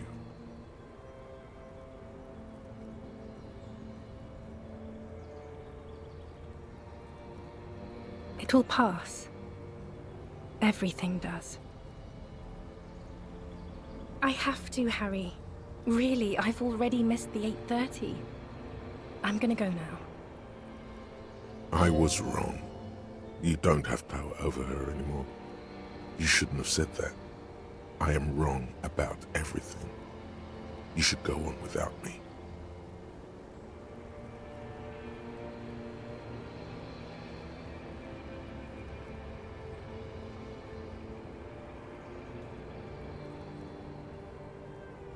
Light, life, culture.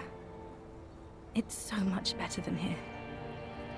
Everything here reminds me of you, and the horrible times we had. The nights we stayed up fighting for our dying love. I have to wipe it all off me and be clean again. I want to be a good person again. Not this. Not what you made me into. No, that would only be painful and dull. At the aerodrome, life, love, and laughter are waiting for me. At the cafeteria, dust, hell, and tragic comedy.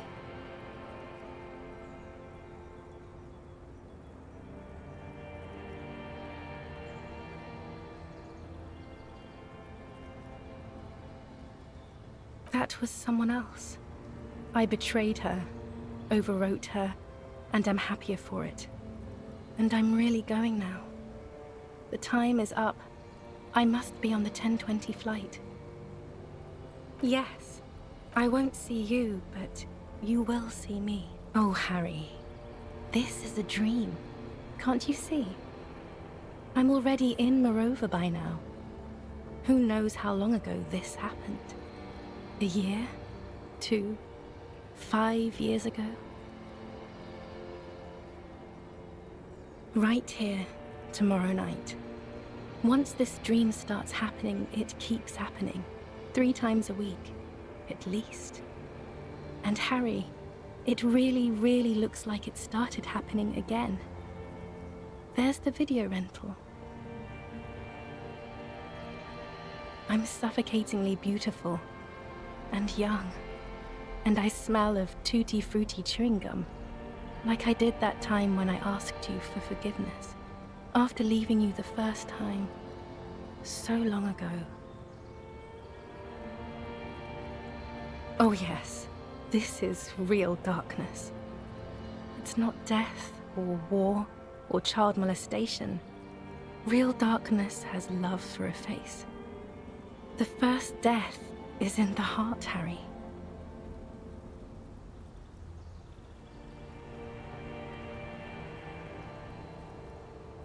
See you tomorrow.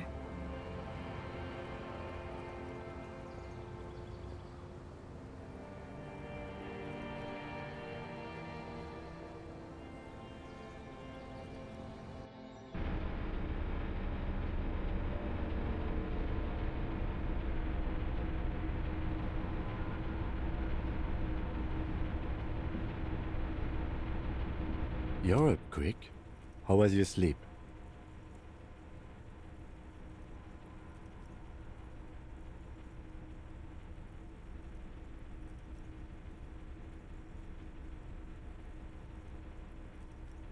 I did not want to wake you. Perhaps I should have? Was it a job dream? The lieutenant nods solemnly. I understand. We've all been through similar things. It can be overcome.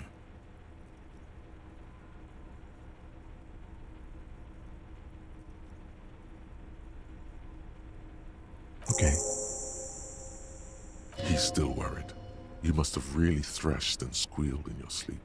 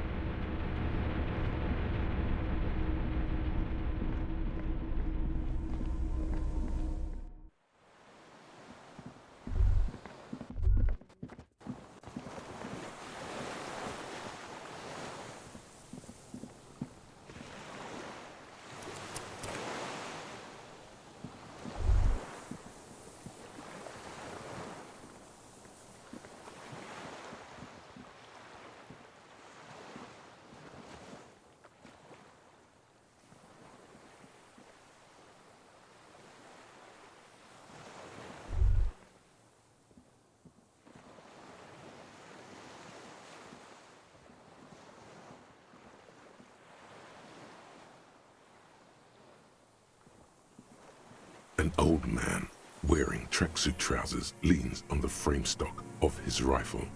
He gathers a big ball of spit in his mouth.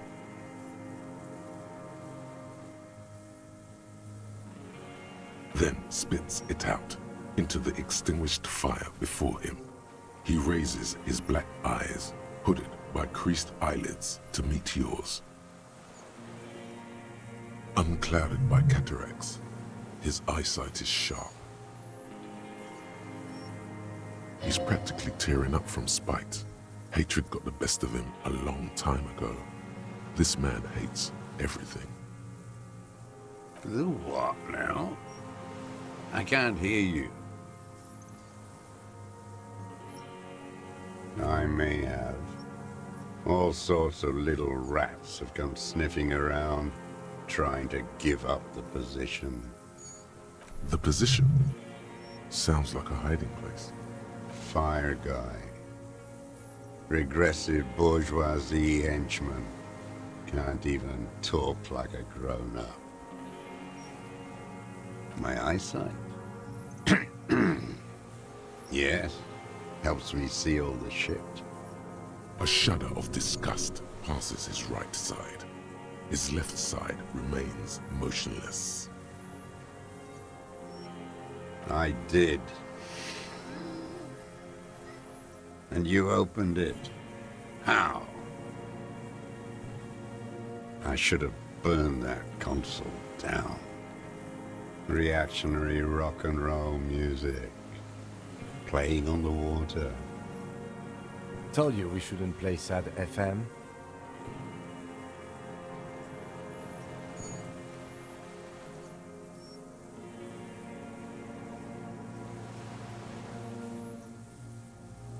Sad FM, huh? I always hated that station. Phlegmatic, counter-revolutionary dirges. Sadness is a mental illness. A weapon of the bourgeoisie. The fascists were right about rock and roll. It is degenerate. Hip gyrating, mental illness music. It's not nice. It's a piece of shit. but it gets the job done. It's a 3-Angong 446. A Samuran rifle. How did you get hold of one? It was sent to us by our brothers in the Sinyao commune. Military aid. It has stayed true to him. He can still make it sing. You heard me. It's good now. Like chalk, wiped from the board. Yes, I bet you've killed a lot of people with it. You fascist fuck. Have you come to make me one of them? We have come to ask you questions, nothing more. If you do not comply, we will take you in. Do you understand? The danger levels here are hard to read. One moment he's a fire, the next, a fire gone out.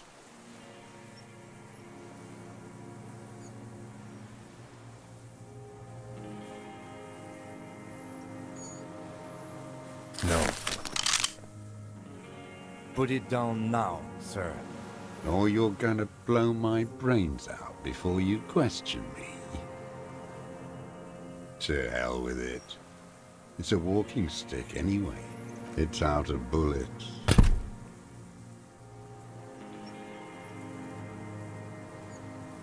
Like an amputated limb in the sand. He stares on, his wrinkled mouth moving without a sound. A strange sadness, like a song. The future teaches you to be alone. The present. The present to be afraid and cold.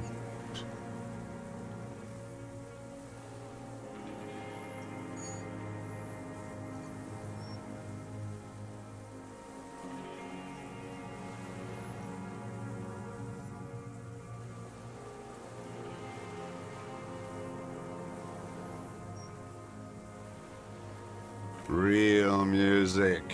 Real brilliant kult. That's La Révacholière, not your rock and roll misanthropy. Chanson de soldat of the black and whites. You need to address that remark.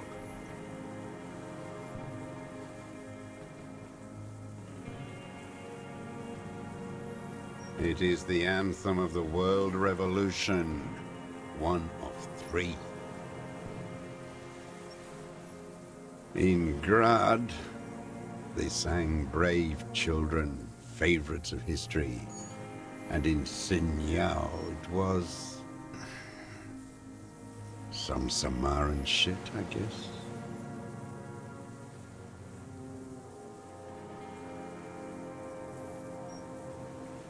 Everyone has. They named a fucking perfume after it. Talk to her?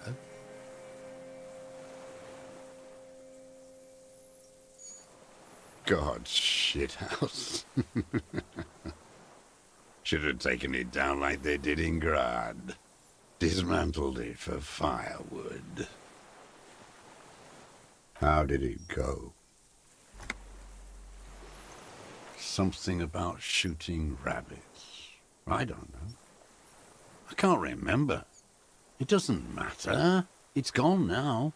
His gaze follows your motions. The rifle feels surprisingly light in your hand. Frame stocked and patched in places with tape and wire. The rifle's in a shabby state, like a crutch that's seen too much travel.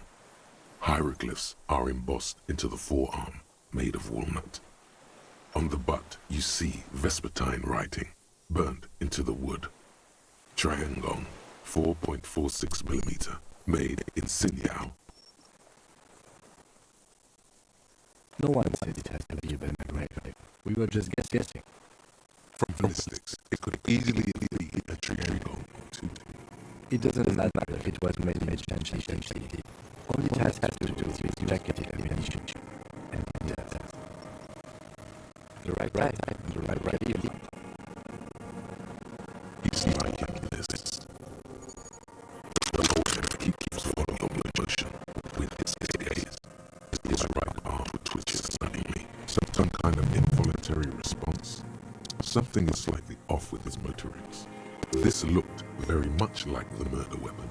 It can be used against him to get a confession. In time. My name is Josef Lilianovich Dross, Political Commissar of the 114th Anti-Aircraft Division of the 4th Army of the Commune of Revachol. I am a deserter, a partisan, and a prisoner of war. This is my termless surrender.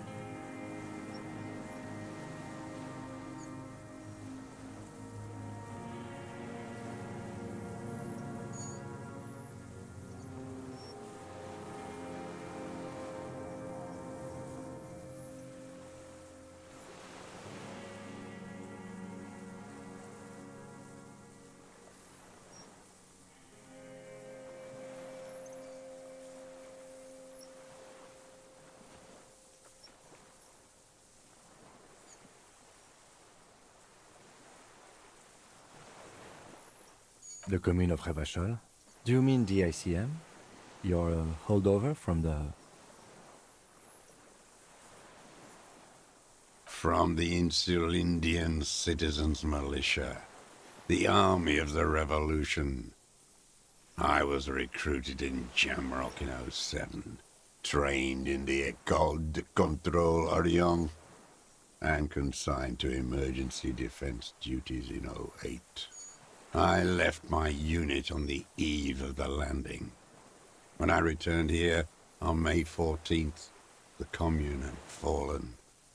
Still armed and ideologically trained, I wrote a criticism of myself and resumed partisan duties. 51 minus 8 equals 43. No. I've been on other islands, too. I was an Resurrection until they turned it into a spa in 18. Then I was an E-48, a nameless sound, until the sea washed over it. Then I came back here. That was 22 years ago.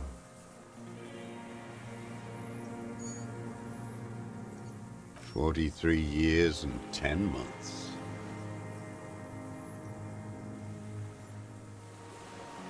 It's not how a human being should live, but I had to. I couldn't just forget. I couldn't just forget what I saw. What have you been doing during all this time? Hiding, fishing, waiting. 2 police officers step out of the Whirling in Rags cafeteria. Satellite officer Jean-Vic Mayer inspects a series of burnt black letters splashed across the plaza mosaic. Patrol officer Judith Minot points west. The fishing village. She glances at her watch. We meet in 15 minutes. It's a 10-minute walk. The officers go, leaving behind the writing, still smoldering. One day, it says, I will return to your side. Always waiting. for her to return. Her who? Girl, child, revolution. Always. The material base for an uprising has eroded. The working class has betrayed mankind and themselves. The historic opportunity for a revolution has passed. It will not come back anymore, however hard I try, whatever I do. I was just 16 years old, 15 when I volunteered. I had a lapse of faith. And of courage, too. You could say I misunderstood the historic role of the proletariat and thought Mazovian socioeconomics were fallible. For a second, I doubted the irreducible laws of historic materialism. A second is all it took for reaction to take hold. Petty bourgeois terror. It's in all men.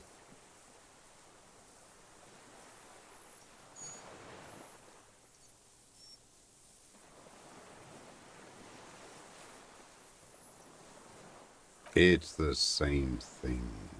You haven't seen it. Not really. Not naked. It's impossible not to be afraid. It remains unclear what it is. He makes leaps he doesn't expect you to follow. And this was when? May the 13th, 08. 44 years ago. The horizon was black with coalition airships. Their petroleum rose to the sky, and it looked like it formed the clouds. Storm clouds. When they started shelling, it was dark magic.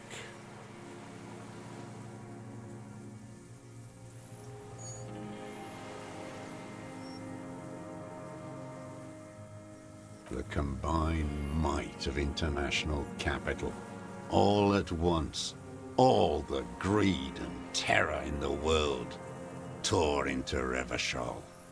It lifted streets from the ground and turned houses into ghosts. We were in the flak tower, huddled on the floor. The artillery was 80 kilometers away in Ozon, but I knew the commune would fall. We would all be turned into ash. So I said I was going to the map room. A terrible shame, still within him. The lobes of his ears are red with it. The shame and smallness of what he became. No. I climbed the chain link across the water and hid inland, in the bunkers there, like the weakest of the weak. A mouse, frightened at the ordnance all night, and the sound of the rotors in the morning, whirring.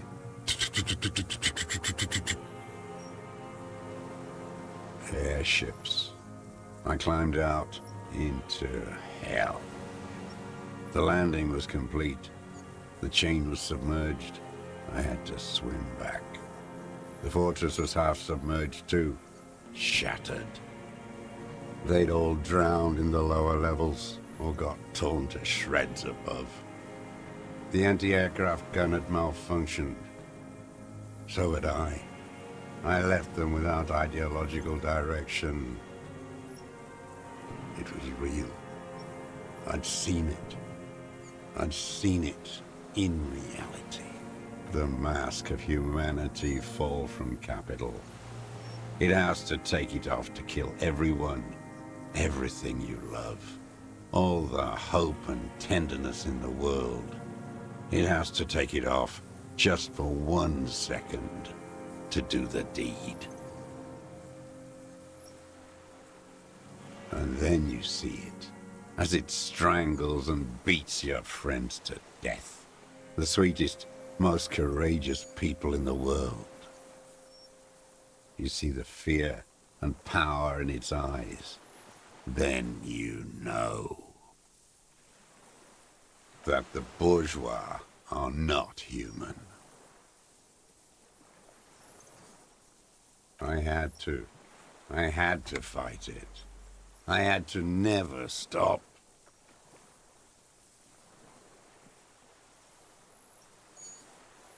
It's not an island, Dwat. It's a defensive fortification of the commune of Revachol. And I am its last surviving defender. The congenitally deformed King Philip II built it to restrict access to the Bay of Revachol. We captured it in '02, retrofitted the fort with an AA gun to defend against an airborne landing. Against the whole world.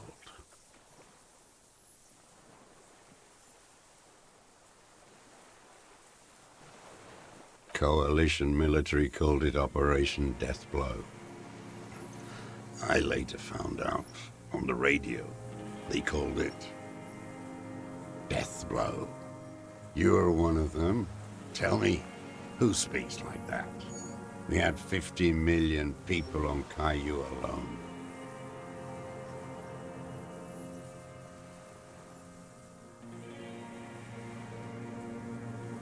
Sure you are. You're RCM. Answer me. Who calls an operation against 50 million people Deathblow? Iblis.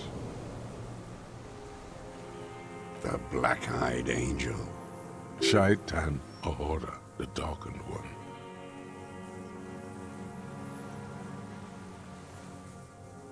How does anyone survive? I steal. Now hold on there.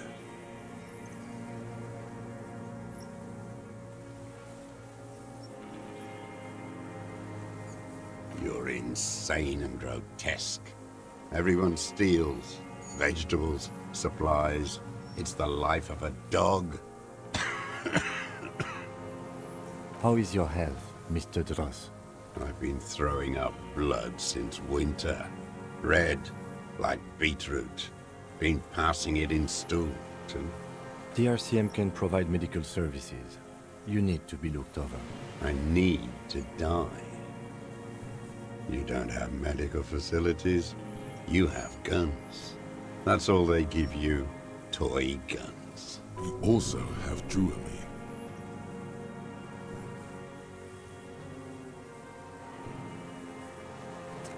I have been running out of that stuff.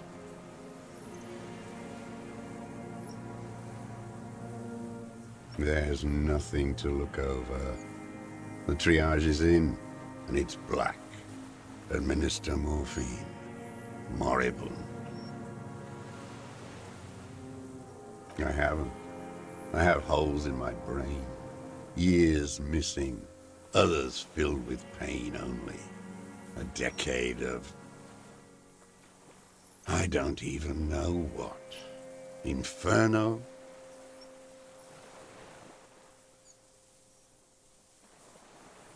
I would imagine it gets tremendously difficult, mentally, to live in isolation. Traitors. It's better alone. I watch the people of this city turn the lights back on, more and more each year. Ruins, glimmering in the dark, like a fucking merry-go-round. It's disgusting. Are they not heartbroken? How could they have moved on? It was hard in the Thames. I didn't have partisan training. They were searching for stragglers, those bloodhounds. Floodlights on the water at night. There were posters, campaigns. We communards still hoped, and they needed to snuff that hope out. The East capitulated. Martinez and Cold City were turned to dust. But Jamrock, Forburg, even Coron, and Boogie Street, of course. Those fucking kips had Marsov coursing through their veins. And others too. Some cordons of Revachol was still fighting. There were cells. I tried to contact them. Soon they all went silent. The frequencies dead.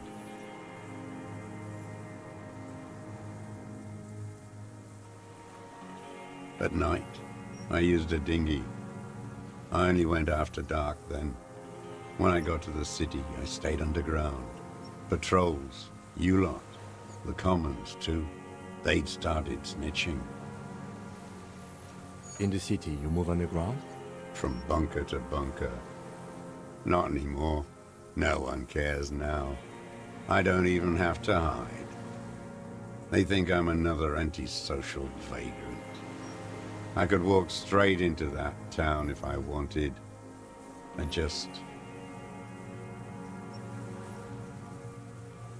don't want to. They're all traitors. Pigs, rabbits, and dogs. Men without ideals are only animals. He does not want to see life moving on. People forgetting, drinking, laughing.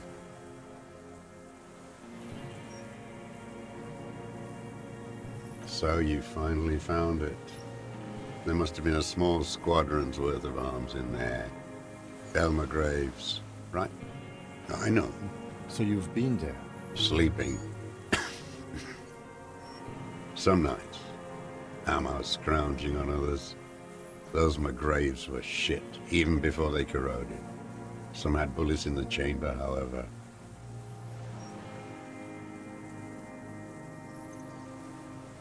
The propaganda bunker. I used to, but not anymore. Propaganda bunker? They stored leaflets there. Broadcasting equipment, too. Made broadcasts, I think. Propaganda officers. I buried them with their leaflets. They killed themselves. 2 young boys.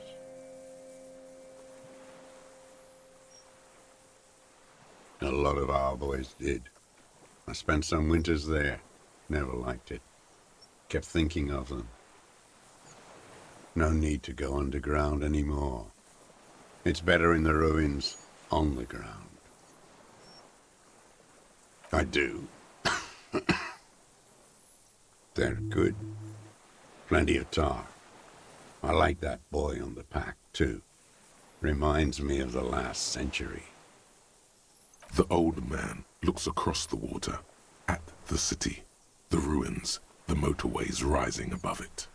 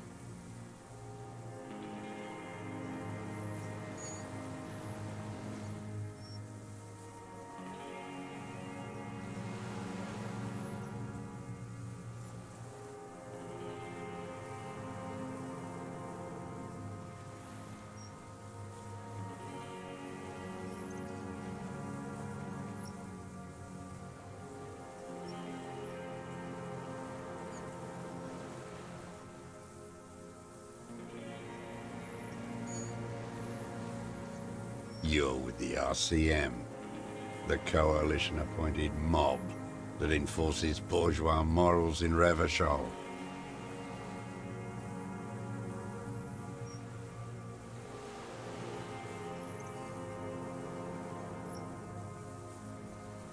You're the RCM. You represent the Moralist International, the enemies of humanity who took this city. I represent their adversary, le Parti Communiste d'Insolande. Take me to them as a prisoner of war. I have relinquished my weapon. I can no longer serve.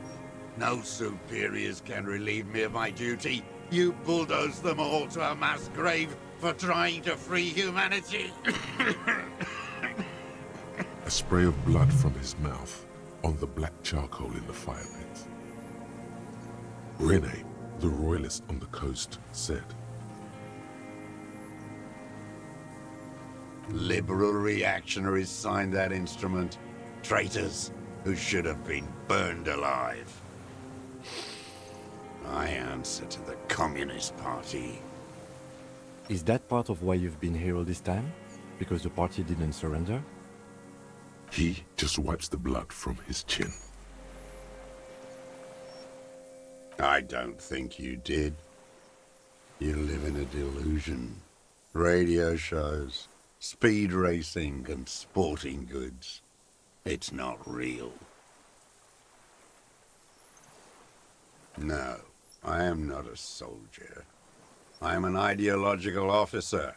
I belong to the party, not the army.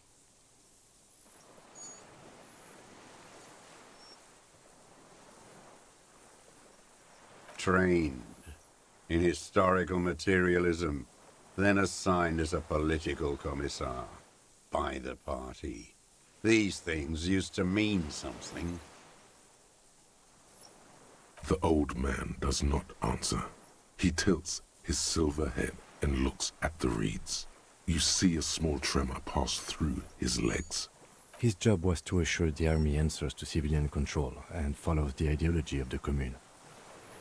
Scientific communism. A commissaire politique is a night philosopher of the revolution, a future human. Awakened from shutdown by the promise of ideology. He was like a cleric, a shepherd. No, the opposite of that. A future human, not a human of the past. He nods slowly, then another tremor.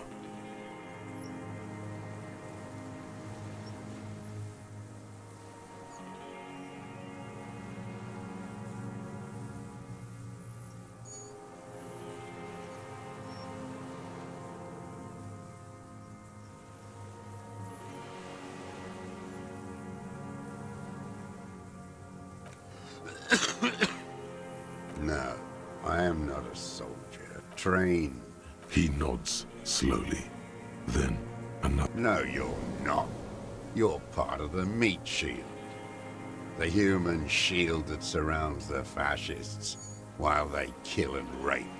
That's what you are. Detective, we have not come here to discuss ideology. We have come to ask questions regarding a murder investigation. The old man spits. There's definitely something off with his body. Something more than just metabolism. No, I am trained. He nods slowly, then. No, you're not. You're a liberast. A liberal and a pederast. It's what most liberals are.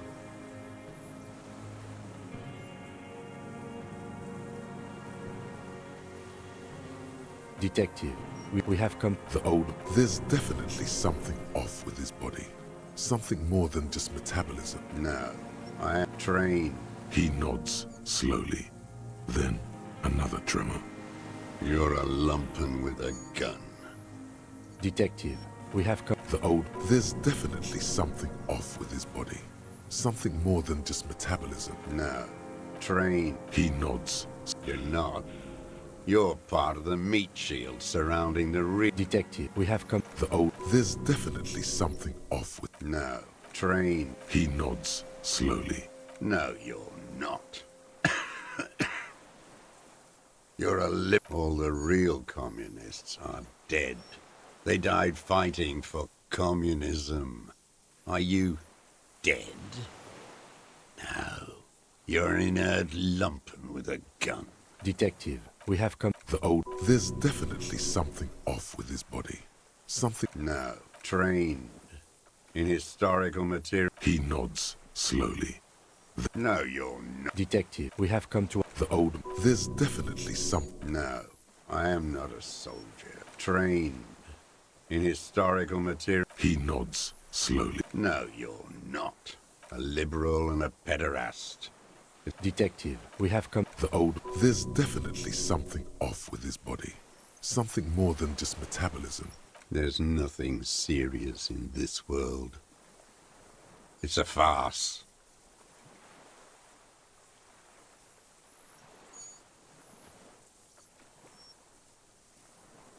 I've used it for killing people. Here we go. A trail of blood. The lieutenant smells it too. Killing people. It's a gun. That's what they're for. You want a moralist euphemism? Defending your family and your property. I haven't done that. I've used it to kill people. Interesting. During or after the war? There is no after the war. Class war is never over. So he's continued killing after hostilities ended. Okay, this is it. You can feel it, like battery acid on the tip of your tongue. Something you haven't felt in a while. But this is what you live for. This is the shit. The great serotonin jackpot. The solution. Go in straight. No euphemisms. He doesn't like those. No. Be careful now. Slow and steady does it. Make him repeat it first. Don't mess this up. Remember, he wants to tell you. Get personal.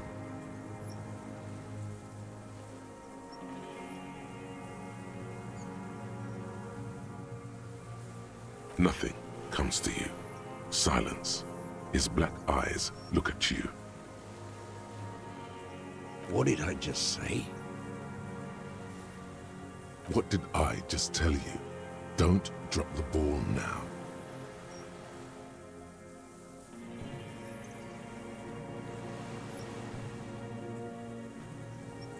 I don't want to tell you anything, you grotesque murderer. And why did you think that was a good idea? Don't listen to me. I'm wrong all the time. The who now? He heard you. He just wants to hear you say it. You're in.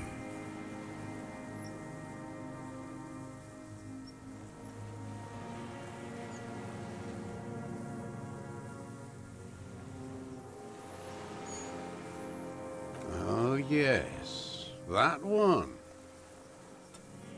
Ugly piece of work, that boy. Did you kill him? I am a son of a welder and an officer of the commune of Revachol. I do not collaborate with murderers and pederasts of the liberal regime. A drop of blood in the saliva. Exhaust him with proof. Pile it all on him. Get a confession. The gun. The murder weapon is the perfect opener. The scent of blood in the air. But what else? There was something you can't remember.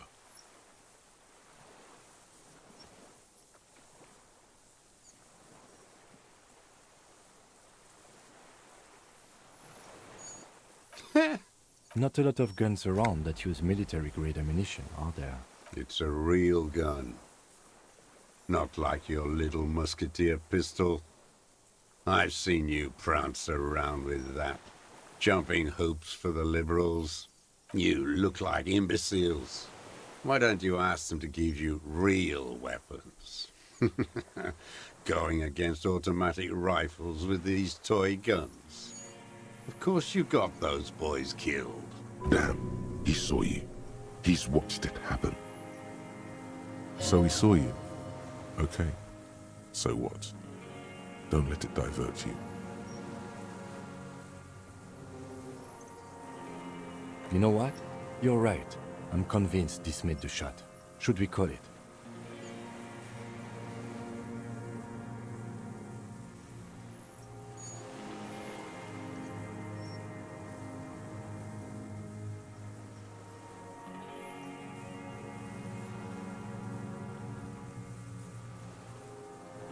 4.46 jacketed ammunition, modified for range.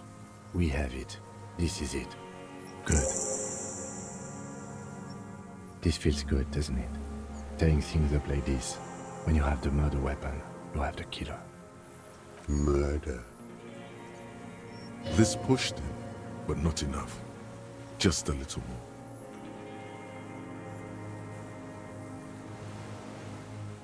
I saw you poking around there, looking for evidence. You're damn diligent when it comes to dead fascies. Did you like the view? You had direct visibility. There are embrasures in the concrete, specifically meant for a top follower to use. You have been here a long time, Mr. Dross. Too long. You need medical aid. I'm ready to die. I've done my part. He's practically admitting to it. Dead fascists for fascists. Done his part.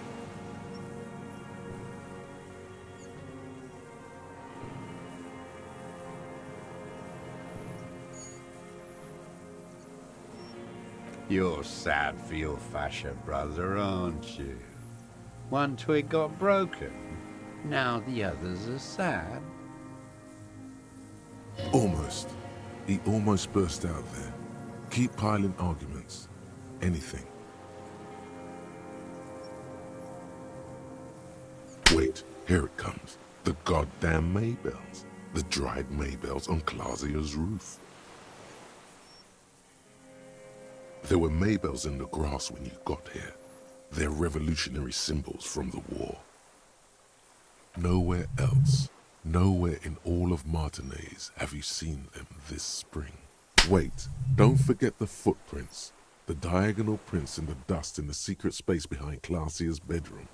Now they're gonna come up. You got it. Remember? The boot prints were like no modern soul. Maybe don't beat yourself anymore, though. You're not immortal. Damn Maybells. The whole island is turning white with them. He seems tender suddenly. Nostalgic even. A strange mood swing. So many this year, too. The spring is coming.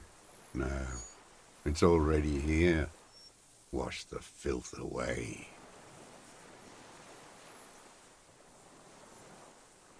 They blossom on the islets before.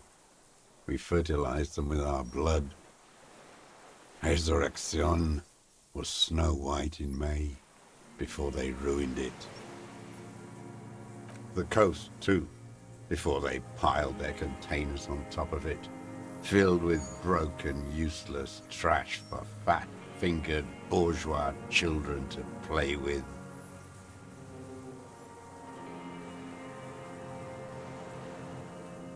You must get around a lot to stay undetected all these years.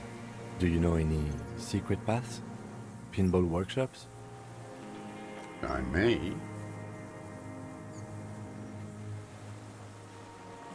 Classier. With the victim. Don't leave any loose ends. Get him on everything. Everything is brands with you individualists. Who cares what brand my shoes are? Sansa?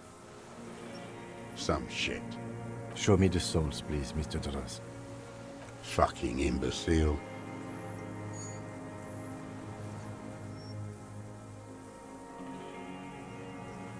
The maker is called Sansarique, and the size is 42 to 44. These are not the unusual horizontal patterned souls you saw in the dust on the floor of the hidden room. They do, however, seem to be about the same size. The size fits, but not the soul.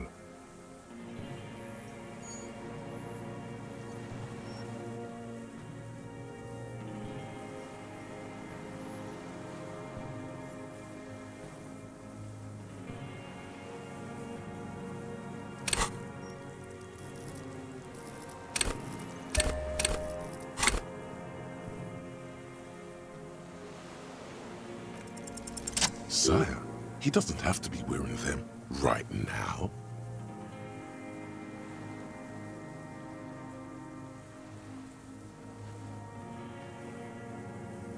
Racking those brains, are you? Desperate to report something back to your masters?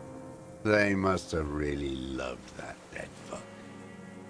The lieutenant gives you a quick sideways glance and nods to acknowledge. The prints were his. You can see it in those eyes. He can't keep them from flickering, looking for something. The old man stares at his own prints in the ash around the fire. Silent suddenly, some strange process within him. A gush of wind. Seagulls in the distance. You know who he was. A coalition-trained murderer. Armored and armed. He wasn't human. The blunt end of a hammer. Dripping with blood.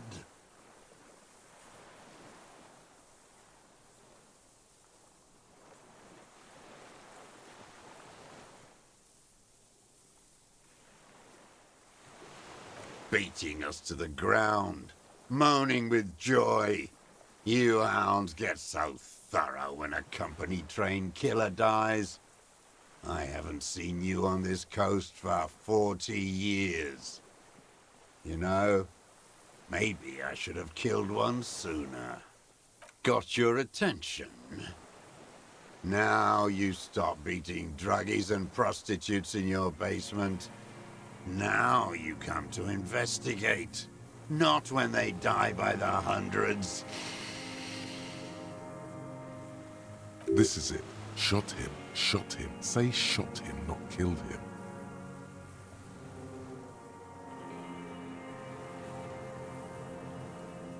Oh, the inhumanity. One paramilitary less in Revachol. The lieutenant raises his right arm to hush you. Hush. He does not need to be pushed anymore. The ball is rolling.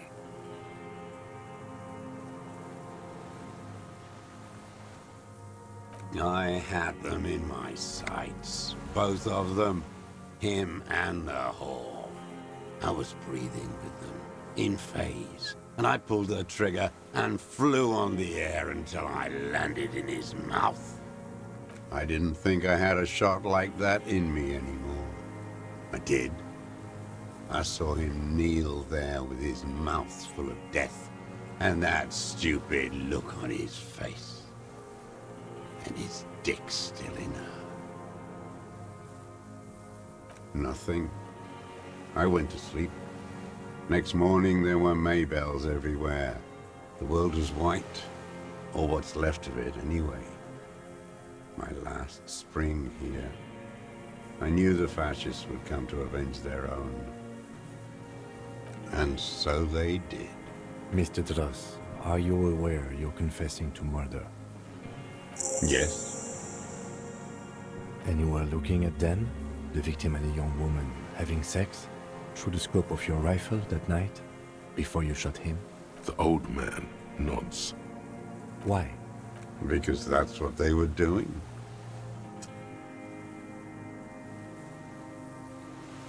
The motive. This is where the motive is going to come from. You can coax it out of him. The lieutenant's preparing the ground. I don't understand. Do you, detective? I don't understand this part. I'm always looking.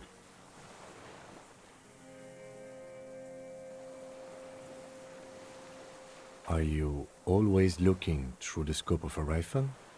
I'm just trying to understand. A rifle scope has the best magnification. Helps him see all the shit. And if you don't like it? Click. Then you pull the trigger? Yes. Think of it as a form of critique. He will not stop now. These dialectical materialist types never do. Exploit it. You got him going. Connect every little piece now. Wrap this up like a gift.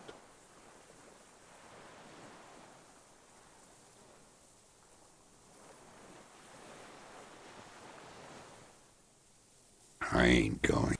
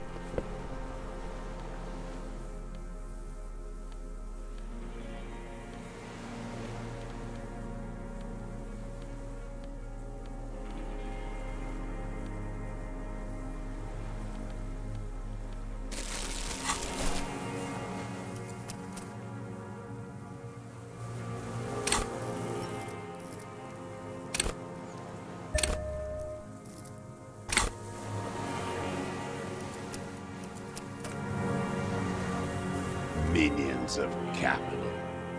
What do you want?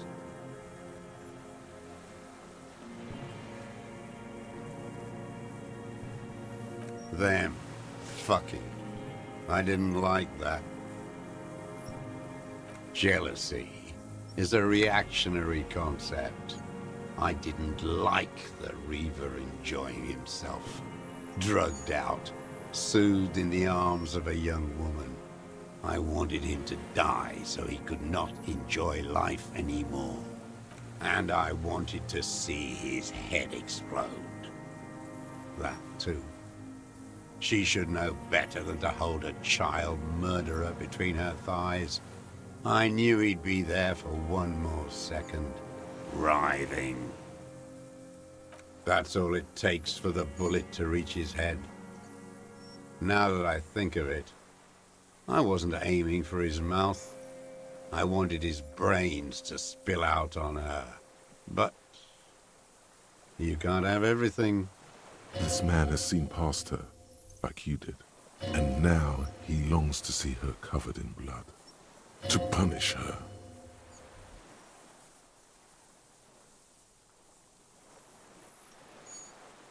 She practically breastfed that man.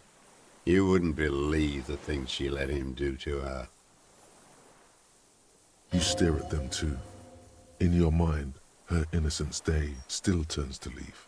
Airport bag in hand, silks flowing in her wake. See you tomorrow, Harry. Her voice rings in the evening air, burning.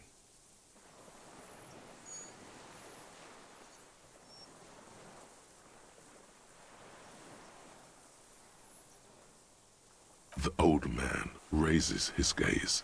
Something glimmers in the corner of his black eye. A bitter taste on his tongue. Since she came to Martinez, I saw her sneaking in the reeds early in the morning, behind the Feld building. It was dark, still winter. She didn't have her skimpy outfit on then, just a spot in the night, moving. Past the Feld building on the coast? What was she doing there? Hiding something in the water. She had a fag after she'd done it. I was up in the ruins there. She couldn't see me, but I could see her, smoking. She was nervous, but not scared. And beautiful.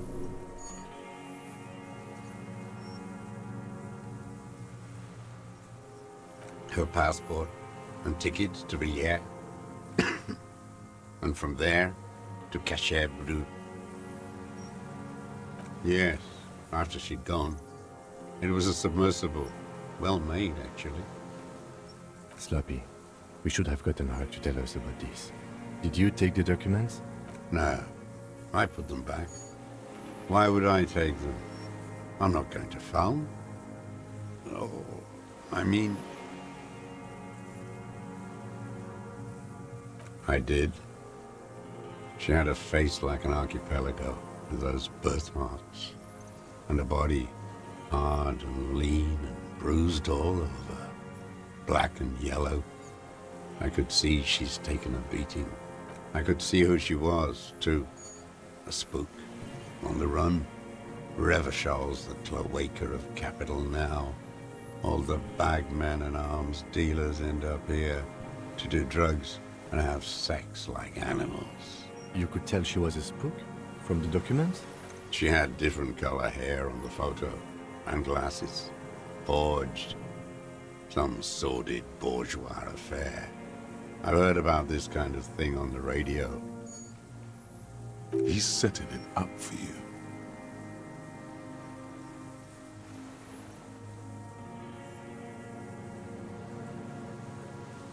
I'm not blind, am I?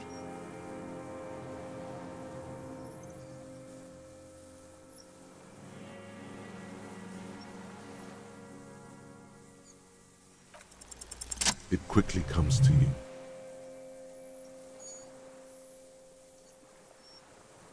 Oh, yes. Cutting those drugs of hers into little lines with a knife. Masturbating. Everything in him fills with impossible longing, all at once. Did you make that hole? With a clip-point knife. Good for listening in, too. For hearing the moaning and the snorts. Like that, too? Yes. Bending like a bow against the glass.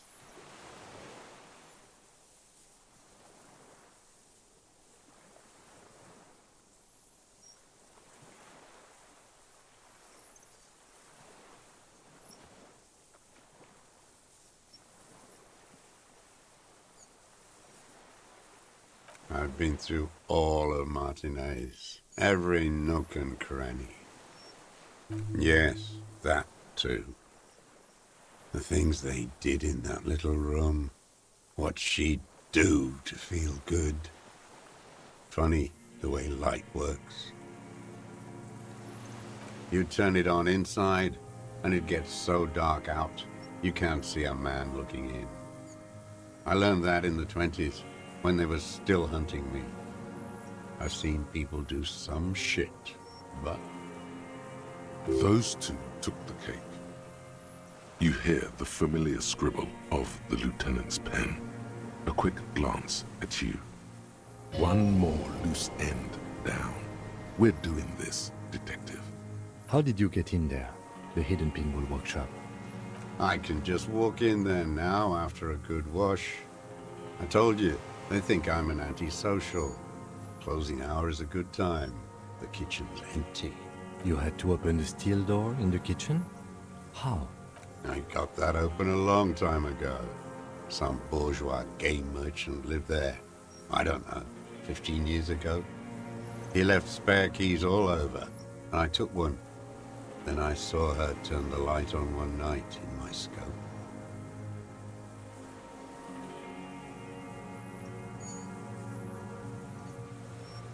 Andy found use for it. A spare key, like the one hanging behind the Union box window. There's nothing to hold on to. Only this. It's not enough. The coals of his eyes glisten suddenly, like stones dripping with water. Is he crying?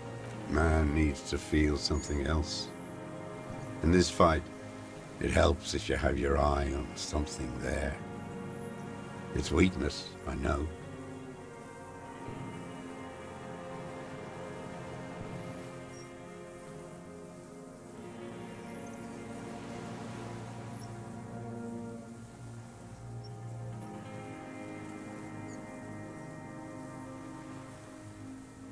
Yes, over the years. It's not unproletarian to feel something.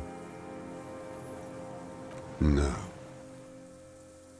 I don't really know.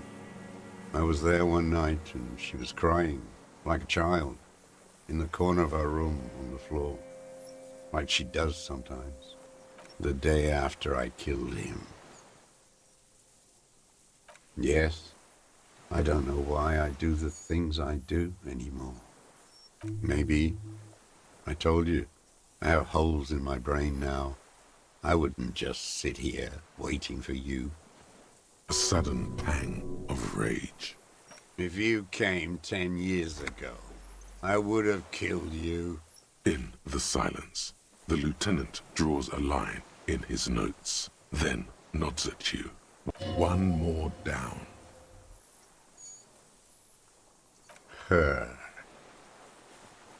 The lieutenant nods at you in acknowledgement. That's it. Motive. We have it. Where is she, that Clasier? I haven't seen her there for days. I know she's gone. Locked up, or on the run. She kept staring into the scope, you know. In the end, this last week, at the fort. Like she knew. Like she knew I was here. It doesn't matter.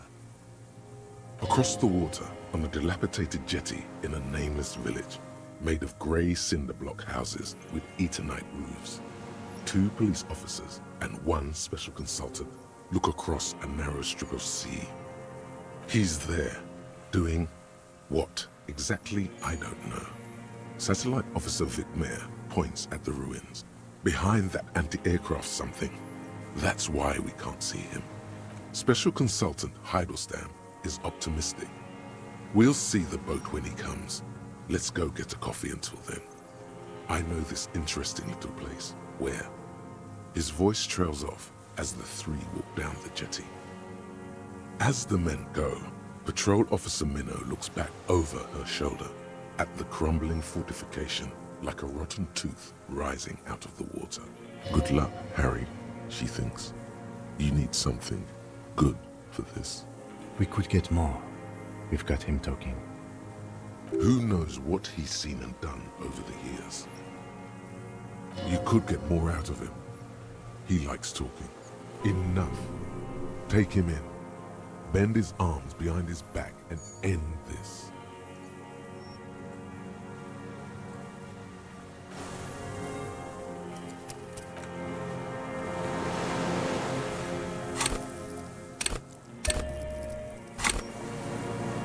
The old man stares despondently at the logs. It's like he's forgotten you're there. A tragic comedy. Druggies, prostitutes, and rentiers. A strange little engine seems to fire up in him again. It straightens his back. The familiar put of hatred. Specifically, the whole city is a charnel house. Stripped clean and draped in neon. But Martinez is the worst. Because of the racists, everyone is a racist in Martinez. It's their favorite thing to do in the whole world. Listening to race-themed radio shows. In the ruins, in their lorries. Pumped full of steroids and Radio Revachol 92. Race this, race that. It's all sanctioned by that social democratic union and the farce of a social democrat who runs it.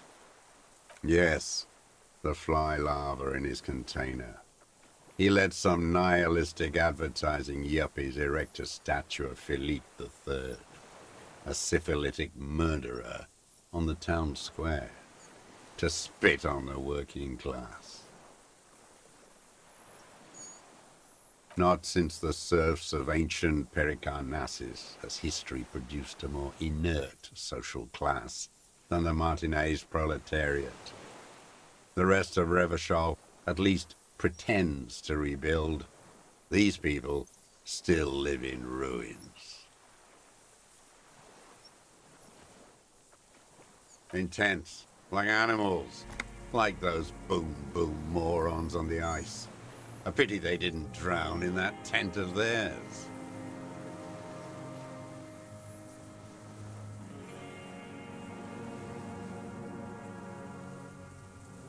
The worst of them is the blood-drenched Sucrion on her yacht, licking her lips.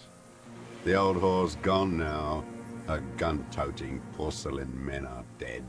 So, actually, no. The worst is that old cop parading around in his uniform, throwing balls all day. It's not enough that the racists and liberals are dancing on our graves. The old loyalist ghouls still parade the ruins too.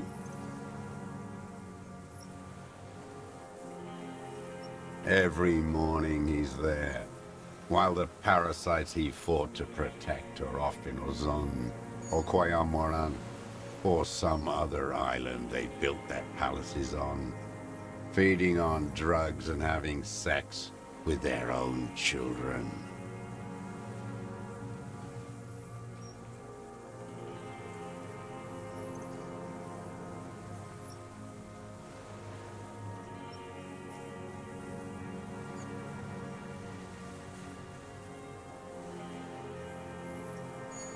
That's all the rich really want.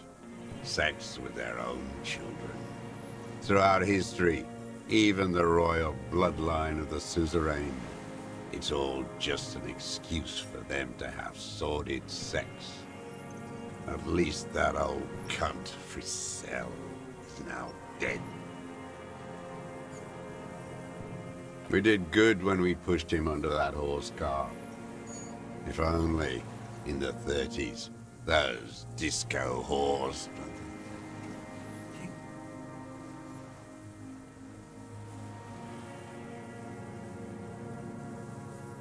The disco whores are too much. Hatred shuts down his brain's language center, leaving only a nonsensical sputter. There was something about a statue and nihilistic advertising agency people might be worth investigating.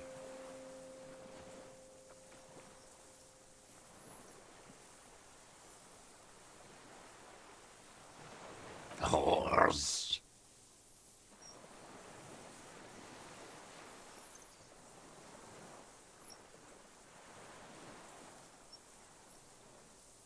Syphilis is a disease Philip III contracted in a whorehouse.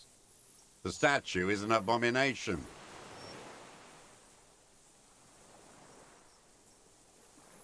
The bacteria entered his brain and made him squander trillions on sparkling wine, cocainum, and monuments of himself. His son, Philip IV, the insane, contracted syphilis in the womb. And he still went on to govern Revachol for 25 years. We lost 2 million lives toppling that mode of government. And those grotesque statues, too. Hundreds of them. What a keen remark. Yes, it is, isn't it? It's still there. Do you know why?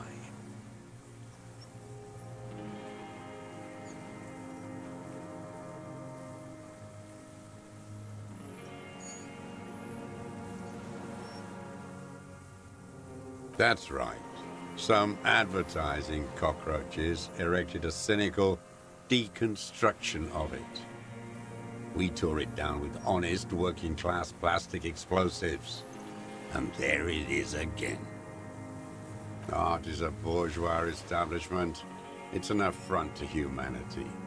Every gallery should be bulldozed, and the artists should all be given 30 years of hard labor in Yekokata. Wait, the bullet hole in Philippe's heart. The statue had been shot. That was him. I did. A needless, sentimental gesture. I should have spared the bullet for a deformed monster of liberal capitalism. Shameful, really. Yes, shameful. So many others to punish over the years. Isn't that right, detective? The fat union man let them put it there. Corrupt as he is. Probably got a fat check for it too. Shared with the law. He keeps having opinions about the union's leadership.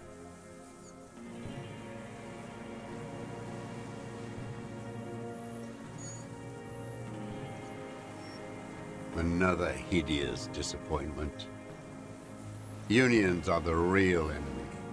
The true enemy of the proletariat. Placating the masses. Disappointment. So personal. He displays a familiarity with the union's top brass.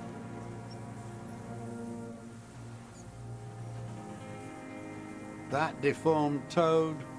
I wouldn't expect him to wipe his own ass. I mean, the brains of the operation.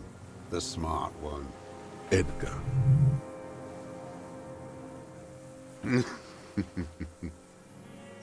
He talks a big game about uprising and social base.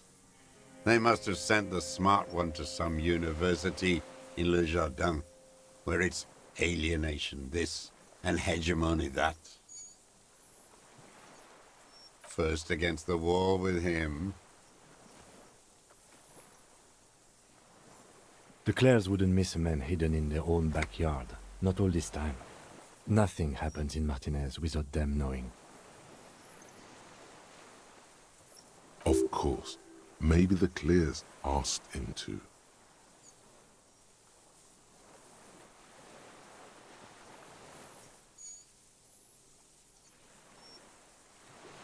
I haven't approached anyone. I hid. It was Edgar who came to me. How did he know you were here? He didn't just stumble in like an oaf. He figured it out. Some kids told him about a monster on the island. I told you, he has brains. Stepped right off the boat and walked down where you came. I even kept the door open for him. Thought he was a man of the left. Wouldn't rat me out. I was right about one of those things.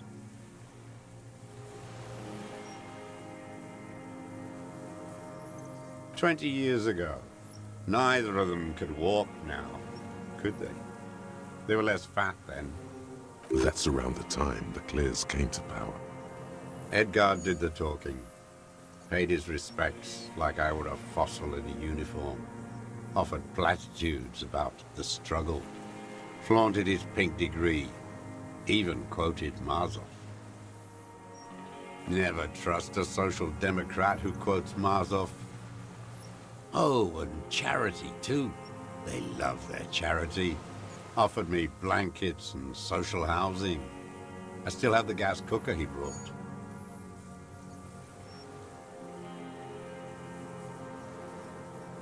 Let me be here. The ZOC is an unlawful successor of the Commune of Revachol. We took this fortification from the Loyalists. Even the Clares understand this. They let him be here. Understanding was a courtesy. But why such a courtesy?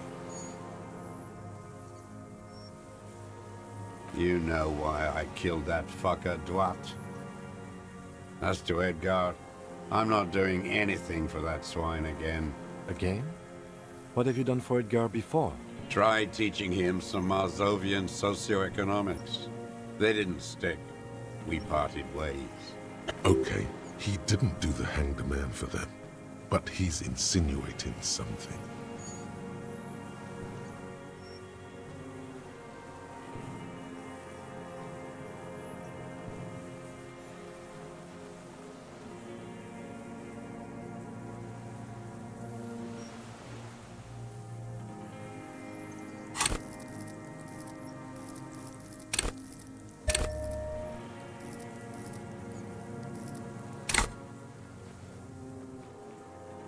Every fucking morning for 34 years. Throwing that ball. One ball against the other. I've always loathed that game. That is not a working class game. I don't care what they say on Radio June. Royalist ghouls played like it was life itself. Click-clack across the water each day. And that uniform, like a parrot plumage. I won't even mention that he's a traitor to his race. A Patank maniac race traitor.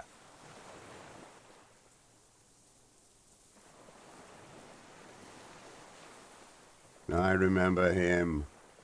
I remember him from La Noce. Not him, personally. His make and model.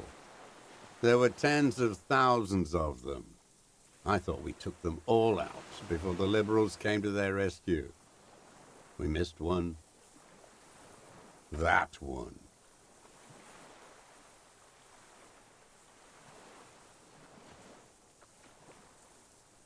There doesn't seem to be a single person under the pine today.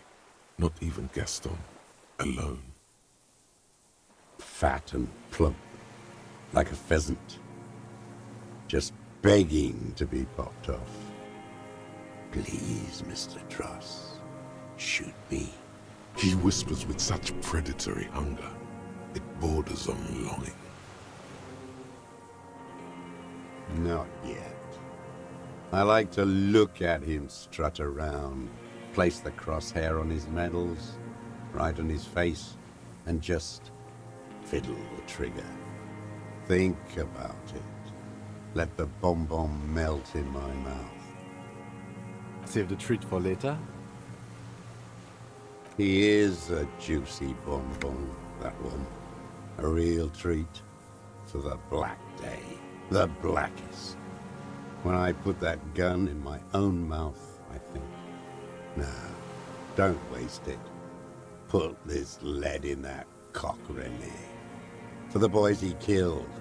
And then I look at him throw those balls, and I suddenly feel better. I even hid one bullet, so I'd always have one for him. Haven't seen him around lately, strutting around. Must be down with arthritis. I hope it hurts like hell. Hearing it may destabilize him. You sure you've gotten everything from him?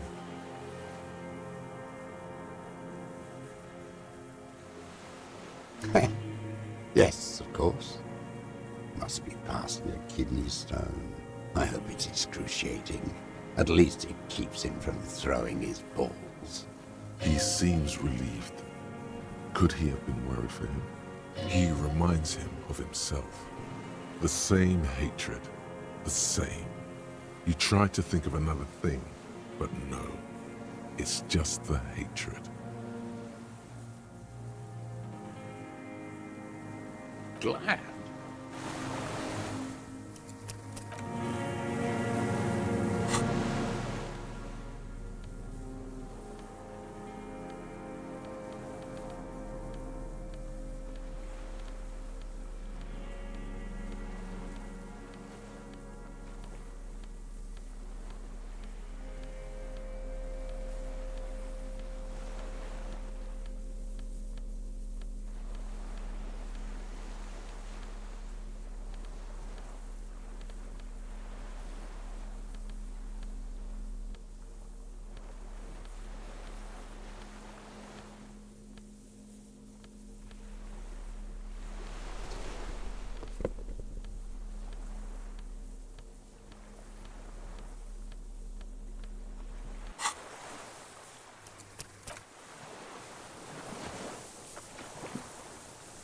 The old man stares despondently at the logs.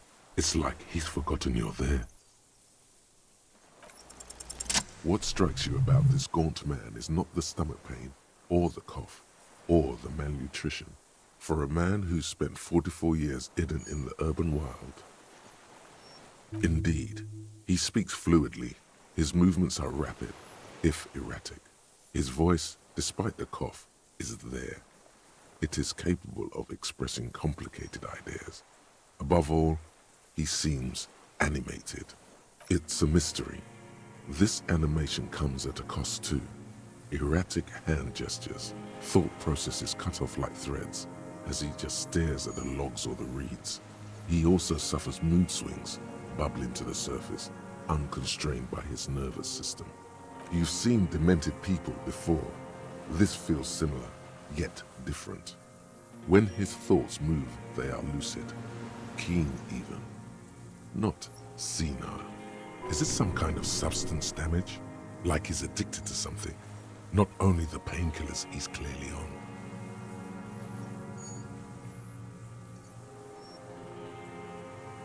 No. I won't be stuffed full of shit like the rest of this city. You said you take painkillers. I take them to cope with pain. The people of this city use painkillers because they have pain. Untreated illnesses, not enough money for a greedy doctor. Are you sure about him being lucid? Maybe he's just affected by an extreme case of socialism. It's not a downer, rather an upper, judging by his snaps. I don't know what that is. Like some kind of decadent rock star.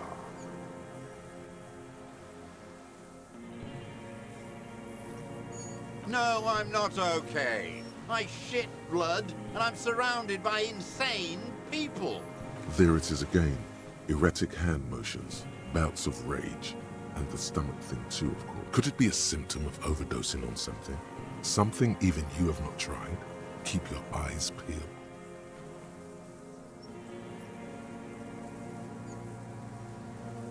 His lip curls into a sneer at the memory.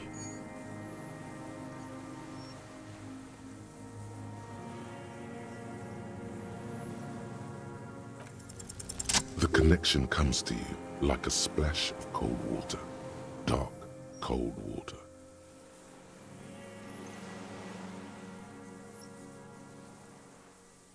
Hey. He acknowledges it. Here we go. A twist behind the dark bend. That bourgeois cow. Tiffin Holly was her name. Licked the rich man's hand every time he came to town. Never seen a labor leader so hot on mutual cooperation. And money.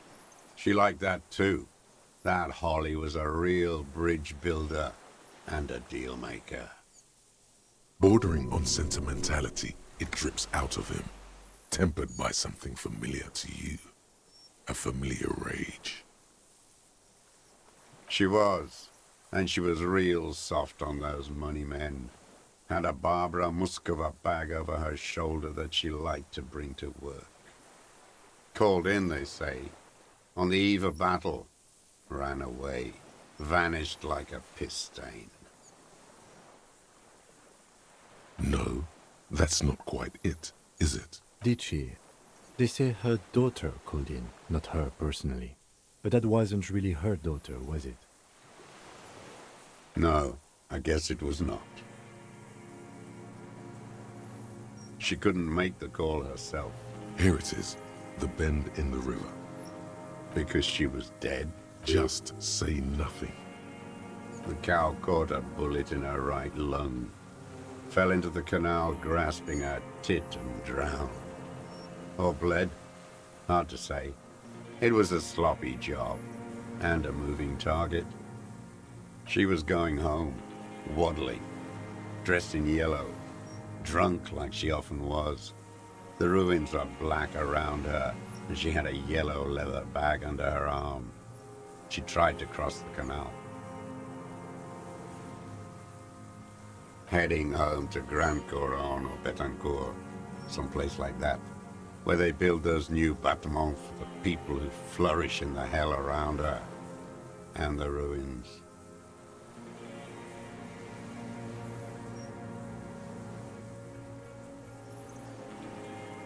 Someone shot her. Or maybe the cow just fell. My memory is full of holes. All I know is... Another big spike of rage. Different from the one he has for her. Nothing changed. Not in the material base. Not in the hegemony. There was no uprising. Just words. The Union fizzled. Sogged. Nothing came of it. Nothing. Edgar didn't keep his part of the deal. If you were to testify to this, give the RCM something on Edgar, you could walk.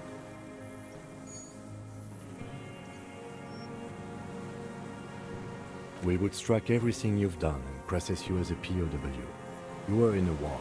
You were on assignment. We could even extradite you to the Samaran People's Republic. A degenerate worker state. Go shit. No, thank you. I'm Revacholian. My days are short. I will rot away here, in a moral intern cell. I will not testify to anything.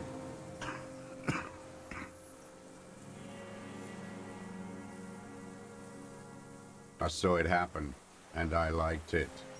That's all I have to say. I didn't live and fight for 40 years to end up as a collaborationist. I've heard it on Channel 8, 40 AM, Radio Revachol, late night. Everyone is a blobber in this world. Everyone betrays everyone. They're all already locked up for betrayal. The best ones, the ones with heart, were slaughtered, trampled. The same old freezing hatred. There is plenty here to work with once he's in custody, and the lieutenant knows it. He gives you a little nod to proceed. Glad? It's all gone.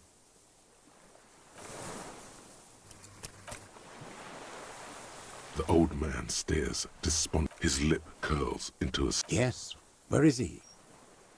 I hope he doesn't have debilitating arthritis. Or kidney stones. He can still come out to play with balls and get shot in the head, right? No. I waited too long. I waited too long and now he's dead? I'm sorry, Mr. Dross. I understand you knew him for a long time. They're all dead now. Fuck him. If he really wanted to kill him so bad, he would have done. There must have been 1,000 black days on these islands. His health ailing.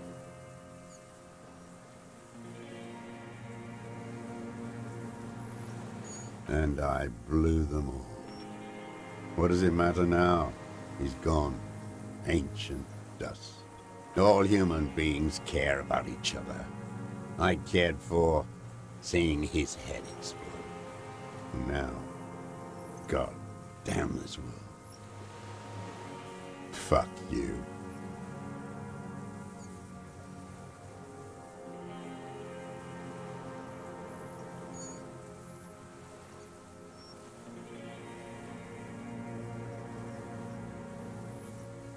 You think I haven't seen people die?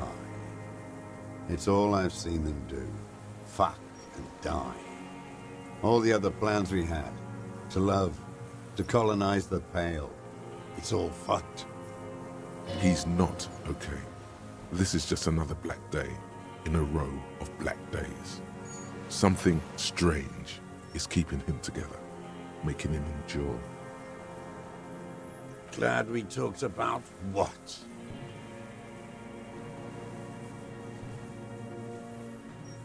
What? But you said I would be taken to the... This terror is the sum of all the uncontrollable movements and mood swings he's been exhibiting. Your Wayfarer rights have been suspended.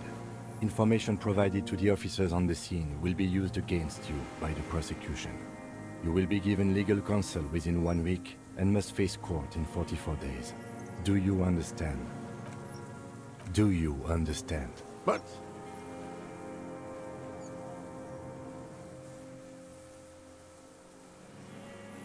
No, I don't want to. I have to stay here. He's sweating. Beads are forming on his forehead. Pupils are dilated too. Eyes getting blacker and blacker. Your confirmation is not required, sir. Now on to the boat.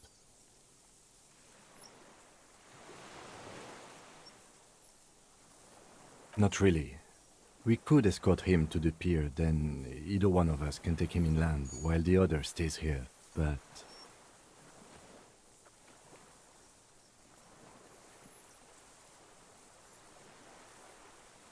But then, who watches him while you're coming back here?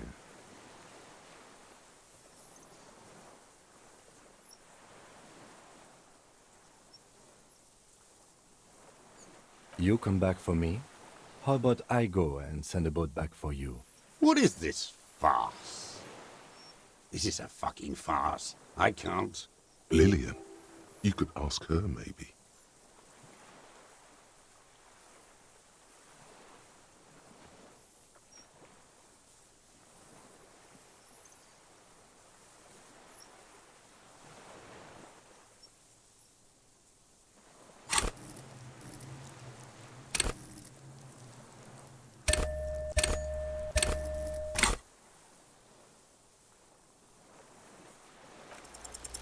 There it is again, to your north, as it has been since you came to the coast. The reeds whisper, stalks rubbing against each other, but then, in the middle of it, something completely different. It sounds like a bow, very slowly being drawn against the strings of a violin, a very small violin, made of reeds and rushes. Maybe there is room for 3 on the boat.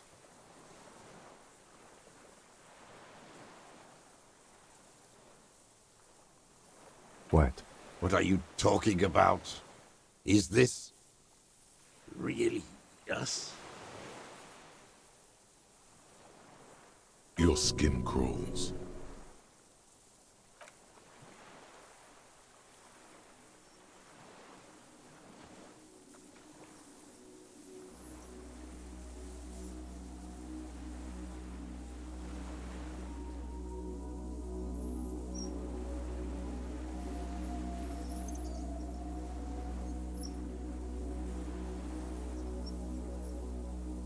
A delicate tangle of arms and legs unfolds from the reeds, limb by limb, to then just stand there, moving its scythe-like arms in ghostly silence. What are you talking about? There's nothing there. The stick insect is over 3 meters tall. It looks straight at you with its tiny pinprick eyes and its grotesquely small head.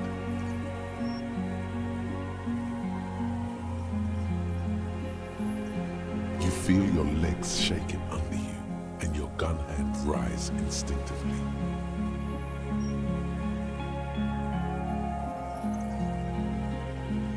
Tell me what you see, damn it. I can't make out one small thing in the reeds. I can see it. 4 simple words, thank God. If he can see, then you're not insane. But that means it's really there, spinning slowly, in absolute silence, its limbs long and slender.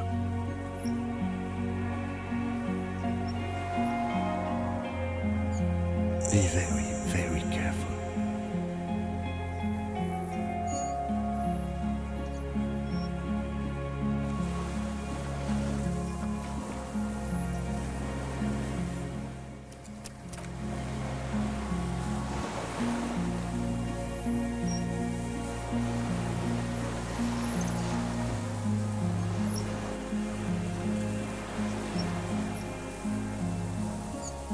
The creature stands on long stilt-like legs, antennae hanging from his head like a woman's hair, white and curled at the tips.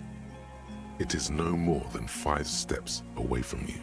Reed-like tufts stick out of its joints. As the insect moves its forearms, it produces a faint hiss, like a reel-to-reel machine spinning after the tape breaks. The hiss is different from the strings you heard before. It says something else in a lower pitch.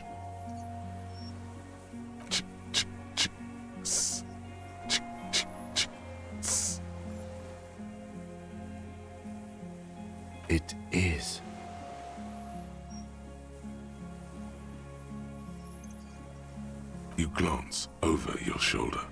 The lieutenant holds a piece of milled aluminium. He begins to pull it open, extremely carefully. It's the camera. We need a photo. No one will believe us. From the corner of your eye, you see a sudden cascade of motion ripple through the phasmid's limbs. A series of ultrasonic clicks fills your ear. I am not palatable. Do not eat me. I am afraid. With the sound of metal sliding against metal, the lieutenant reveals the lens. The glass glints in his hand as he begins to slide in an ampoule. You see the phasmid turn to him, its mandible antennae reaching out. The motions are quick, sudden. The ampoule will produce a loud hiss. You're right. It could scare it away. I need a better moment when it's not looking. I'll wait.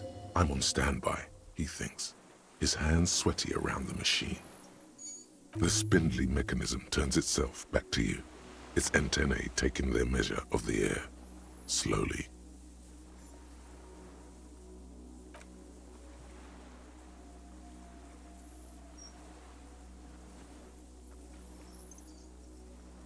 Nothing changes in the cyclical braying motion of the creature's limbs. They are porcelain white on the inside and reed-colored on the out, beige, light brown, and striped. You are unsure if it is scared or not. Its insect mind is impenetrable to your reasoning.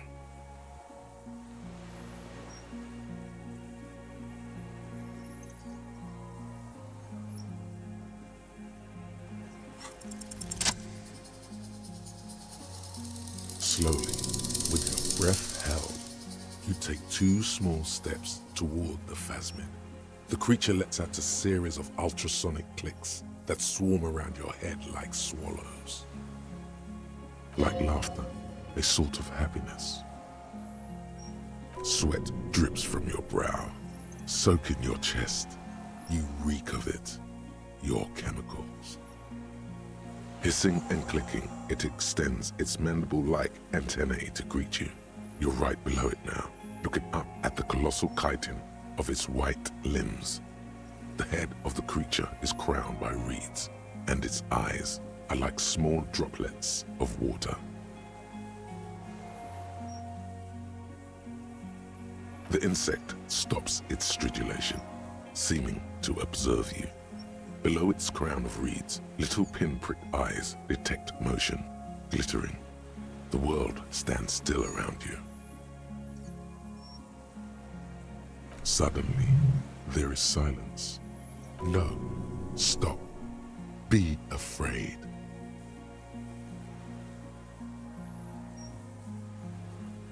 As you do, the invertebrate comes to life, its limbs moving independent of each other, as if each has a mind of its own. They are white, like stalks of porcelain, knitting above you, praying to you.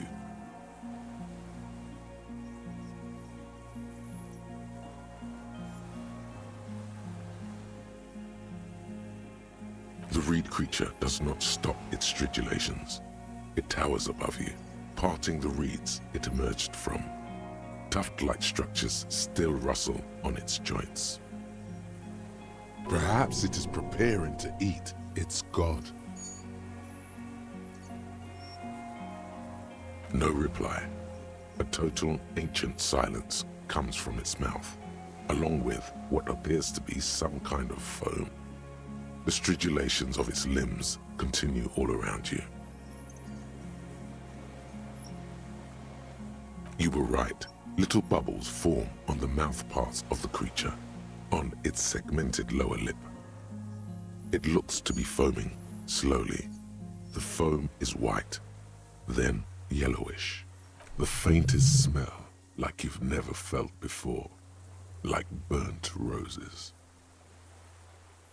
Careful, it may be poisonous. The foam slowly turns a darker shade, like burnt caramel, as the insect moves its mouth parts, masticating. The little bubbles begin to burst, one by one, letting out that same smell like summer burning. Apricot blossoms, white blossoms erupting, a sensation like cold hands on your face.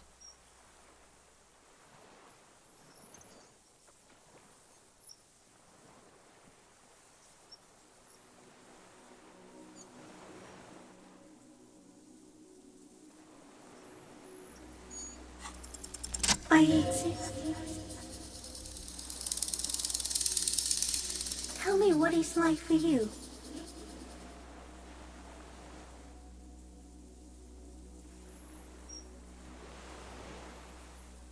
Then I will tell you what it's like for me. Yes, holy is the Lord of hosts, and all the earth is filled with his glory. Now, I will tell you what it's like for me. For me, it is a series of half-lit images, a kind of darkness, being intruded upon, transient, dim, moist. Shapes of plants and animals, and internal sensations, a swarm of sounds, tiny vibrations on the inside of my forearms, all speak of complexities totally beyond my understanding. I am at the end of a narrow funnel, weightless, so light, it only feels like something to be me. In truth, perhaps I'm nothing. I certainly do not have a soul, and if I did, it would never ache.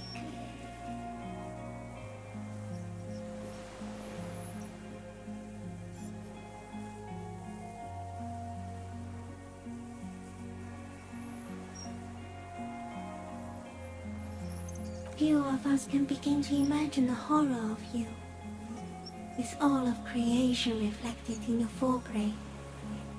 It must be like the highest of hells, a kaleidoscope of fire and rotting glass, eternal damnation. Even when you're sleeping, and when you wake, you carry it around on your neck, with eyes open that cannot help but swallow more behind the mirror. I feel great, mute empathy for you.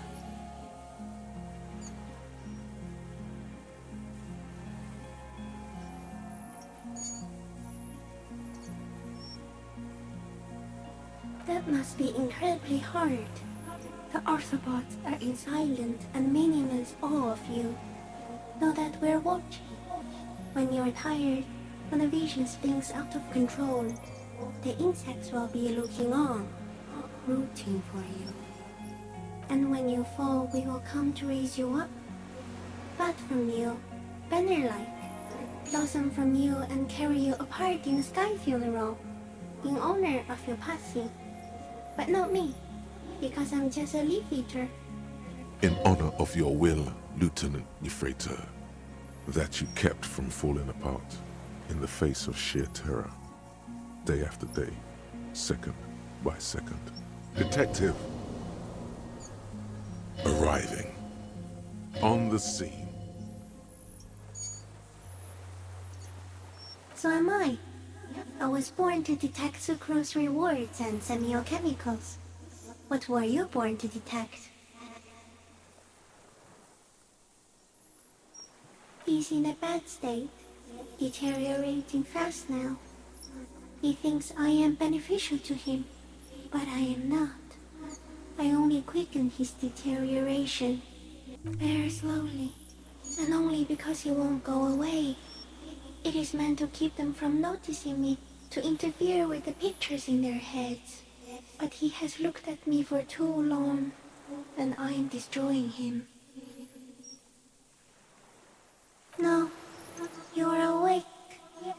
I am real. Light is forming me. This is real.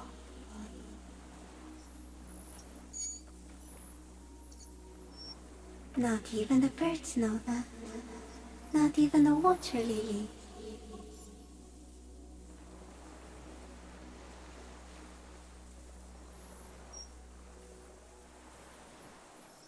I think we should eat it. If it's a leaf, you can put it in your mouth. Or read. Yum yum. Wait, so...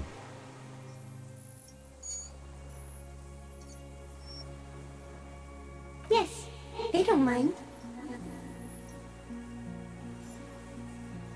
Yes, I once cloned myself and ate the little ones. It was winter, and I woke up at the wrong time. It was an accident.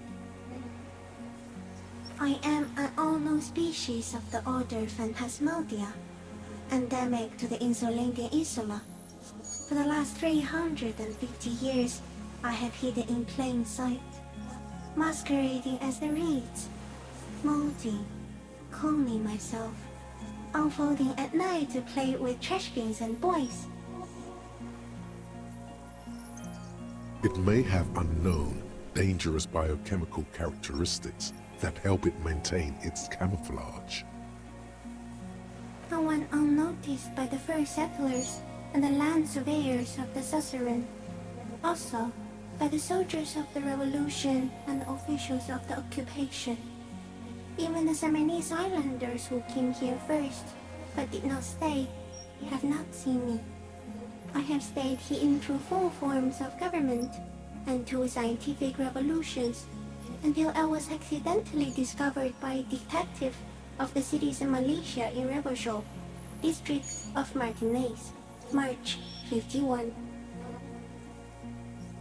Yes, I do not have a star to display, so I use a neurodegenerative element to aid in camouflage.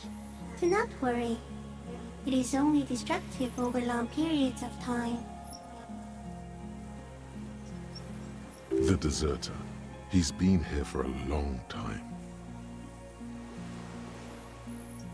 No, you are. The moral of our encounter is, I am a relatively medium life form, while it is you who are a total extreme madness. A volatile simian nerve system ominously new to the planet. The Pale too came with you. No one remembers it before you. The Nidarians do not. The radially symmetrics do not. There is an almost unanimous agreement between the birds and the plants that you are going to destroy us all. It is a nervous shadow cast into the world by you, eating away at reality. A great, unnatural territory. Its advent coincides with the arrival of the human mind. You are a violent and irrepressible miracle. The vacuum of cosmos and the stars burning in it are afraid of you. Give me enough time, you will wipe us all out and replace us with nothing. Just by accident. We suspect it will be something like the oxygen holocaust that wiped out anaerobic life 2.6 billion years ago, when organisms first started breathing. Only much worse. Instead of air, you exhale thoughts. There are no trees that eat thoughts. Everything your eyes touch goes back there, behind the nose mirror. What if you blink? Are we still here? Please don't blink. What if he misplaces us all one day, or just forget?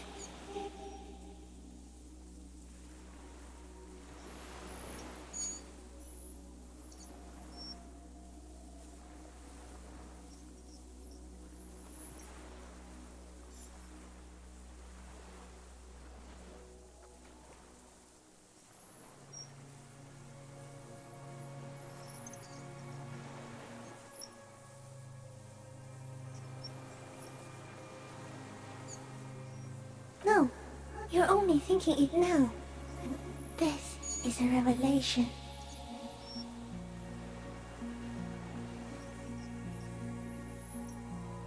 So it is already happening.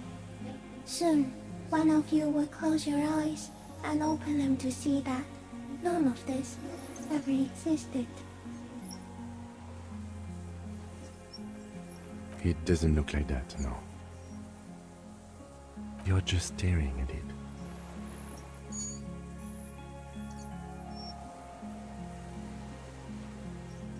Okay. Is it somehow related to the case?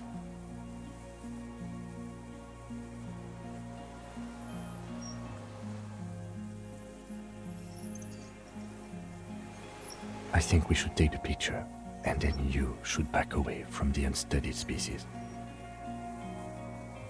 No, there is one more.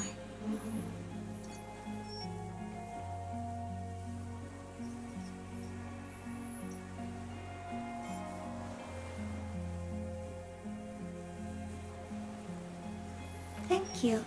I also have one more thing to say to you before you go. That woman, turn from the ruin. Turn and go forward. For all mankind.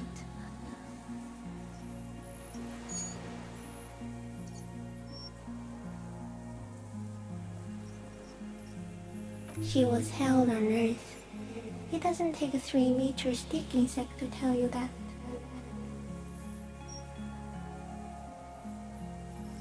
Okay. There is no change in the insect's motion while it's being aimed by the camera. It remains fixated on you. In 3. If it moves, you jump back. I'll shoot.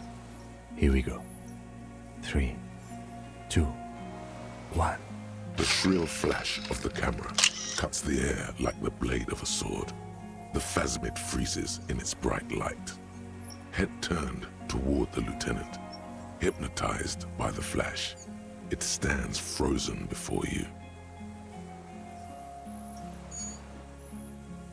I got it.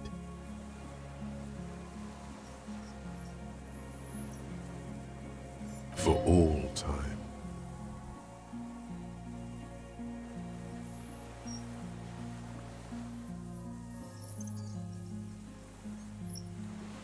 The antennae hang from a great height. With your hand shaking, you barely touch the tip of the left whisker. On contact, the kiting curls into a spiral, like the tip of a poison ivy.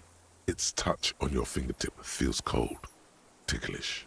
The sensation is electrifying, resounding through your body. It is surprisingly delicate, the curly end of the whisker, like a young vine. It's even a bit wet. Be careful, detective. It's moving. You were right. It glistens with some kind of moisture. The creature in front of you stays frozen. It tastes like sugar, very faint. The anthropod towers above you, tufts of reeds pointing from limb and head alike. Odorless, mostly comprised of water. The limb before you is incredibly light, like eggshell. It's much lighter than a reed. You feel a soft push could tip the creature over. Its hollow exoskeleton collapsing. Warning!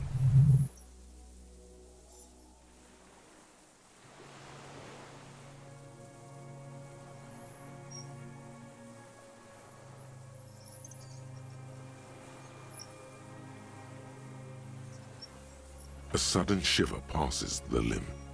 Looks like the creature is awakening, wave by wave from its stupor. Another shudder pulses through the creature's limbs. It jolts back to life, like a record continuing where it left off, in a swaying, praying motion.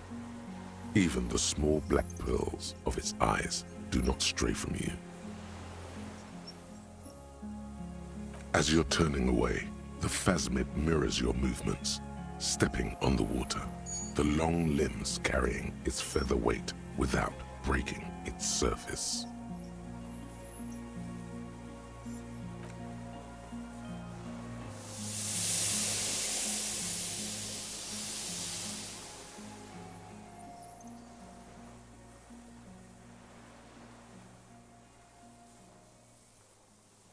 And just like that, it's gone, skating away across the sea's calm mirror like a skipping stone, leaving nothing but circles on the water. And something under it, in the place it stood, bobbing there, among the reeds, a collection of items. It's gone.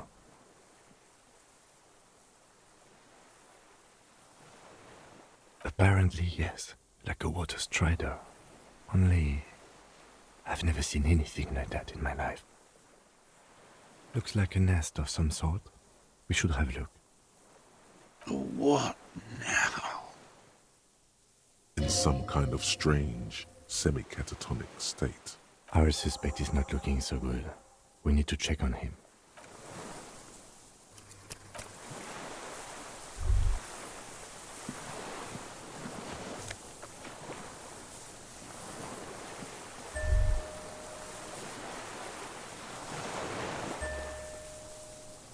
Brother, you've managed to collect all the armor pieces.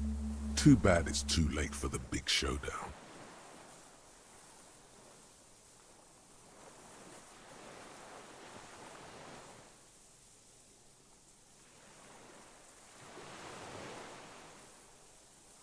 It would have looked very impressive. Still, you found it all. Now your mortal coil is completely protected. Few cops are this futuristic.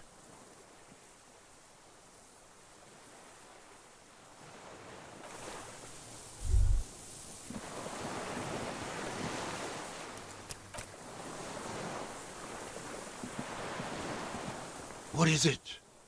What do you want from me? I can't go. Something is very wrong with him now.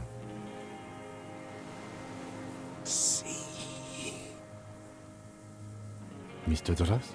The man does not respond. He keeps staring, black eyes glazed over and bulging from their sockets. His gap-toothed mouth shaking. Like an addict of some terrible substance.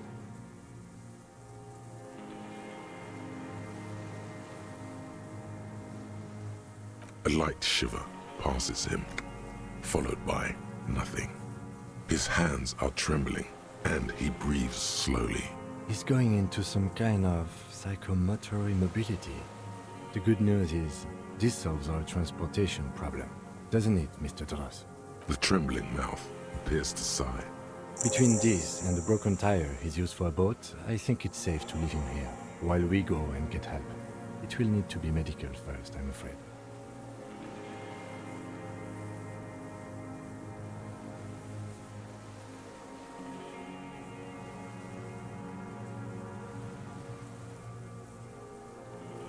Old age and shock.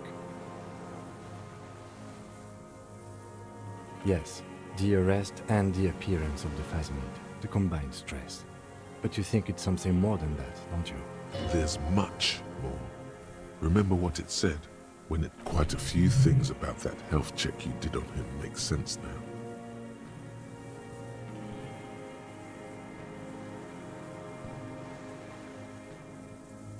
That could be part of the shock. But you're right, something is off here. Mr. Dras. No response. Then how did we see it? Oh, you mean, whatever does this, does it over time? Teenagers, kids, drunks, sightings are brief, and hence not credible. But anyone who spends a long time with it.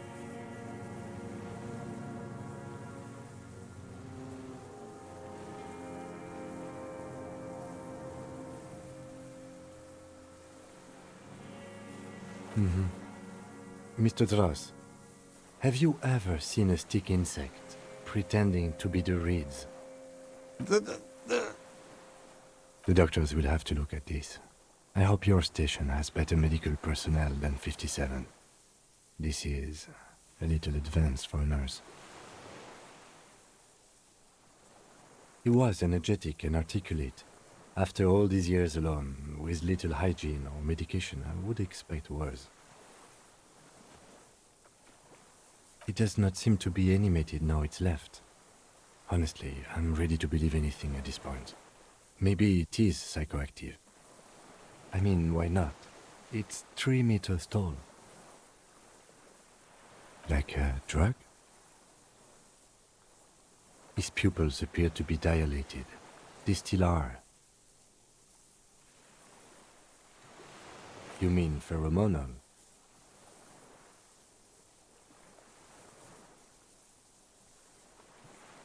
The scope, knowing of her bruises, His disposition toward Miss Oranje? I see what you mean. You should be more careful, Detective. Are you sure it wasn't having an effect on you?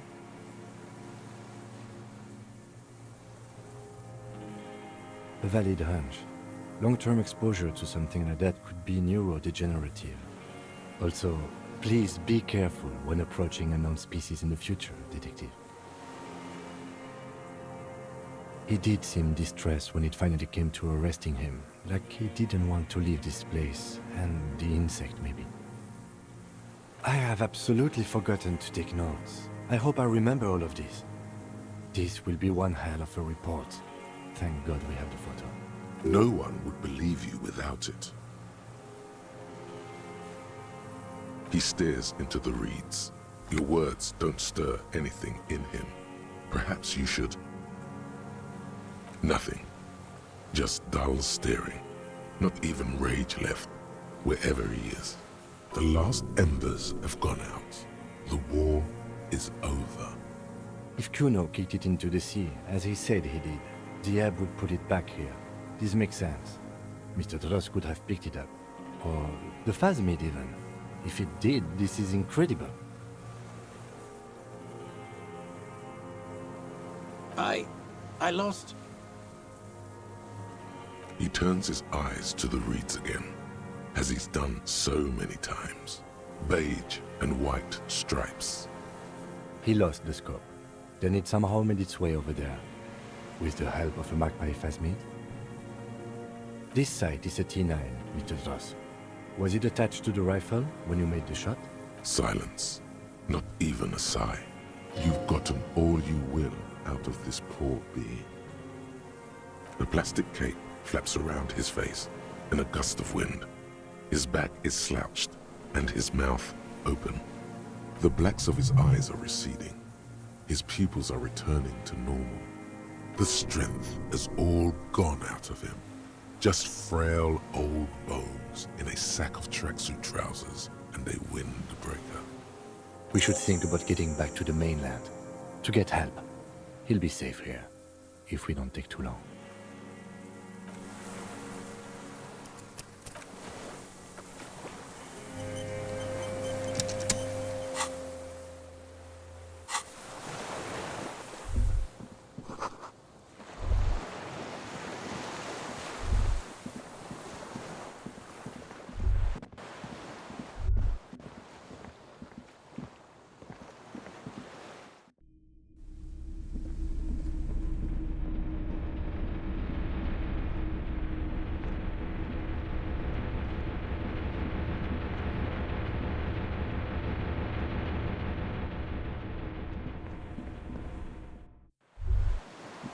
ICM? This feels familiar somehow. Insulindian Citizens Militia. It's the official name of the Communards Army. The Black and White Army of the Revolution. Sounds an awful lot like. It does. The RCM may descend from the ICM. It's impossible to say. It was chaos after the war.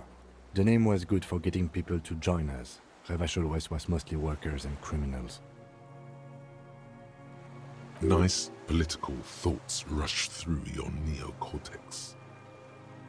A mediocre athlete would pant from dragging around his body on a busted crutch. But not you. You're thinking about politics, with blood dripping down your thigh.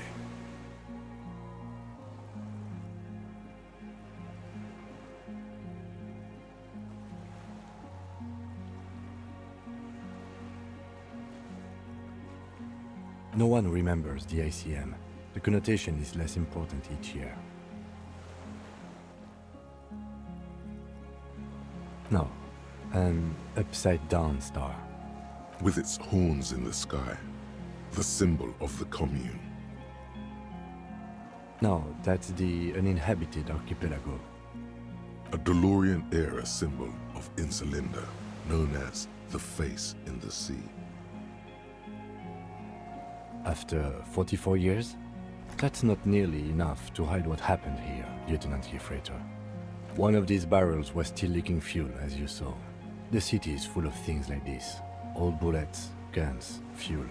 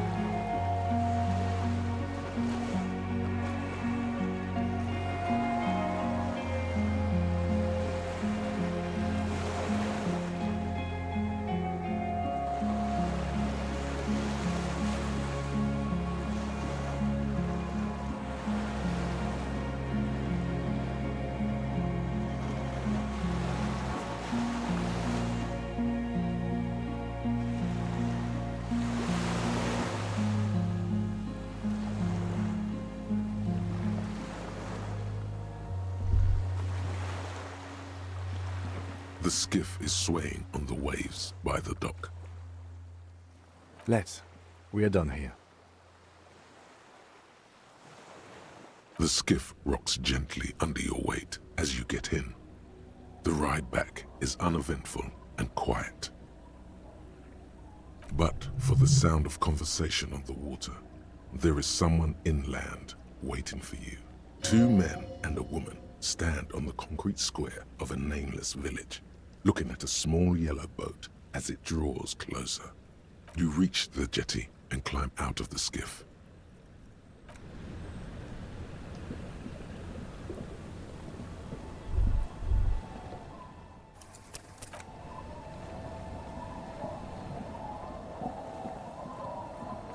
Look what the tide brought him. Harry, you're bleeding all over the place. You're half dead. Whatever this is, it is completely unimportant compared to what you've just seen.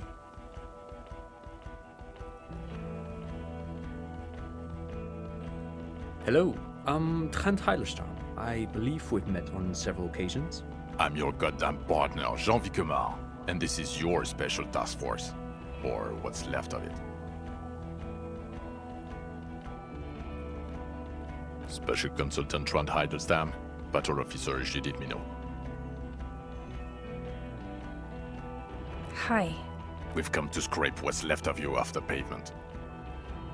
Lieutenant Kim Kisoragi, Prison 57. We've just come from the island, where our investigation led us. The scene is making even him feel as though he has to justify your actions. We might need your help with something later.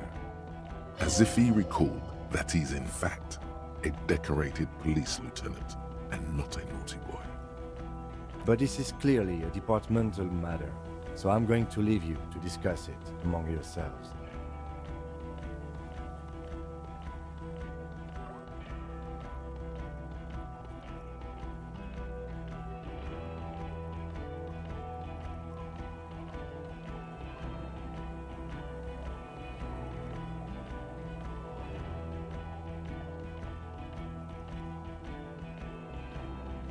It's good to meet you, Lieutenant Kitsuhagi.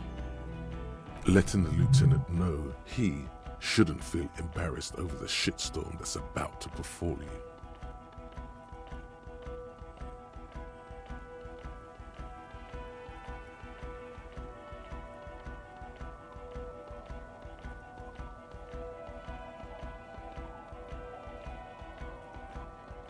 Bothered by it? Harry, you look like you need a fucking organ transplant. Oh, fuck it. Let's not get into that. We're not forgetting about anything. Look at you. Ari, we want to help you. 30, I believe this is where you come in? I don't quite know what I'm doing here. I was asked to participate as an expert. I think I need to manage your expectations a little. I'm at best an enthusiast in cognitive science. My background is in something else entirely. I engage in neurology on a merely theoretical level. In fact, I should probably get going. No, Trent, it's too late. You're part of this shit now. What have you got to say for yourself, shit kid? What does he have to say for himself? He left you to catch the bullets. Shit kid, what an interesting moniker.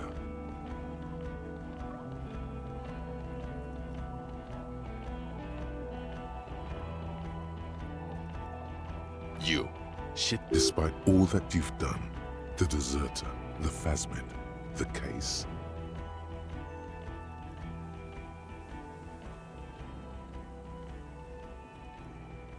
Good idea. It doesn't look like he thinks you're in a position to correct him on the shit kid issue. The cafeteria manager you fucked over told us where you went.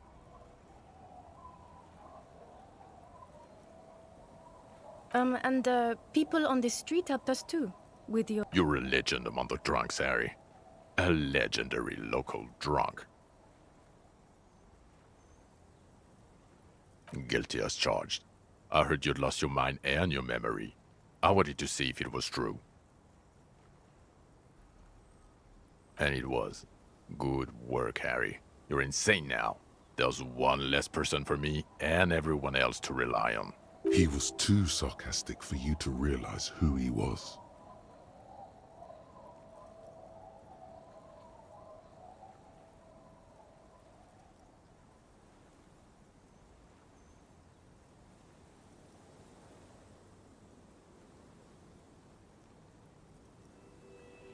I'm clinically depressed, Harry. Sorry if I wasn't in the mood to batter you up after you told us to fuck off.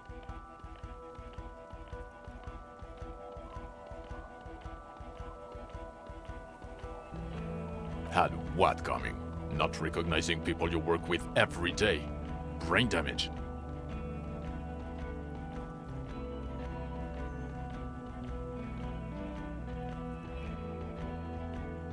Lieutenant, my name is not Horse-Faced Woman. It's Judith Minot. I was assigned to your unit 2 months ago. I thought we were friends. Okay, because you're my commanding officer, I really want to respect you. I want us to have a normal relationship.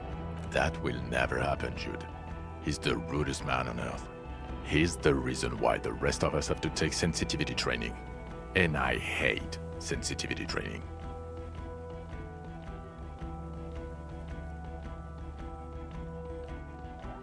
Yes, I'm Trant Heilerstein. I never said I wasn't Trant Heilerstein. Mikhail? Mikhail's my son. No, I was just interested in the Feld building and the Martinez beachhead. And Mikhail wanted to see Martinez. It was a coincidence. What indeed? I was asked to share my take on some of the more obscure theories developed in Königstein in the 30s, like partial psychotraumatic amnesia, group personality theory. He's here to see if you're insane. He is smart. Let's move on.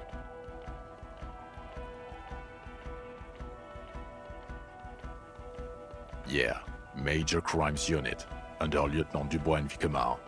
Ring any bells?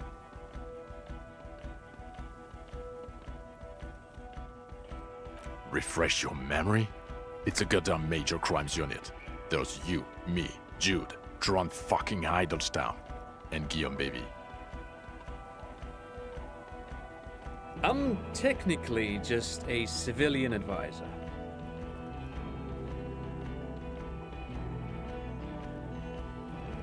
Oh, fuck you. You're part of this shit show. Oh, that's an interesting story, actually. Guillaume Bevy is a police reporter who joined our team. He was really good. Then he left because he lost faith in your ability to lead the unit. Other people have left too. Good, smart people. People we won't get back. Only me and this really patient patrol officer are still here. And Tron because I'm forcing him to stay. Is this Guillaume Bevy blonde and partial to sunglasses? See? There. He's getting it. I was impersonating him. Look at me, I'm G-Bevy. It was going to be funny, but then you really did have brain damage. So not so much anymore. He sincerely thought it was going to be amusing. For both of you. Do? It's a major crimes unit.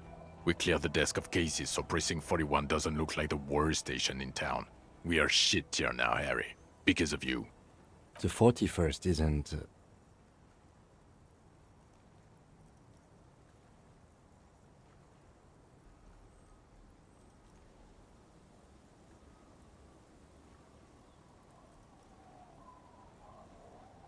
God damn it, Harry. You told us to fuck off. You said we're cramping your style. Your detective god. Fuck everything. All we burn. Detect or die.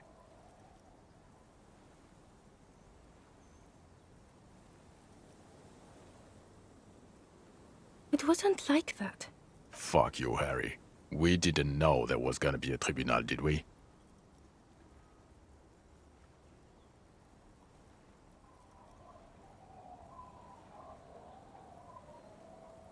Oh, you think it was cool you saying that? Aesthetic somehow? You were crying when we got here. Breaking things. You said we were going into the abyss. None of us wanted to see the abyss. So we fucked off. Like you told us to. The bells aren't ringing because you have brain damage. Trant, this is where you come in. Well, he doesn't have visible tremors, he talks without slurring, he can drive a boat, he's standing, reasoning. All good signs, but complete retrograde amnesia, episodic and semantic. Meaning, you forgot both who you are and the definitions of money, e-solar, pound, and so on. As displayed in a station call, our interactions with him, and I don't want to be a snitch, but also mine with him before when Harry did not seem to know who I was. It's all very interesting. Interesting? Yes, interesting. I have my theories, but I would like to hear Harry's thoughts first. Harry, what do you think happened to you? Neurologically, psychologically, and why not socioeconomically?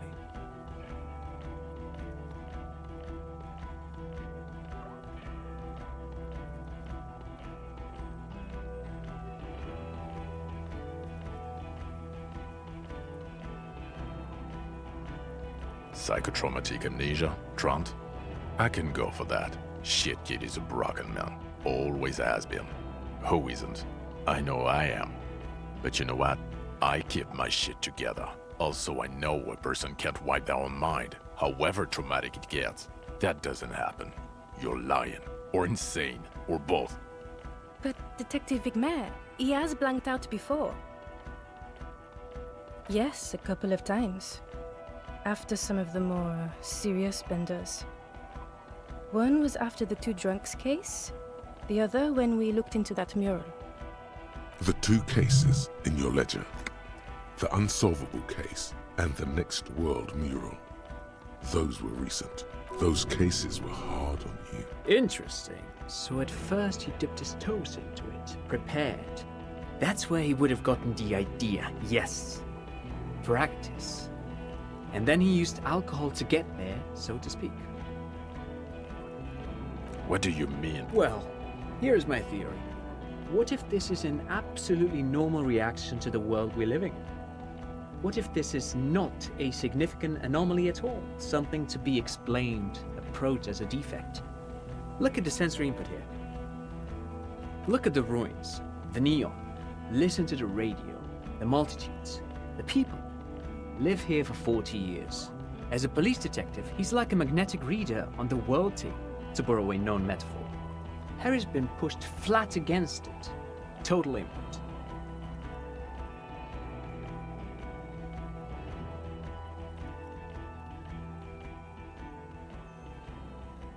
Hardwired to the free market. He just needed for its end. Okay, Trent, thank you. That's absolutely meaningless. I'm glad we brought you. Will he or will he not be able to work in the major crimes unit? Is he a crétin now? I want to know that. He's not a cretin, and he is able to do work. If not in his previous leadership role, then as a line detective.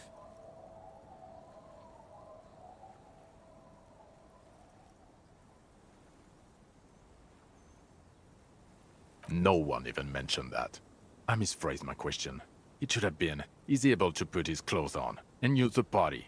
Or do we need to get him on a disability pension? Now nothing. Now we're just going to stand here. No, now we discuss that. What the fuck did you do to a motor carriage? Why is it there, Harry?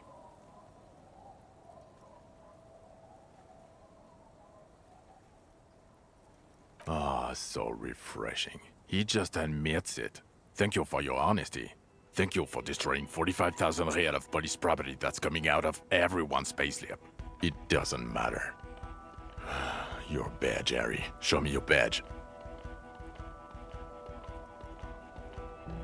In a rush to demonstrate your badge, your eager fingers can't sustain a grip on the smooth plastic, and the badge slips out of your hand.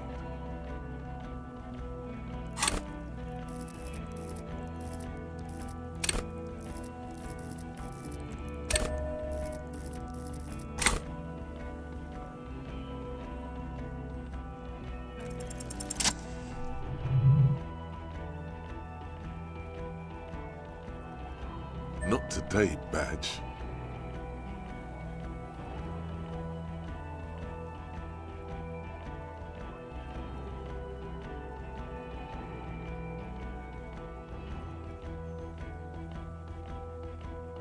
And your gun? As if having your badge and gun are natural states, not achievements. He has it. And he didn't drop it. You're drunk like a bum, Harry. Put that thing away before you kill someone.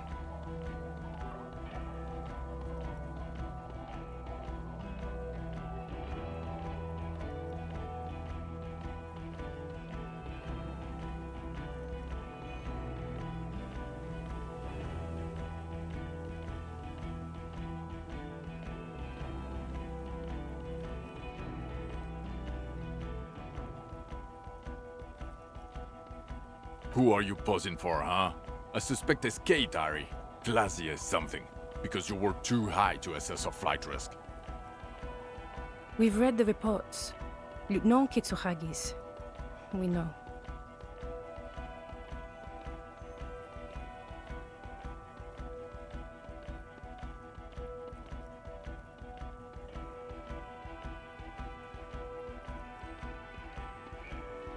Oh well. If she was nice. I'm not even gonna get into the other suspect, who also escaped. Yeah, Ruby something. Or the fact that you're Everett Claire's little peony now, doing I don't know what for him. That's small-time stuff. That's nothing. That's a humorous anecdote. Compared to the 7 people who were gunned down, the streets are literally red with blood, Harry. It was fucking mass murder. He did everything he could. We did everything we could. The company hired and vetted mercenaries. Lieutenant Dubois got between them and the locals. Here comes the cavalry. He did so at considerable risk to his person. Remember, he was shot. We stopped an execution, not a negotiation. The loss of life was minimal compared to what it could have been.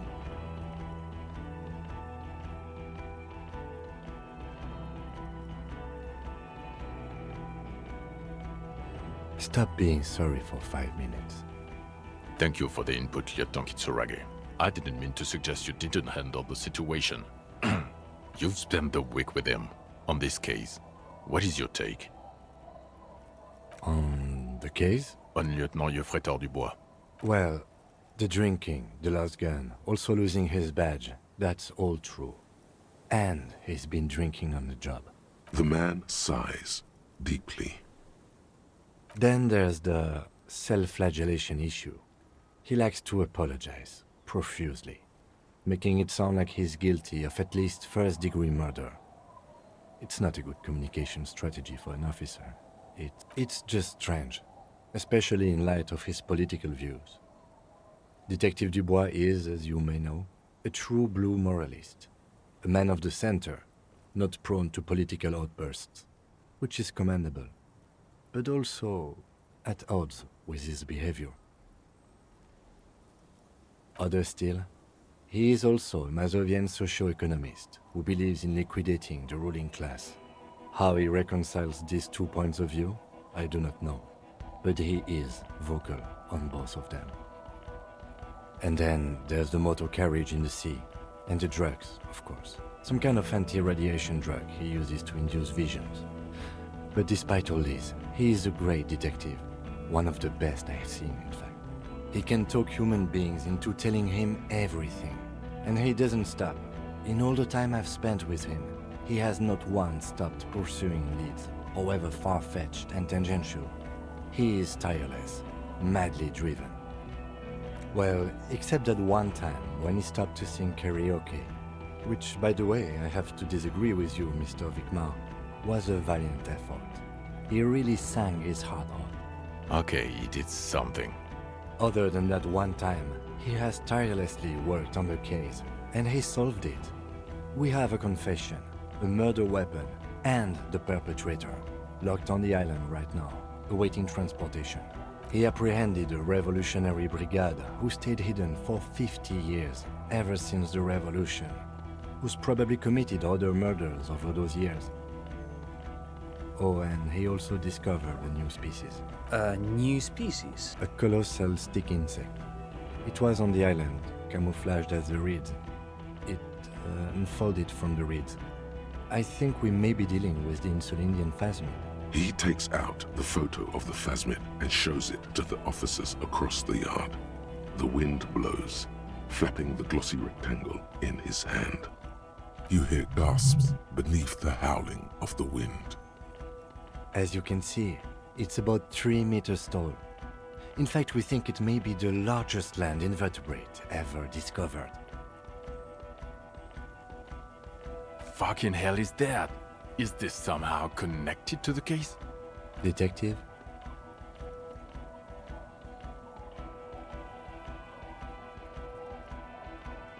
The old man was not aware of the phasmid's presence.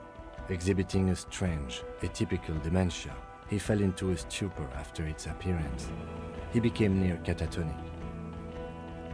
So it is connected. I must say, this is absolutely extraordinary. I don't even have words for it. Yes, it really does make it hard to fire the drunk. This is a very, very sad man who has just seen something that's made him forget his sadness.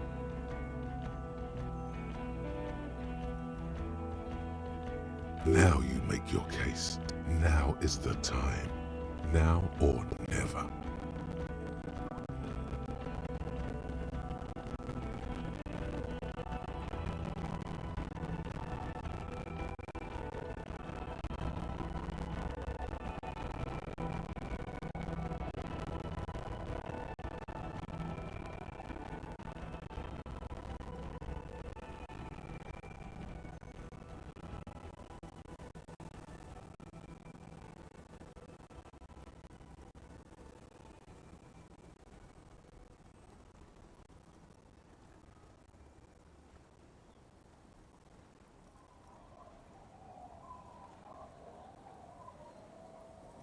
Lilianovich, a revolutionary matronym. The custom started in Grad, where they have patronyms, Krasovich, Lasovich, etc. The revolutionaries saw this as a chauvinist atavism, so they used matronyms, derived from the mother's name instead. This man's mother was Lilian, his Lilian's son, Lilianovich. The custom was overturned after the revolution failed, but not before it made it to Revachol.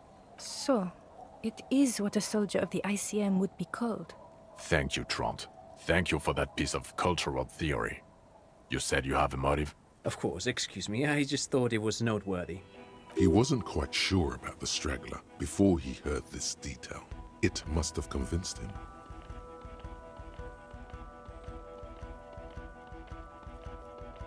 Jealousy. I thought this Lilianovich was an old man.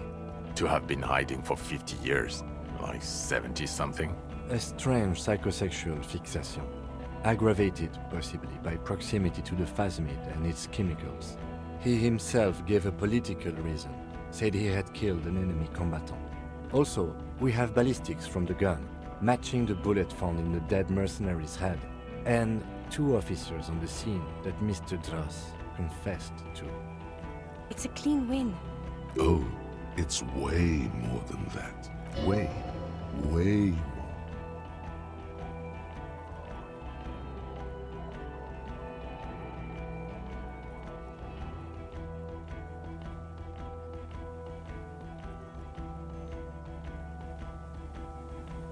I've never doubted you can pull yourself together and work.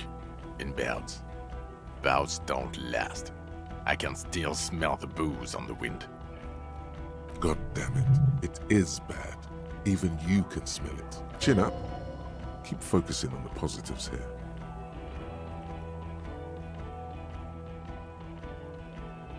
This is a conversation for when we are no longer out in the open. In Martinez, where Evrard and Edgar Clare have ears everywhere.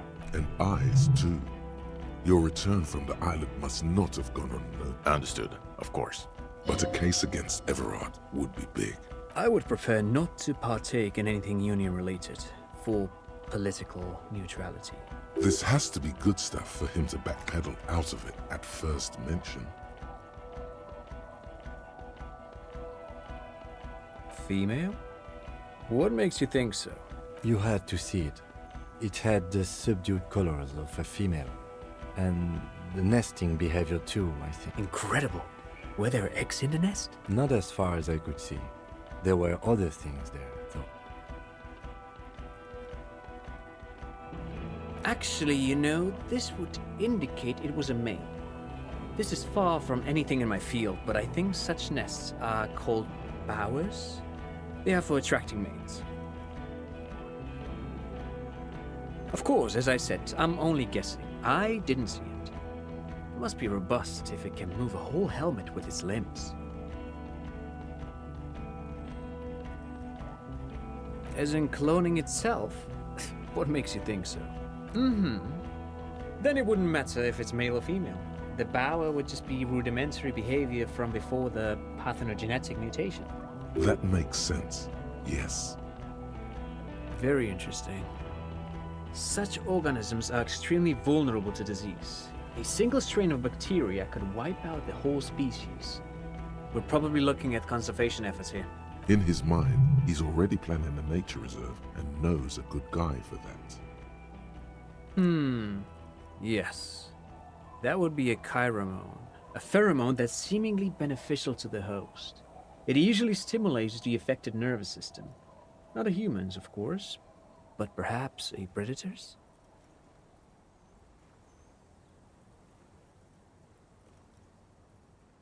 There are species of bees that, under the influence of chiromones, take wasp larvae to their hives. Ants do the same with aphids, thinking they're... Do you think this is how it stayed hidden?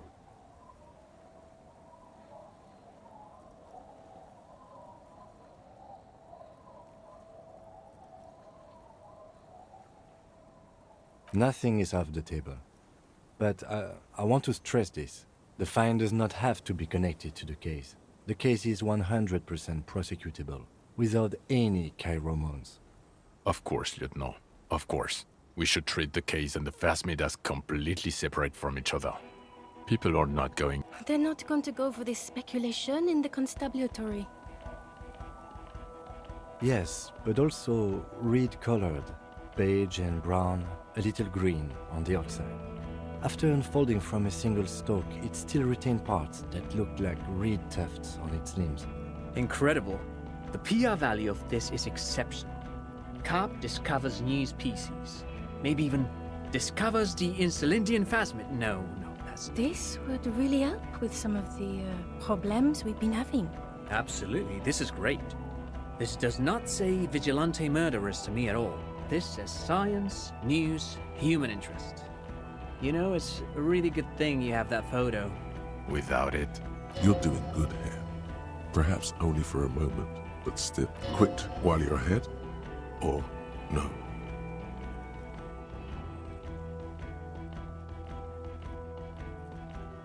Yes. Fallen through a gap in a... The body was transported to Precinct 41, our morgue. I had Tilbrook and Mullins take care of funeral arrangements and family stuff. You're not the only cop in the world, Harry. This old... Still, good work with the missing... It's still a point for you. No denying it. I don't know what a Doom commercial area is. Why? There was a possible witness in there, and it was close to the crime scene. He was just chasing a lead and ended up advising a local shopkeeper. It was okay. Of course. Call it... Dodged the bullet there. For a moment it seemed like you were just wasting time. What was that? It sounded like you set up a nightclub in the church.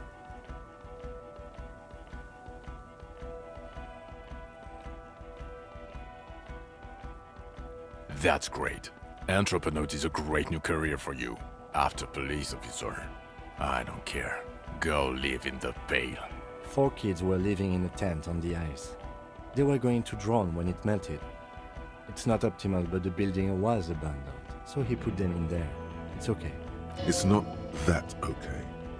Get off this subject now. Who's Kuno? You don't want to know. You're right, Lieutenant. I don't. You snorted the drugs, I know you did. It's alright. I mean, at this point, anything is but the drink. How? It seems to be ongoing. I see red banners on the gates. He didn't quite solve it. He cross-pollinated information between the company rep and Everhart, until the rep came to see that the Union desires war, at which point Mrs. Messier decided to... What? Hand clear the terminal?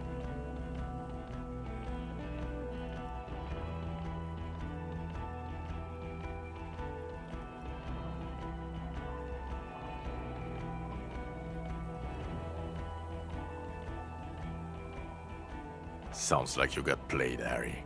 Because you were off your tits on Al Ghul. Maybe. Certainly. You're Everclear's peony now, just as I said. He's a mob boss, did you know?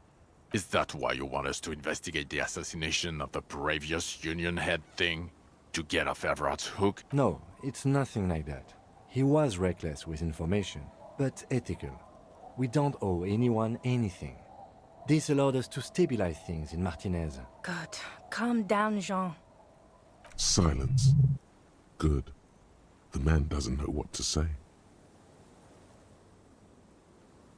I don't want to, but you discovered a new species and solved the murder. So I have to. Jude? Honestly, anything that ends this trial is okay with me. Agreed. The public relations potential of this is too valuable to let go. Okay. We have vehicles in the square, and the perpetrator needs to be taken into custody. Let's go. Now you will finally get to know who you are. The man looks westward, impatiently, jingling his car keys in his pocket.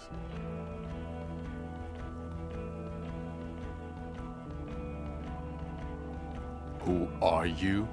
You're a gym teacher, Harry. Well, obviously you're not a gym teacher anymore, but...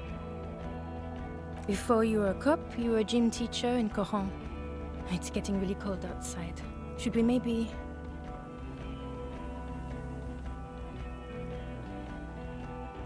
Harry, it explains everything. The running around, the jumping, the bicep girth, your inexplicable facial hair.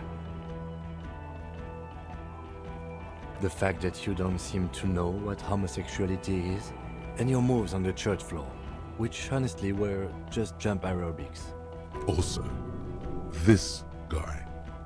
Just everything about this guy. God, even this javelin throwing freak here.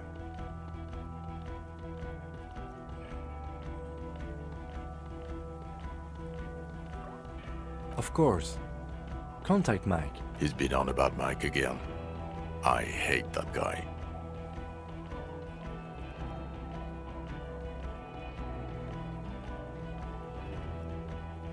Oh, you don't say.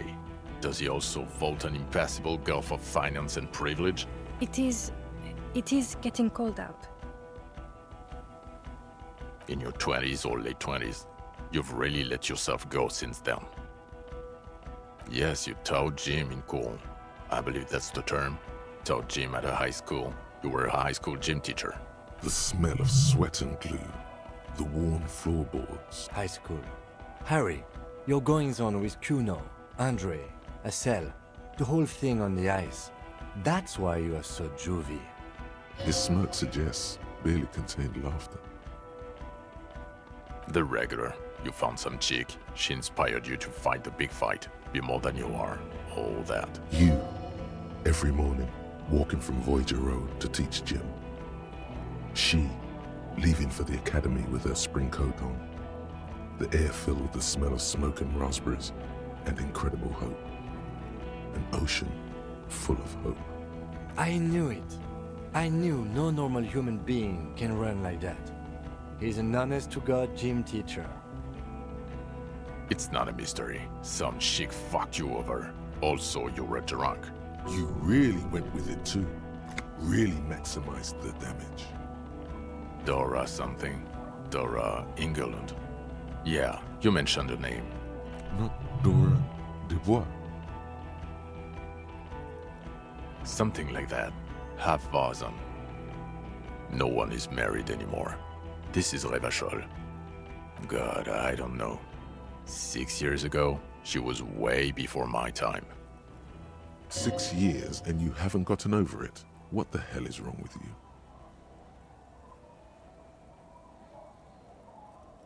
Yeah, or 7. You're not doing too good there. It's an old man thing. 2 old years equals 1 normal year. That and Dora Engelund really tore you a new one. A big one. Incredibly bangable.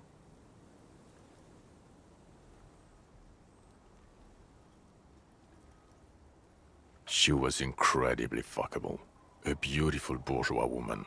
Wayfish. Like a Welkin, basically. Snow Welkin. Blonde Welkin. Heartbreak Welkin. Pain Welkin. I've only seen a picture. But it's obvious you formed a real spiritual connection with how pretty she was.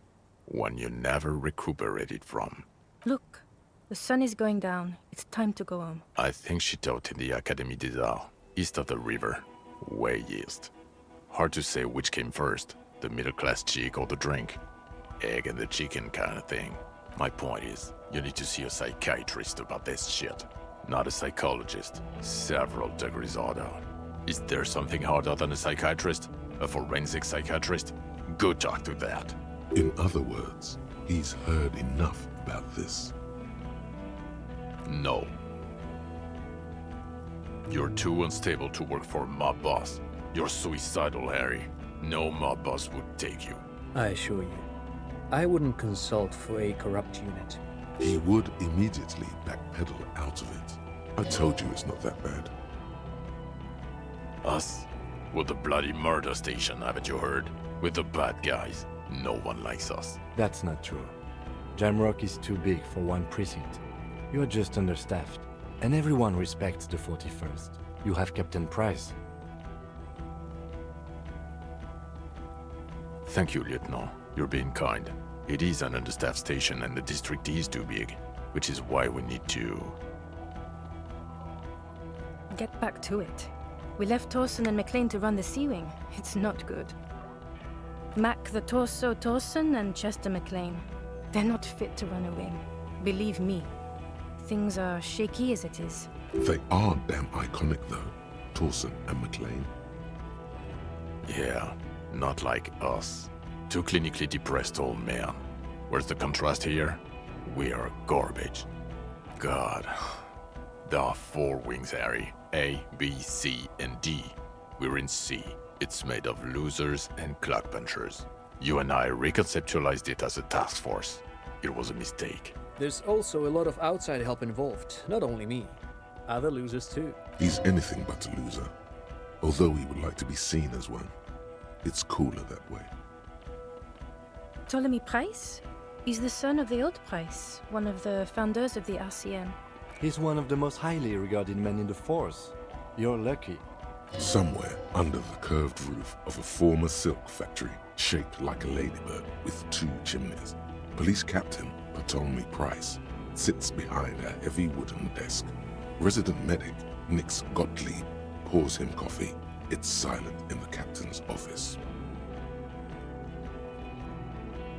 They speak of change, the city, the tension on the streets.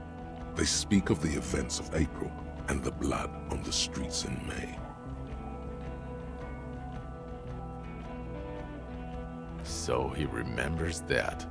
Yes, there may have been a raid on some churches. It wasn't good press. Shooting up churches never is. I was out of town, to be clear.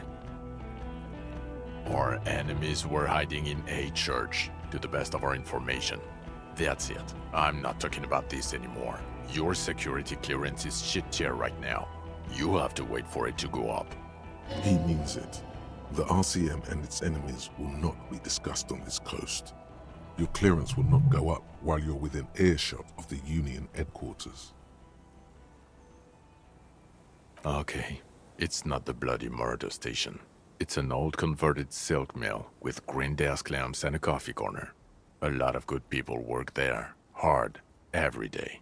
Jamrock is the largest ghetto in Rivershoal. Faubourg, technically, but it's divided into 11 districts. Jamrock only has us.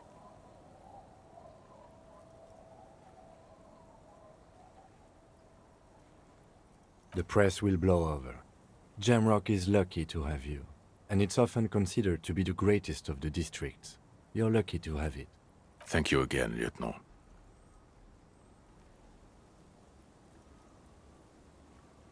Who is Lena? Well, good luck finding her once we get back. She and her husband were conducting the search for the Phasmid. It's their discovery, in part. I'm sure we'll find them. They should know as soon as possible.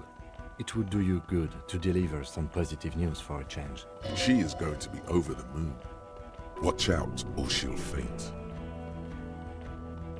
Well, first I will go back to my station and write the most detailed report anyone has ever seen.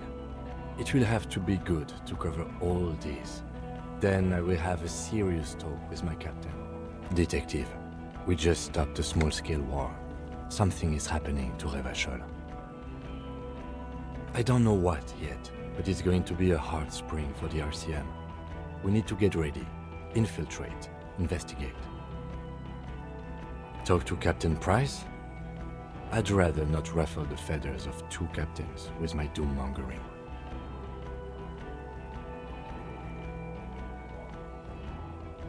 Work with Price? I'm flattered, but I don't know if I... Would fit in. And crazy enough. Can take the stress. He doesn't know how to finish the sentence. This truly came as a surprise to him. Not a bad one, but he's at a loss. Flattered? You're Lieutenant Kitsuragi. We would be flattered if you even considered. I would have to tie things up in GRIH first. But, I mean, whatever is coming, Jamrock will be more central to it than the harbor. And we also have a huge caseload, Lieutenant. Piles that we need to get back to. Mountains, even. I do like the sound of that. He's really considering it. Good. Fuck it, let's go. Tron brought his motor carriage. It's a 20-minute drive to Jamrock. Under the evening sky, the great district turns on its lights. A chessboard of wooden houses, 80,000 living souls inside. Fire traps as far as the eye can see, from Main Street to Precinct 41 atop the motorway, to Boogie Street forking into the dark horizon. You close your eyes and hear the dogs bark. A lone woman sits by a factory window, dreaming of meteorite strikes. On Rue de Saint-Jérôme, a square bullet slides into a square-shaped chamber. In Old South, a man without eyelids smiles. Spring has come. It's time. Dawson? Yes. McLean? Yes. Heidelstein? No. Vicmere? Yes. Dubois? Of course. Really? Nix Gottlieb looks up from the list. I hear he's unstable. You say that like it's a bad thing. Captain Potomac Price gestures with a ballpoint pen. It's dim in the office, and the curtains are drawn. Harry's our man. He'll pull through. When he does, he'll side with the RCM. Understood. Gottlieb returns to the list. Minot? Of course. Wonderful. Then can we please just go back to Jamrock now?